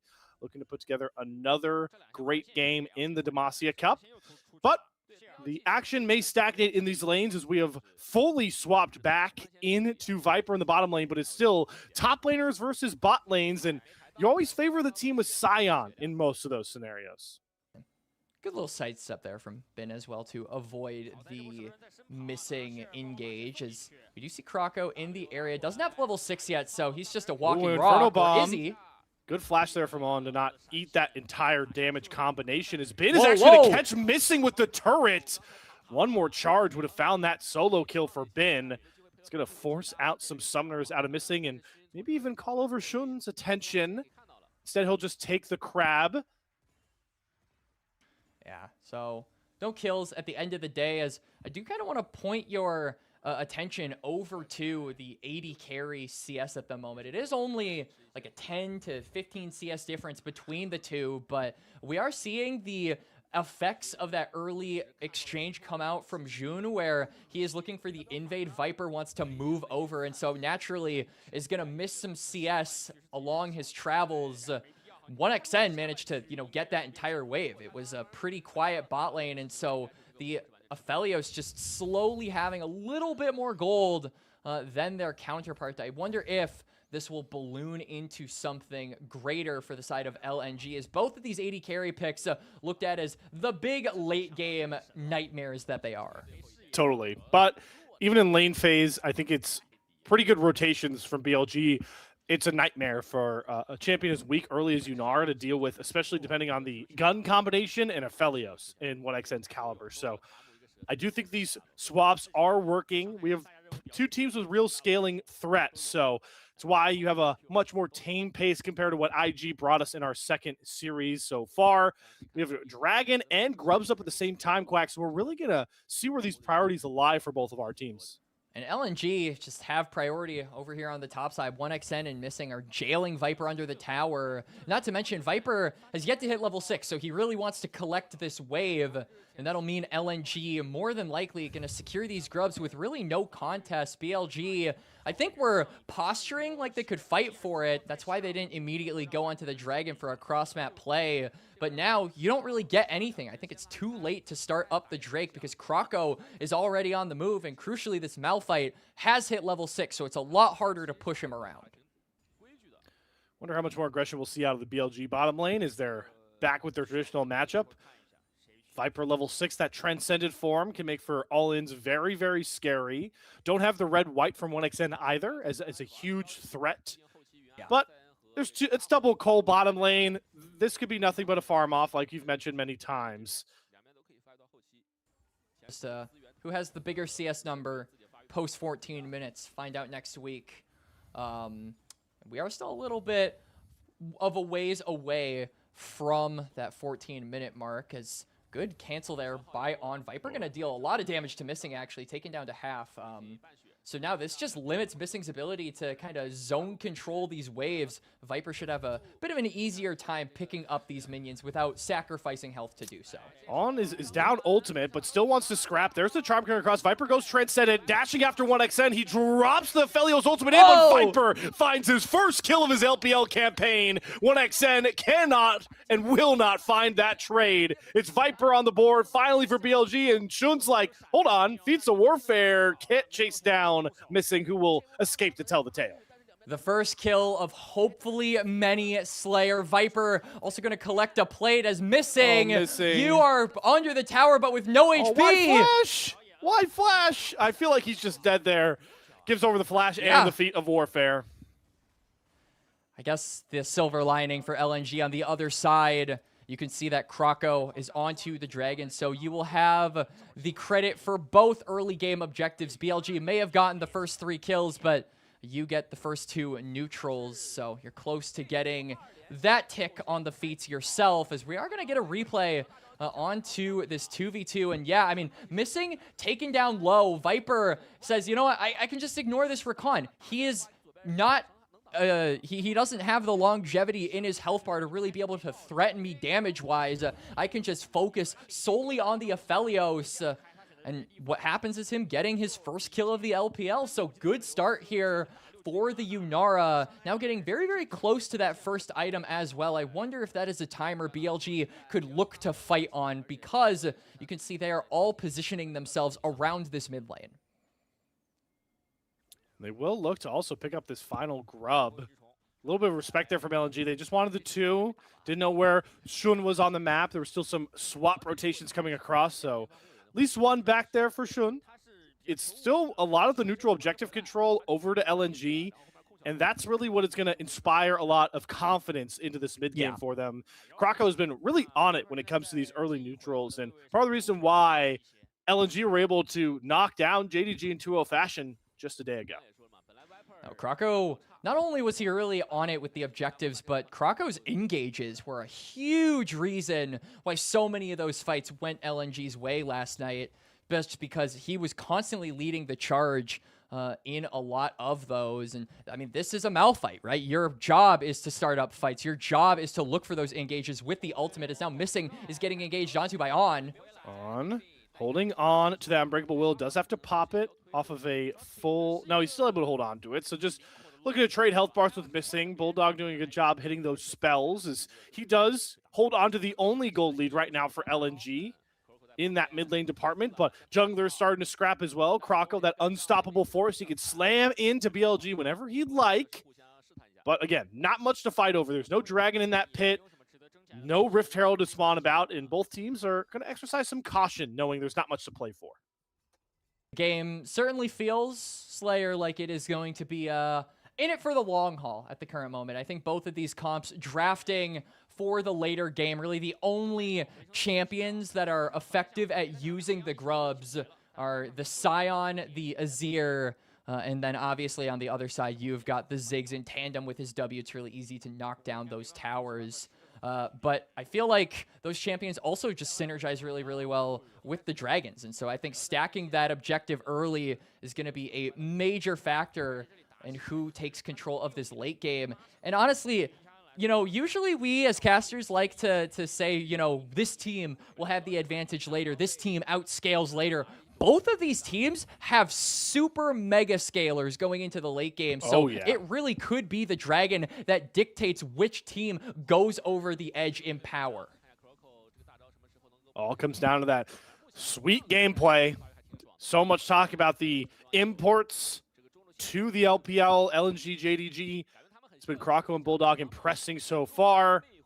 Can they continue to do that and knock down another... what we will be claiming as contender of the LPL in BLG's first appearance. We'll have to see, as we have a Rift Herald spawning about nearly in conjunction with a Drake here. So again, a lot of power here towards LNG, mainly because Quacks, they have the ability to choose which objective they prioritize most, right? It's not a bad trade if you trade Herald for 2 Drakes early. And it's never bad to trade that Herald to go even with the Drakes if you can get something like First Brick, open up the map off the back of it. For sure, and you're going to be getting more than First Brick if you get the Herald as LNG, because you've got that Ziggs, right? Being able to charge into a tower, instantly pop it without Shelly losing too much HP. You're almost certainly going to get a second charge, especially if all of BLG have, you know, put themselves over to the bot lane to secure that dragon. So they have to be conscious of that. What are you giving up if you send too many members to fight for this dragon? And, you know, LNG just don't have an interest in actually contesting you on that, which I think could be probably the wiser move. I think BLG right now are stronger. You've got some major breakpoints for these early game threats, such as the Azir, that Nashor's Tooth is a pretty big breakpoint for him. And then obviously Jun having that Sundered Sky. Herald on the Rift. Dragon, mere seconds behind. Shun immediately is going to aggro it, knowing there's a ward in the back of the pit. Krakow going to show on headbutt pulverized combination in, but Krakow not going to fall for the bait. Still holding on to that pedigree of an ultimate he needs. Krakow and LNG have successfully, seemingly bullied BLG out of this top river. They're really trying to pull Shelly out of her comfort zone. She'll run back scared and should re-engage the top of Krakow. Knock up City onto the Malphite, but that is that tanky rock to try and mend through. And once again, Kroko kind of mogging BLG, not using that ultimate just yet, and maybe looking for a window here. He'll flash on top of Shun with the full combination. Crescent Guard going to come across. Bulldog can't get damage through that ultimate. Charm going across from missing, but YXL with a really good Emperor's Divide gets the Rakan off his back. All going to re-engage. Viper Transcendent steps back up. He gets exhausted, but LNG's health bars are blinking, and they have no way to cover for sheer teleporting in here. Going to dash over the wall. And somehow it seems like everyone is going to limp out of that, missing tons of ultimates and summoners. And you could tell that Viper felt like he was in a cage there, but you just wanted, you could just feel he wanted to let loose, though LNG will exfiltrate the fight.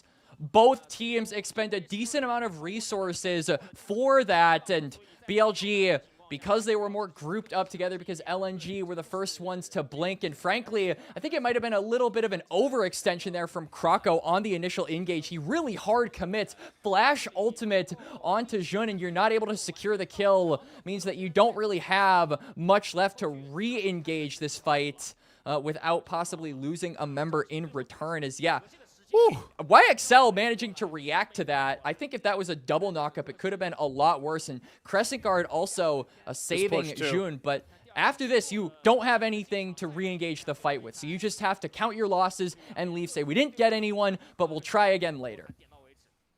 YXL, really showing off in that last one. You called out the flash. He gets that Emperor's Divide to push a Rakan away from charming up anyone else. Lot of really high-level play coming out of that. We love Kroko's discipline, even if he does go all out for Shun.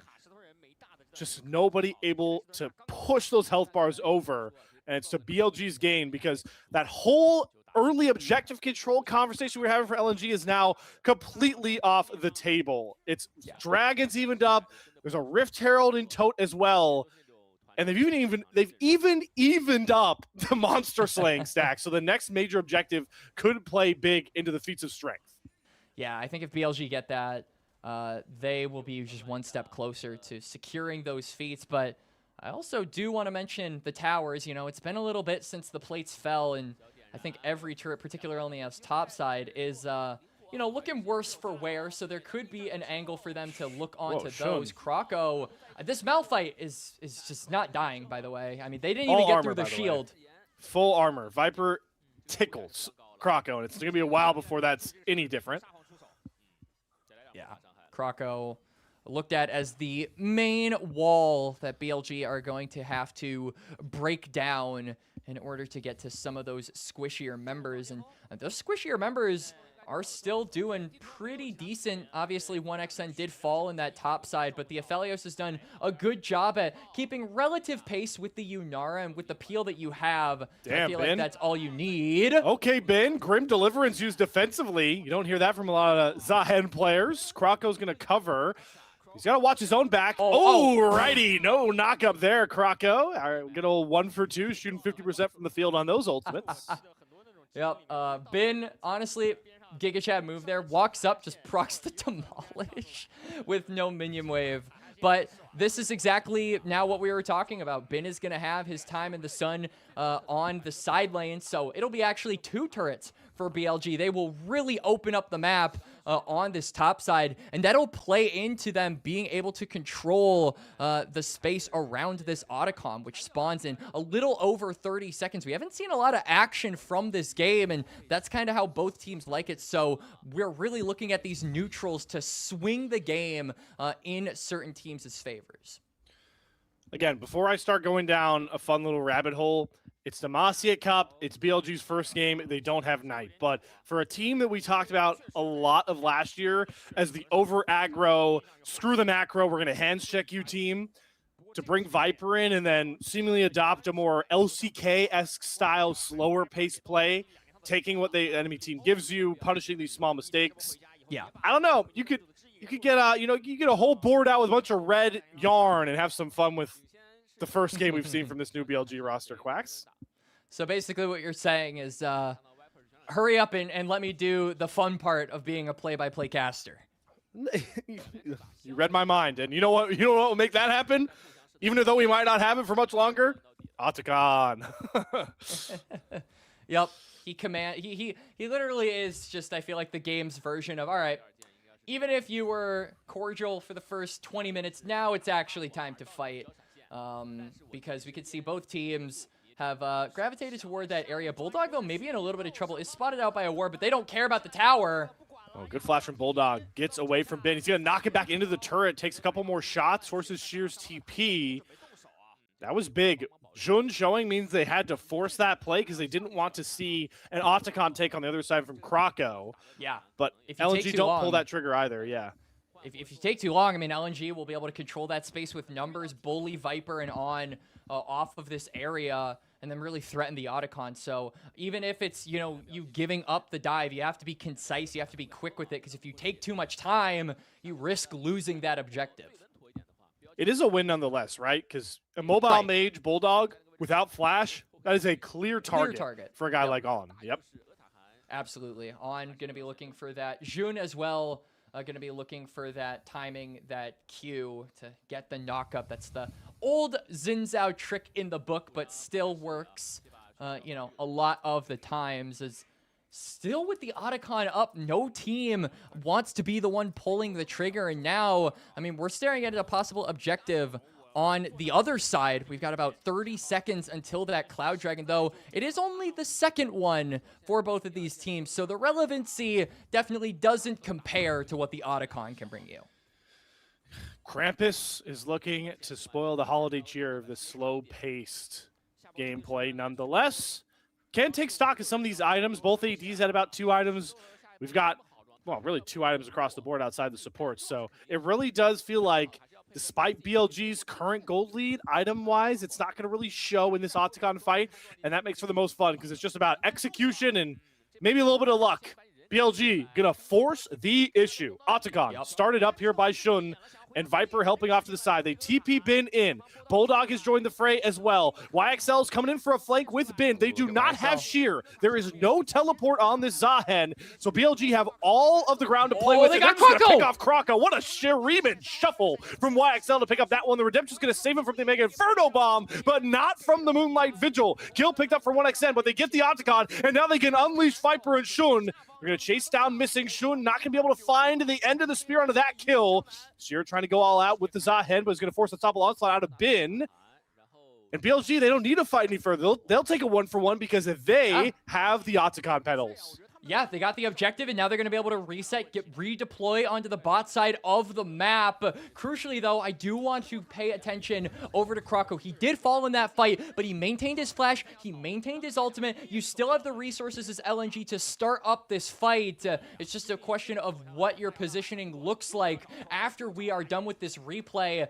As YXL, really good timing there. They shut down Krakow. He does give his life for it, but like you said, Slayer, it's not about the trade in kills. It's about what you get off of them, and BLG claim the prize of the Otacon.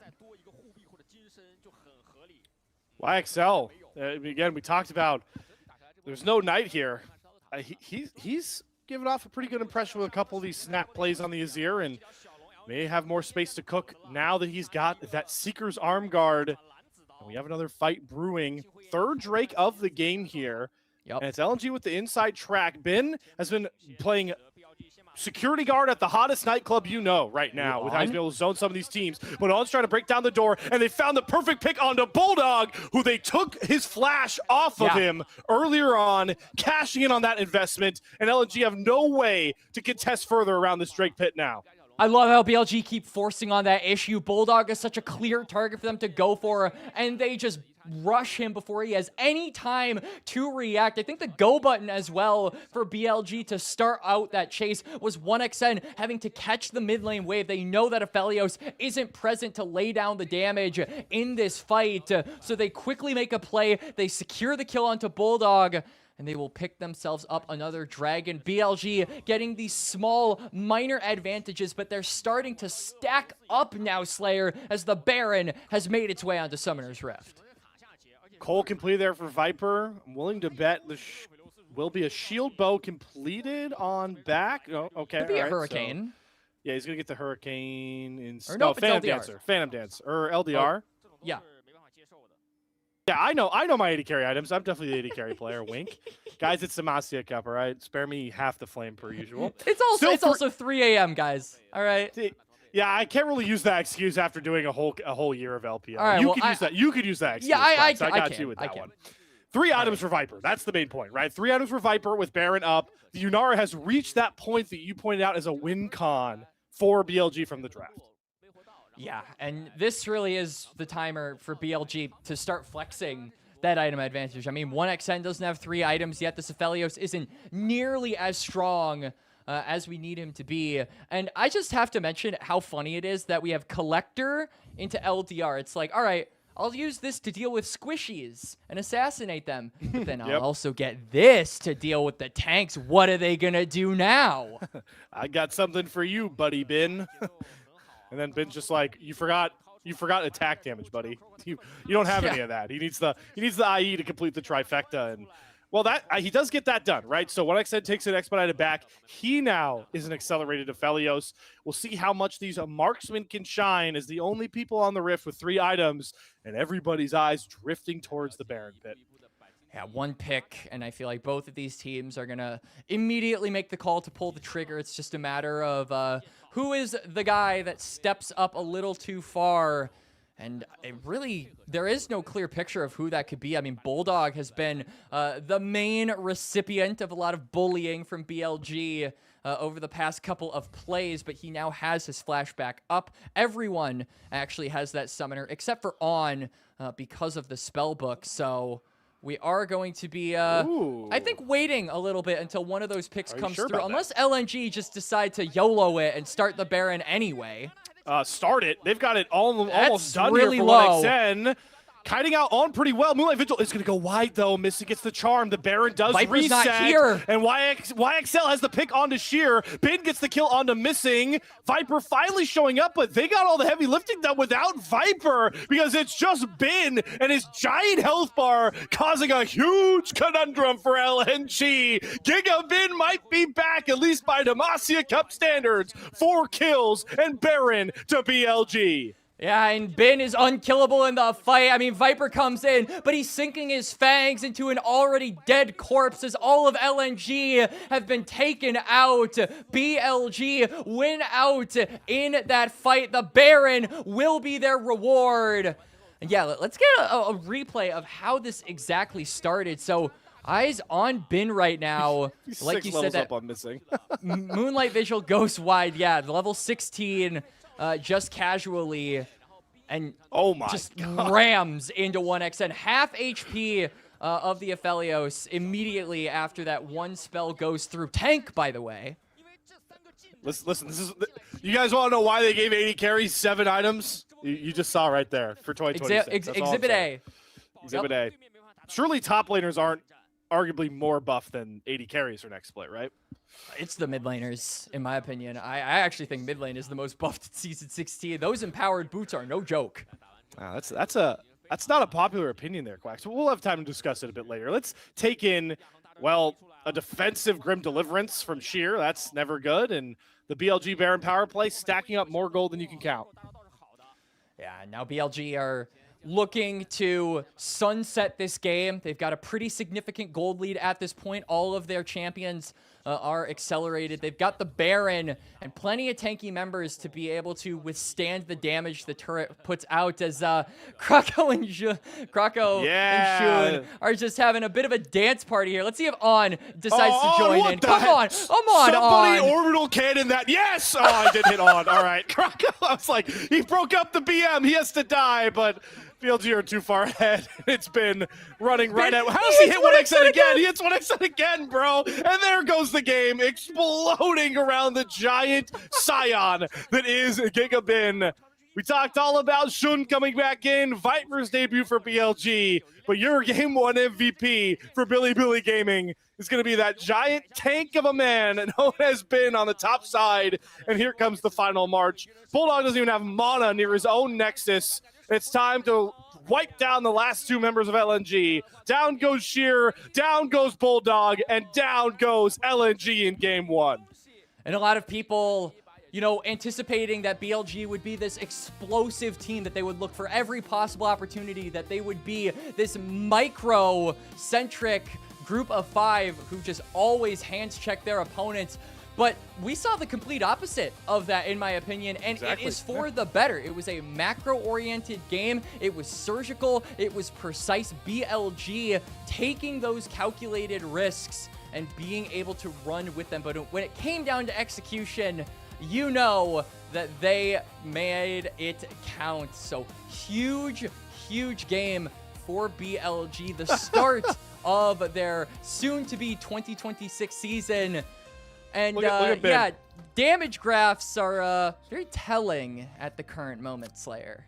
Yep, 100%. Hey, listen, I'm over here like fanning, getting all flustered. I'm watching Viper play for BLG, and you pointed it out, right? Like, hey, Viper's here, Slayer. You've got Shun as well, but we need Ben to be a big part if BLG are going to match these lofty goals. And Yeah. like I said, at the end of that game, Quacks, he better be our player of the game. Yeah, no, Bin is what I think kind of turned this game from a very stale, very sterilized position into one where BLG could actually start opening up the map, could actually start looking and being proactive around these advantages, because credit to LNG, they did a really good job at stalling out this game. There were examples of things where, like we see in this Otacon play, Krako gets caught out, but I feel like for most of this match, LNG knew that they needed to stall out the game. They took steps to do so, but what kind of broke open the game wasn't the Viper, it was the Bin. He rams them down, and I'm still not over the half HP ultimate. That's just insane. And that wasn't even the only ultimate that had a direct hit onto the AD carry of LNG. Yeah, it's like everybody plays scatter. It's like scatter. Then one said's like, what'd you guys say? Oh man, wow, that is Wow. I didn't realize how timely of a flash that is. Listen, if we're on my 50 ping NA servers, I can't even flash that. I don't even register that the ultimate had been casted at that point. Yep. There's that 1xn getting slammed down again, like you were talking about. All right. You Dude. had your game. You had your game where you were like the AD carry doesn't deserve it. I've been off on every player of the game so far, Quack. My turn. Been, The jungler Yeah. does not deserve it, in my Yeah, opinion. there you go. Now, I will say this. Shun did have a good game. All of BLG, Yes. though, had a good game. Bin, but like I said, was the guy that turned this from a very stale game state into one where BLG could just open the floodgates. So, here on the LPL English cast, we have our own, player of the game, but as the feed suggests, the official feed will have Shun as the player of the game. And to his credit, we said he needed to be the early game bridge that set up for BLG to be, the heavy hitters later on when that Yunara did scale, when that Azir did scale. And he was that. He was very proactive and very good at being able to find those moments on this ins out. Found BLG their first game win. Maybe not of the 2026 new calendar year, but a good warm-up minus Knight. BLG in command for most of that game, and they slowed down the headstrong start that LNG had to this Group B. Not over yet, though. We could have 2 more games on tap here, and I promise everyone at home that cares about it, my desk is made of wood, so I'm knocking on it. A 6-0 day ahead of us. We'll find out which of the 2 options we get here when Game 2, BLG, LNG, comes your way after our short break.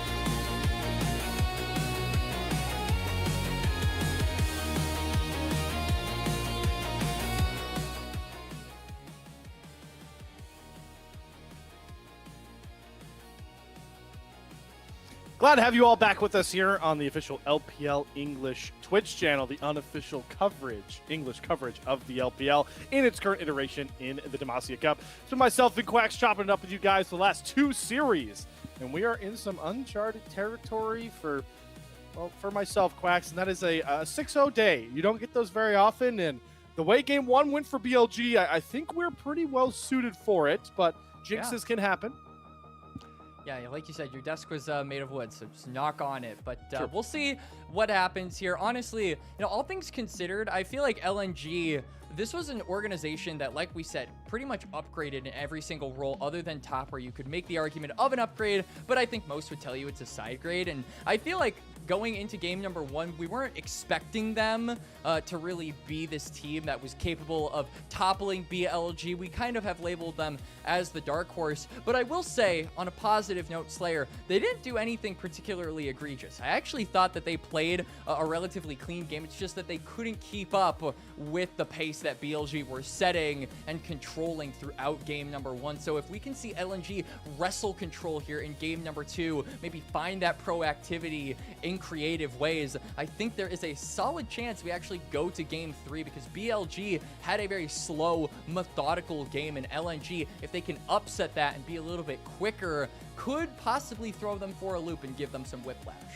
Yeah, maybe part of that ideology change. That, again, I do want to preface by saying I'm not saying this is a new look style from BLG, because we've played 1 game in Demacia Cup, right? Yeah. So, like, incredibly minute sample size.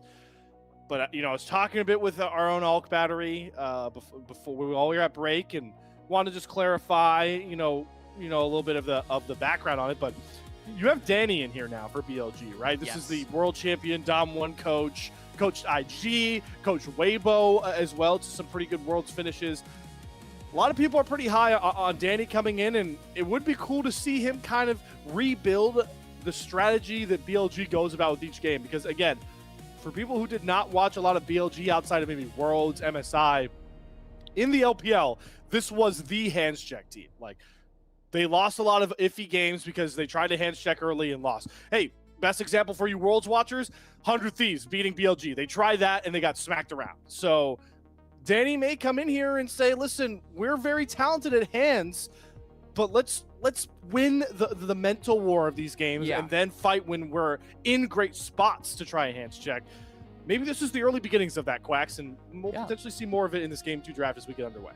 And I like that. I don't think there's any kind of question in anyone's mind whatsoever that players on this BLG squad lack in or want for mechanics in their current forms. They are very mechanically gifted. Everyone knows that these players are capable of insane feats when they are having resources. They've got the hands and the reaction speed to back it up. So it is really about, is the macro solid? Is it secure? Is the decision making clear on the side of BLG? And I do think that game number 1, obviously, like we keep prefacing, like we keep saying, only 1 game, but it did certainly feel like it was a macro oriented match, and one that they played very airtight. So I think that is certainly what they're working on, and I like to see that it is already bearing some fruit.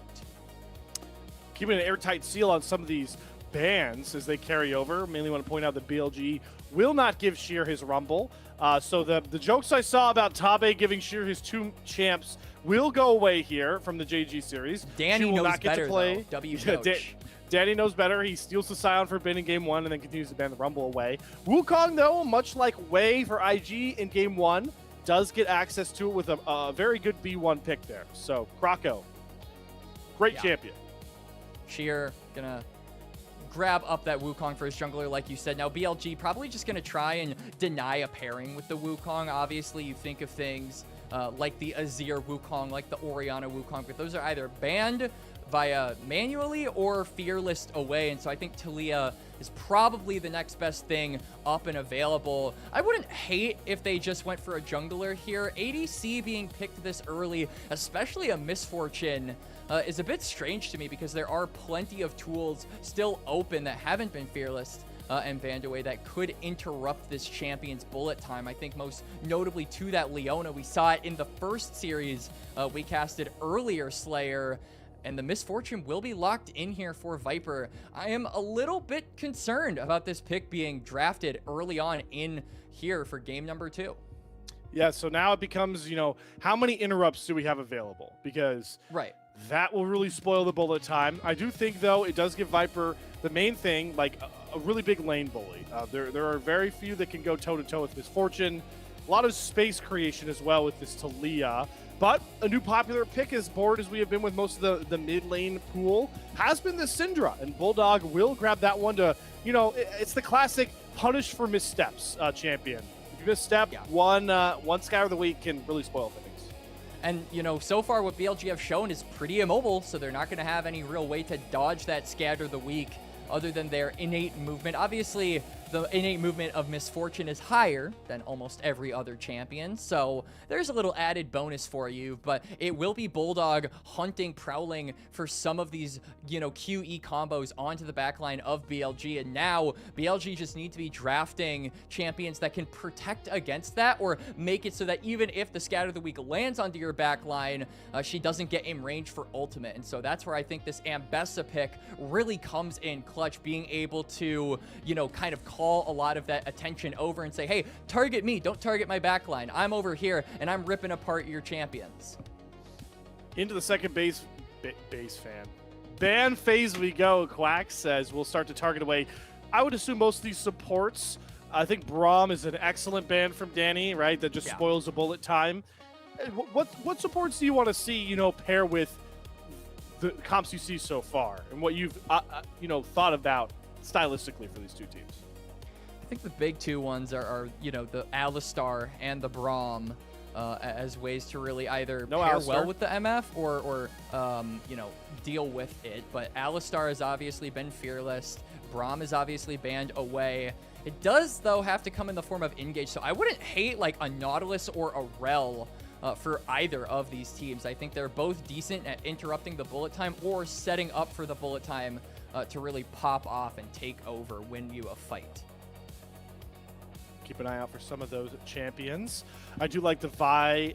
Well, actually, I'm kind of intrigued. I guess they already have Wukong. You know what, Quacks? Maybe I will start using your it's 3 blank in the morning kind of quotation mark as we get back into LPL Gauntlet here.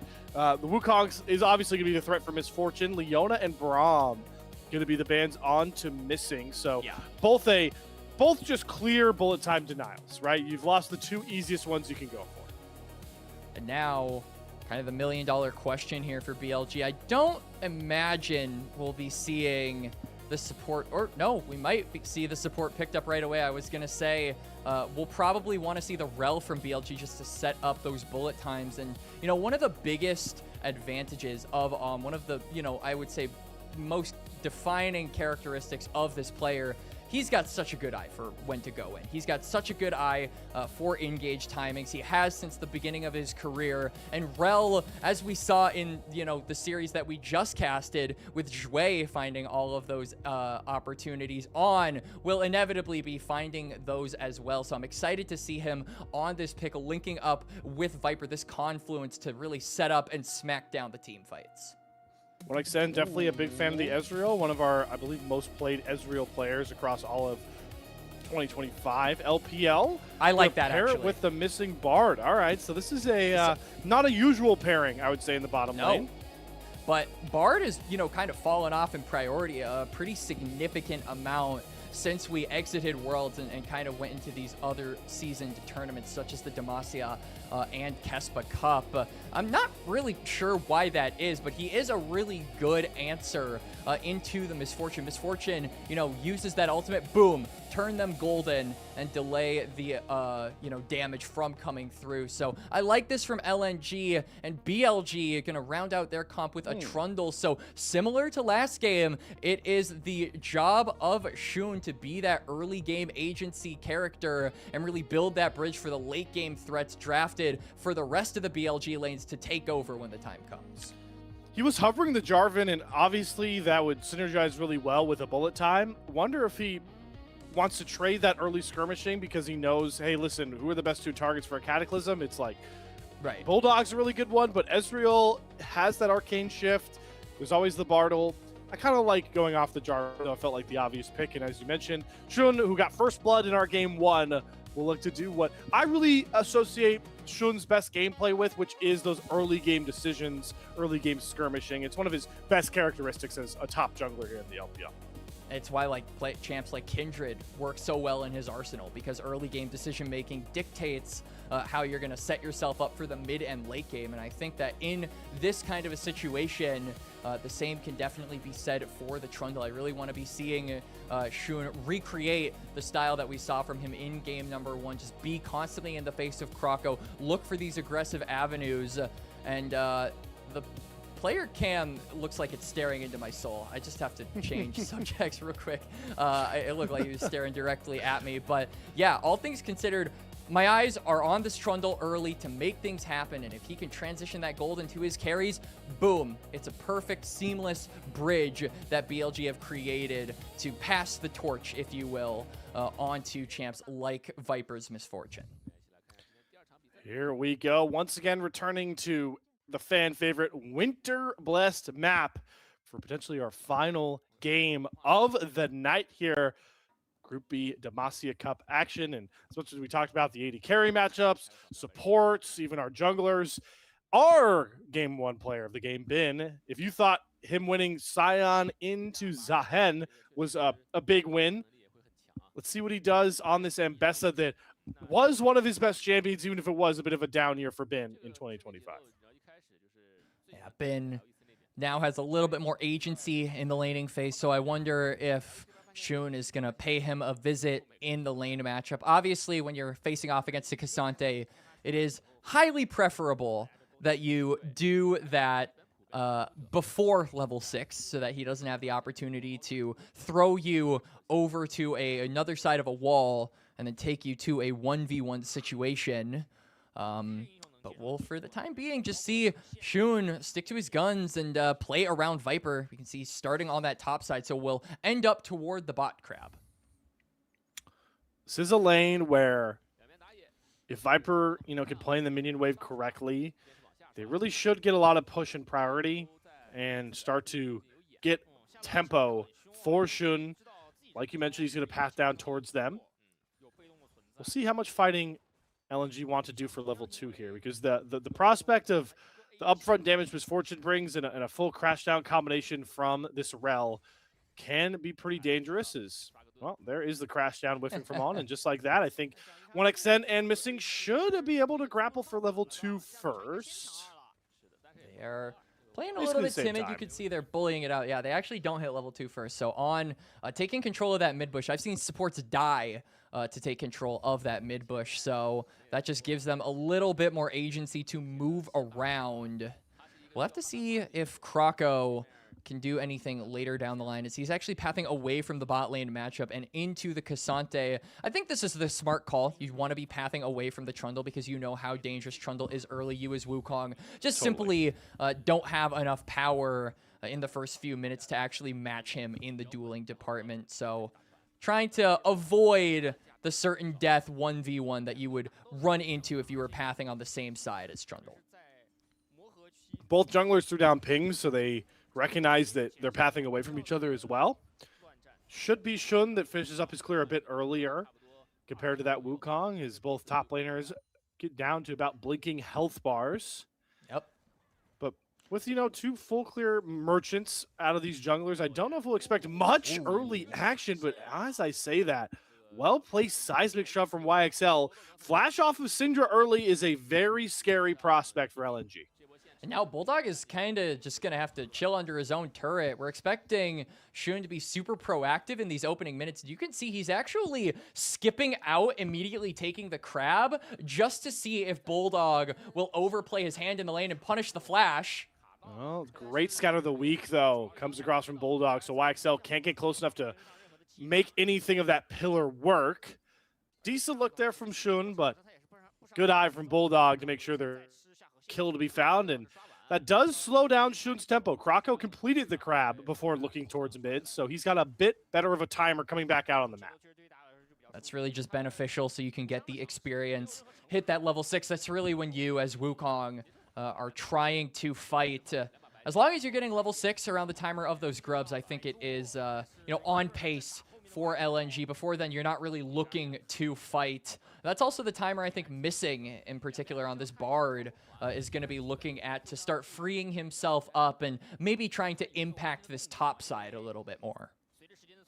We talked a lot today about lane swaps, and if you're LNG, I do feel like it may be somewhat advantageous, mostly because, not just because you have Sheer and he can soak resources a lot better than 1v2, but maybe to just kind of slow down Bin off of that game 1 on this Mbessa. As I say that, though, Viper, BLG are not initiating anything. They still like the 2v2, so maybe we'll be a bit closer towards that grub timer before we see any swaps.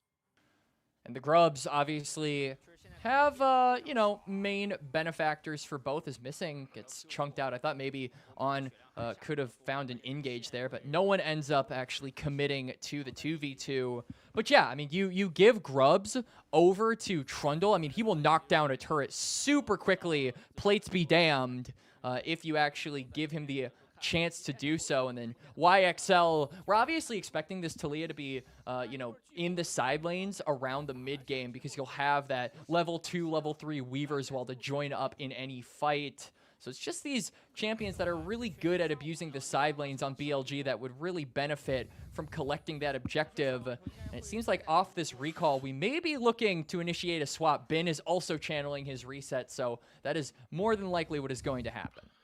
That's a great point to make, Quacks, is that I didn't even realize that. The solo lanes, like Cassante, wants to be at every fight. Syndra, not reliable on the side lanes. Talia, Right. Trundle, and Bessa, much more reliable. Maybe they'll try and look for a pick here on a Bulldog again without this flash. Pillar going to set the side of the shove, flash away from YXL so they don't get the Bard stun.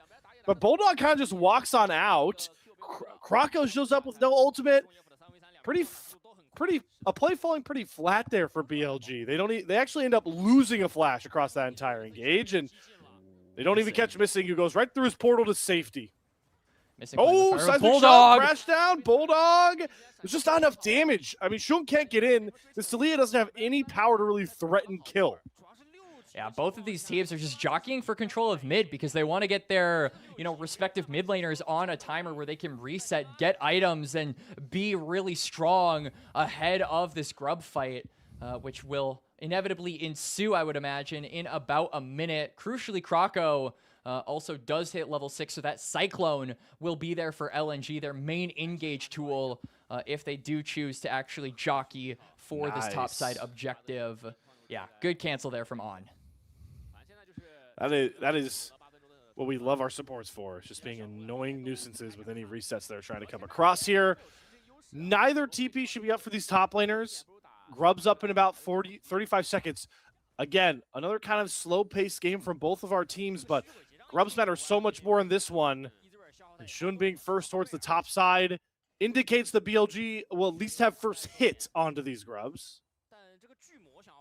Curious how long Shun is willing to wait in this tri-bush. I think he's just maybe expecting On to go in, and yeah, here we go. Oh, Missing does get into the portal. Solid damage over from Viper. Again, this isn't none of this is really looking for a kill. It's looking for enough pressure where they should have all the time on those Grubs, and LNG are not indicating they're really going to fight it right now. And you can see that LNG, I mean, they're pinging onto this objective, but look at the health bars of the bot lane. I mean, you're at half HP. Missing has to be super careful where he treads. This is a dangerous game for LNG to be playing, but they're willing to be doing it. I wonder if they're waiting on Sheer's teleport timer. He's just going to come up quicker. Krako is going to get one of those Grubs. YXL looking over the wall, Shun as well. They're watching these Grubs fall, and this is a huge win for LNG. That side lane advantage for BLG has been effectively neutered. Yeah, they're not even going to be able to. They actually only go for the 2, so maybe BLG will be able to pick up the 1 later down the line. I'm actually really surprised they don't just take the full encampment, because you have to realize that, yeah, the top side of BLG has super relevant side lane potential that could, pull focus away from your solo laners and your scaling members to actually get ahead of their counterparts. But they think better of it. They're just going to go for the 2, and now this means BLG off of resets can start to maybe take control of this bot side and even up the neutral objective counter. Shun, at this point, should very easily be able to solo out this dragon. It is on a ward, so you do give the intel over to LNG, but Krako's nowhere near, and Bulldog has a very dark bottom side river. I mean, Bulldog's just been under threat all game long. His flash immediately comes back up, and what does he do? He just holds on to it through all the CC, says, nah, I'm not losing this again. As long as it's not, you know, a Syndra within kill threat, you can, you know, at least for the one time, afford to lose some HP because you have teleport to just get back to the lane. Teleport is a super valuable summoner spell, or Flash is a super valuable, rather, summoner spell for a champion like Syndra who has no innate mobility, and minus the scatter the weak doesn't have any peel. So, yeah, just, you know, I think Bulldog understanding the importance of maintaining his Flash for the time being, and BLG understanding the importance of getting these dragons stacked on up, as Shun, like we alluded to, does pick that one up on the bot side. It's also Bulldog probably seeing my opponent mid laner has tier and boots. There's no way this guy can kill me. That probably also helps you hold on to that good old Flash by this point. Herald, though, not spawning yet. There's still that lonely grub. At what point does Krako just go, all right, enough's enough. Let's just get the 3. Surely after this reset, because yeah, I mean, this is just again, it's just about it's not only is it about, you know, you getting some form of side lane threat, which I mean, like we said, you don't have a lot as LNG. It's more so about just denying BLG's ability to pull resources in the side lanes because they have a lot of side lane threat. So them just leaving up this one grub is it almost feels you know, like tantalizing for BLG. Like, come get the last grub. Here comes the airplane. Krako wants his free grub by this point. He's waited long enough, and that will give Void Mites over to LNG as well. So as much as we talked about it slowing down the BLG win con of this side lane threat, now, you know, you win a fight, maybe it's a free turret. You win a big fight, it's 2 turrets. You win a huge fight at the end of the game, it's a game winner instead of an inhibitor taken. Yeah. I definitely think that the grub's going to help make these you know, potentially one team fights by LNG even worse for BLG. Is on. All right, back to on antics early on here. Oh, the Flash doesn't even get away from the Tempered Fate. I don't think Viper can save him. Beautiful stun from missing into the Scatter of the Weak. All the Syndra damage comes across. Takes a long while to end up killing off missing, and now Viper surrounded 1 versus 4, stunned up against the wall. Missing, getting it done on this Bard. And LNG start the kill count out with 2.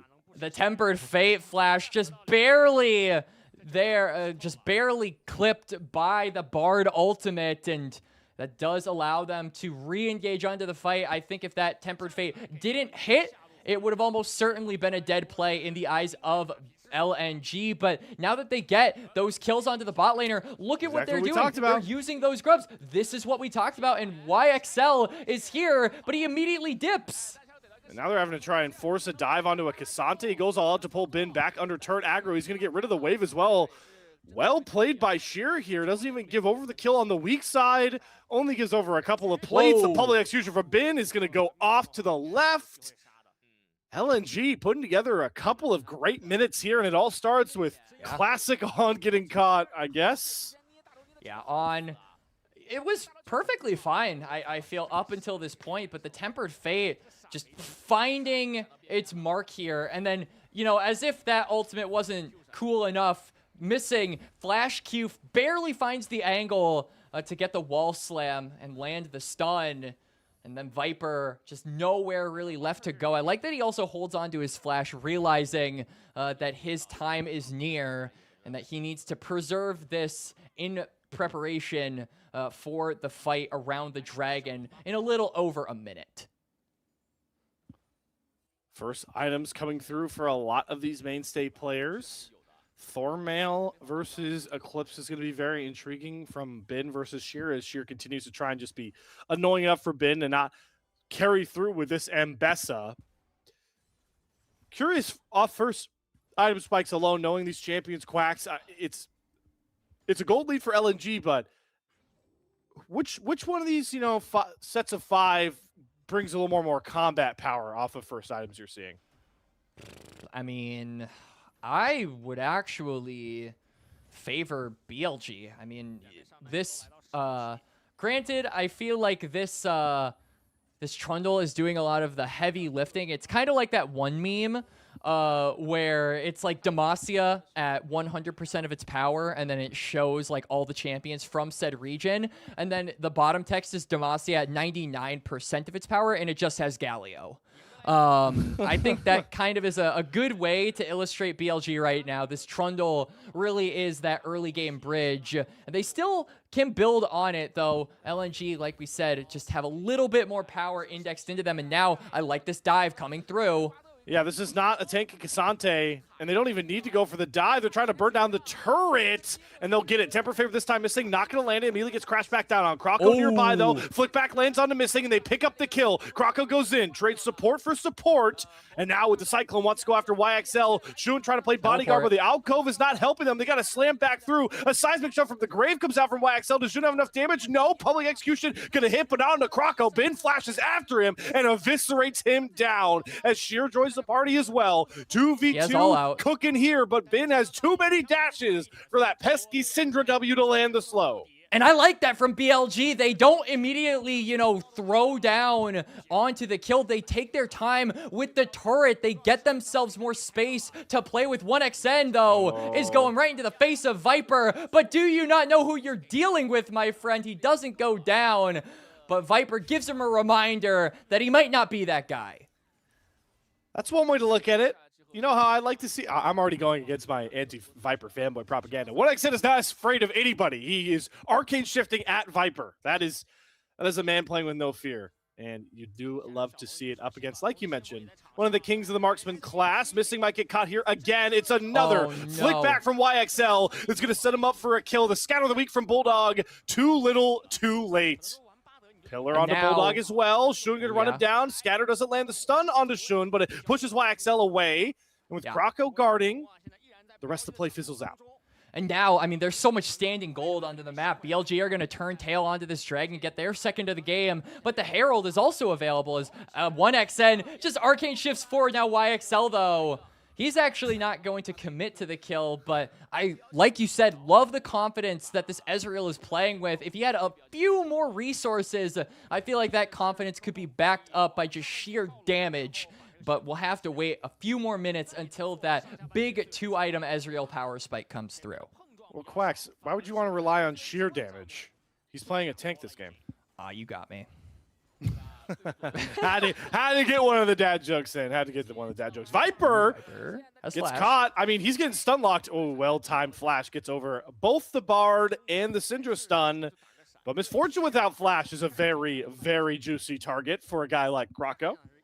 Yes, certainly is. But look at the map at the current moment. I mean, there's no objective to fight over. Herald is, you know, gone. You've got the Dragon as well, not spawning for another 4 minutes. There isn't a lot of reason for BLG to necessarily commit to a fight at the current moment. So even though you burn that flash, there won't be, I think, a bunch of opportunities to actually capitalize off of that. There will be a little bit of overlap with the Dragon and also the Otacon coming up in a bit, a little over 2 minutes. But BLG have been shown to be very resourceful when it comes to stalling out fights.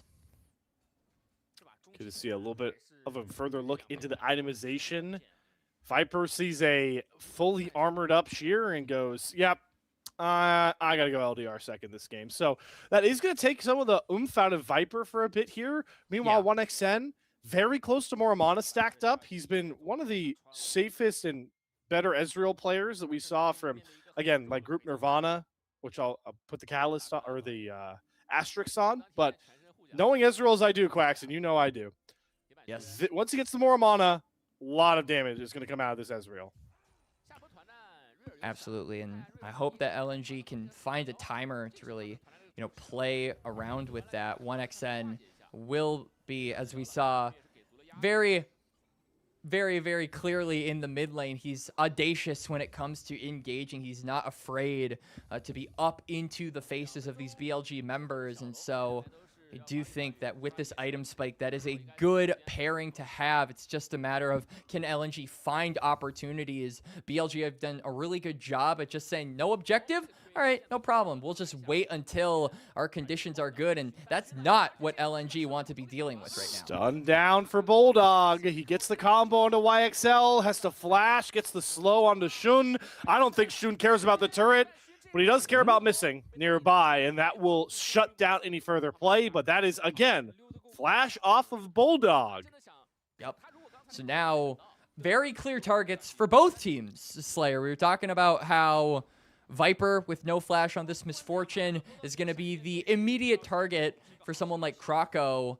But now Bulldog with no flash is going to be the immediate target for someone like Bin, right? That public execution lands onto the Syndra. Well, there you go. That's a dead Syndra. We'll see those flashes tested very shortly as well, Quacks. Otacon onto the Rift, spawning on that top side. LNG are going to make the first chess move here. It's a bullet time, traded for a Tempered Fate. And that's a ult economy trade you love if you're LNG, not only because they get the tier 1 turret down, but now that bullet time's not available if you rush Otacon here. And most importantly, BLG had to, kind of play maintenance around that mid wave, which means LNG can take control of this Otacon, and they're not even willing to let that seep in. They're just going straight for the objective. Bin is actually sectioned off from this fight, so it's very difficult for Ambessa to link up with his team.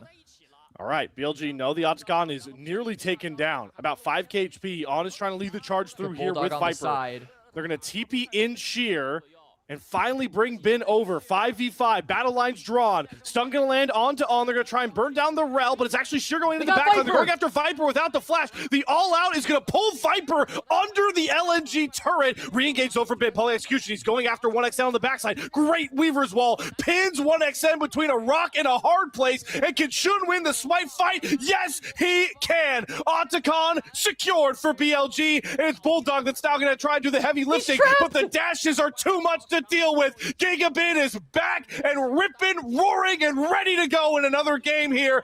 Ace to Billy Gaming. BLG, Viper going down, be damned. They take the fight, they win it out, they get the Otacon, and they are right back into the driver's seat. LNG had a little bit of time to take control of this game, but BLG snap it right back here, Slayer. Great pickoff from Sheer, but watch this Weaver's Wall from YXL. Yes. I mean, what do you Where do do if you you're go? 1xN? No, nothing. You can't do anything. And, I mean, missing is so low that he can't really be involved in the fight. So it's up to Bulldog and Sheer. But both Bulldog and Sheer have used a lot of their resources already in the fight. Specifically, Sheer, making that all-out count against Viper. But he doesn't have the empowerment to deal with the remaining BLG members. And it's just a war of who can last longer in the fight, and BLG have the endurance, and they win out on that test. So now they've got Otacon, they wrestled the gold lead back, and they have clear areas going forward in these next couple minutes where they will force LNG to answer their big item spikes. It's Baron in 2.5 minutes, but quietly as well, Hextech Soul is on the board now. While we were watching the replay, BLG got onto that point, and they're looking for a pick on the missing. It's Bin again. He's just so locked into this Demacia Cup so far. Not an easy ult to land. Makes it look easy. Missing down. I mean, Bin playing like he has something to prove. A lot of people after Worlds 2025 were a little bit concerned with his form, asking questions about what we would be seeing from him in regards to 2026. And it seems like he is answering those questions, not with words, but with a Drake Hound to the face, and the LNG face is getting scarred because of it.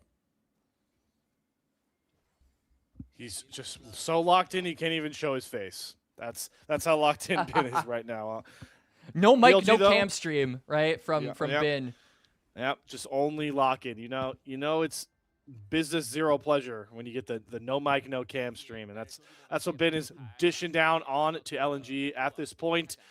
I will say though, LNG did a really good job guarding that tier 1 turret. We talk about it a lot, how valuable it is to knock down the mid-tier 1 when you move into those later game stages. So having that extra push in mid lane constantly does help them kind of stifle some of this game planning from Billy Gaming.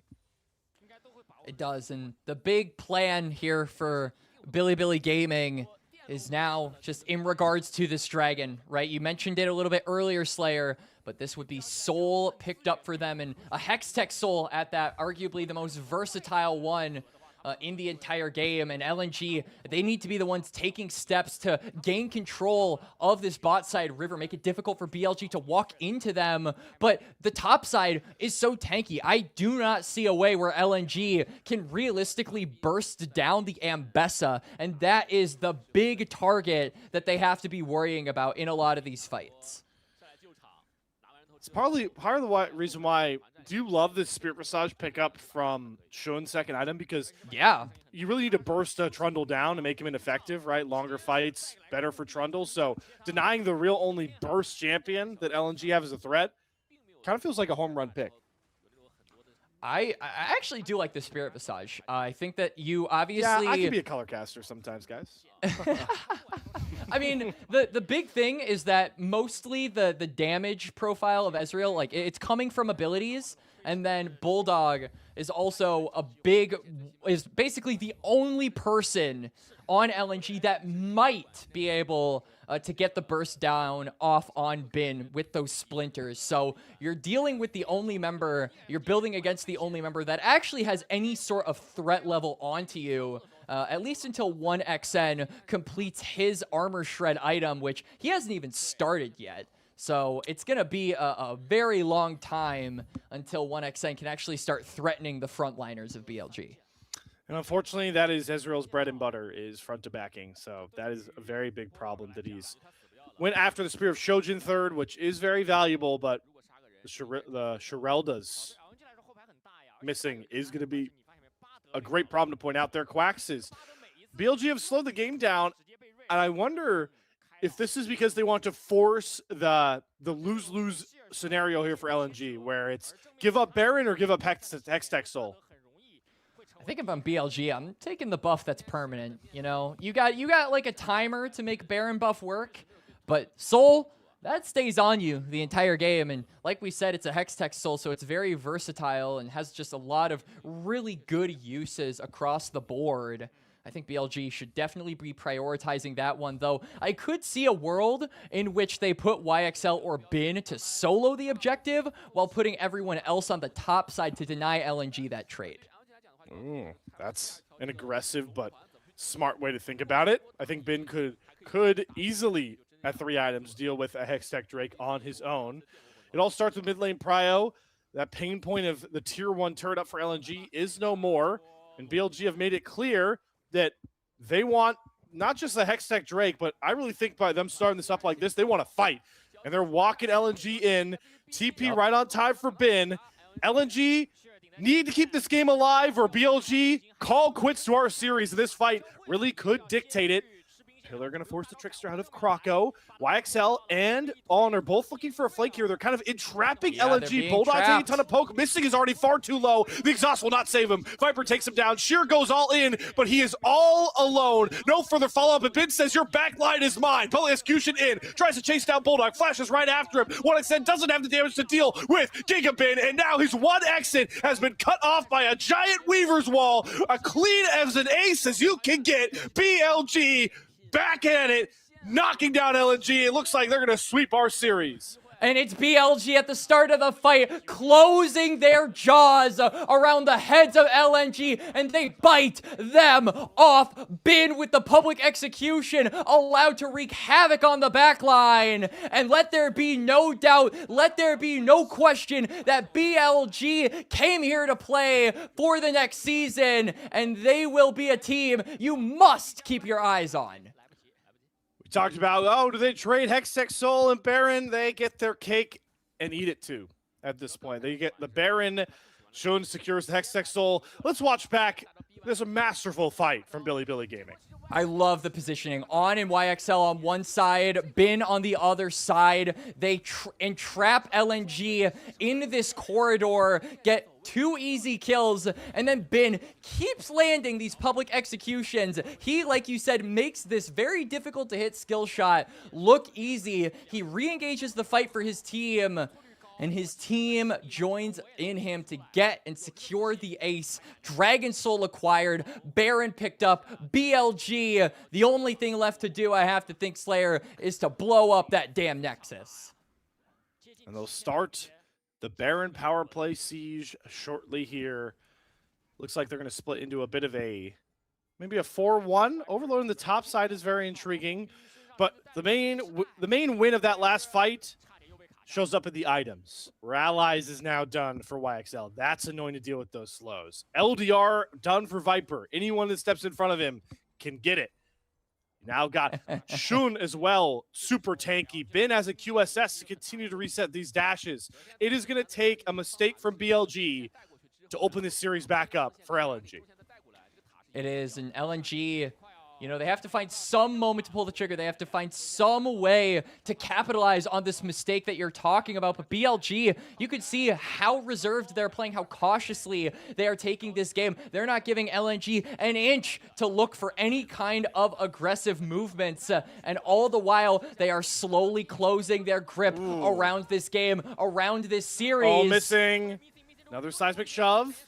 Able to get a double stun over from his mid laner, so he's safe. But the siege is still coming. Bullet time out from Viper. Not going to find too many marks. Holy excuse me, Bin is going 1 versus 5 in, and he likes those odds. He's somehow surviving and thriving even further, and the rest of BLG come right with their top laner. Big Bad Bin once again calls game, and hopefully this time they give him his goddamn player of the game, because he's player of the series in our minds here. Yeah, weakest Ambessa, by the way, as BLG just demolish LNG here in game number 2. They leave no doubt to people that they are in control of the series, and they are one of the teams that you need to keep your eyes on. I know I already said it, but I will reiterate it, Slayer, as many times as it takes. This BLG squad, they were built with the highest of goals in mind, and it all starts from the ground up. They have hit the ground running here in Demacia Cup, so they have started that long trek going into the new year where so many people will be excited to watch them play. And even for Demacia Cup, or even for, hitting the ground running, the bar was even lower for Demacia Cup from some of our other, challenging LPL contenders. Weibo lost to OMG. That's not a two truths and a lie sentence. That happened earlier in Demacia Cup, and JDG have had their own struggles. So to see one of our contending LPL teams hit the ground running like BLG, very well foreboding for this new roster. And the only guy styling in this series, more than my man Quacks below me with the drip, was Bin. And the damage charts definitely support that, and the highlights will as well. Please give him play. I've whiffed on every single one of them, so there's I no don't way. know, man. Like, I mean, honestly, not to take away from the other members of BLG, but I feel like Bin just played the most clinical game, right? I think that he had the most mistake-free match in this second game, and frankly, I don't think it's close. Like, I think that he is easily the most deserving of the MVP award. If he doesn't get it, I'm just curious to see who does if it isn't Bin. Like, that is a big question. Like, yeah, who else would it be? Who else would it be? It's not Viper this game. They made it Viper die for most of these fight wins. Yes, I'm coping. I'm going to cope for Viper all year. I think On got caught a couple times early, made this game closer. Yeah, I really don't know who you pick this game if it's not Bin. Yeah, I mean, my next best guess would honestly be Like Shun? Shun again, but he already got it, guys. Come on. He got his, man. That's true. Yeah, this was that one fight where it's like, Viper, man, you got Cassante, but it's all right. Big Bin's got you. Yeah, no, Bin and YXL, I think, really salvaged this fight after some unfortunate incidents with Viper getting dragged over the wall by the Cassante. So major credit over to them. And then that pillar placement, by the way, just left me very, very sad. He had nowhere to run, was Bulldog. So yeah, just another really good game from the BLG squad. We've only had 2 so far, but it all starts at the beginning, Slayer, and this beginning is certainly promising. I'm super excited to see what these guys are capable of. It looks like all of our questions about this top side, what their form looked like, this bot side, how would they gel well together, these are questions that got answered in these 2 games and seem to be pretty positive responses, if I do say so myself. Yeah, it really goes back to, you know, some of the other sub headlines that we talked about for this team, and I want to go back to something we talked about before we went on air, right? Is that, funnily enough, Viper outside of Knight is like the most reliable thing that we know we're going to get from BLG. We know how good Viper is. We know how good Viper is going to be. But if the rest of this top side, if Shun can play early games as Master Fleazy did this series, and Ben, who gets player of the game, can do this again like we know, that it feels like those 2 are more of a question mark than Viper. And if they can answer, you know, the doubts, I guess, like this, even if it is Demacia Cup, it's very promising. Been basically publicly executing and Bessa ulting those doubts in game number 2, along with every member of LNG. So really excited to see what he's capable of doing. Bin is obviously, you know, one of the best top laners of his generation. I think that everyone can probably agree with that accolade, if not take that argument a little bit higher if you so choose. That's a discussion for another day. But yeah, just Bin's form, a major question of this series, of this team, and, you know, along with Jun, I think those were, the things at the forefront of our mind in terms of consistency and performance, and both of them winning players of the series. So there you go. There's your answer. Yep, there you go. What a day. A 6-0 day. All right, Ulk, I know you're lurking around, man. I'll give you your credit. The guy called the 6-0 day, what was it? Maybe even halfway through game 1 of IG, so calls it the 6-0 day. Expedited process. We will be back, though, tomorrow, myself included, for a lot more fun games when it comes to the Demacia Cup. We'll get more of BLG to look at against OMG. That one will be something. It'll be myself and Jay Beto on the call there. But for our crew today, shout out to Ulk stepping in to do some play-by-play very last minute. Got to hear from Foles once again. Our awesome producer through all 6 games, Shiv, behind the scenes, working with whatever technical issues my camera wanted to throw him, gets those ones done. And then, of course, our final shout-out goes to my main man, my partner in crime, Drip God, Sir Quaxington, Young Quax the Third. I don't know. I've got a lot of nicknames for you, man. It was a pleasure to cast alongside you, buddy. I know we'll see more of you in the Demacia Cup, but that will do it. Good night, good morning, wherever you are in the world. Make sure to tune into the LPL once again for 3 more best of 3s tomorrow as the Demacia Cup rolls on.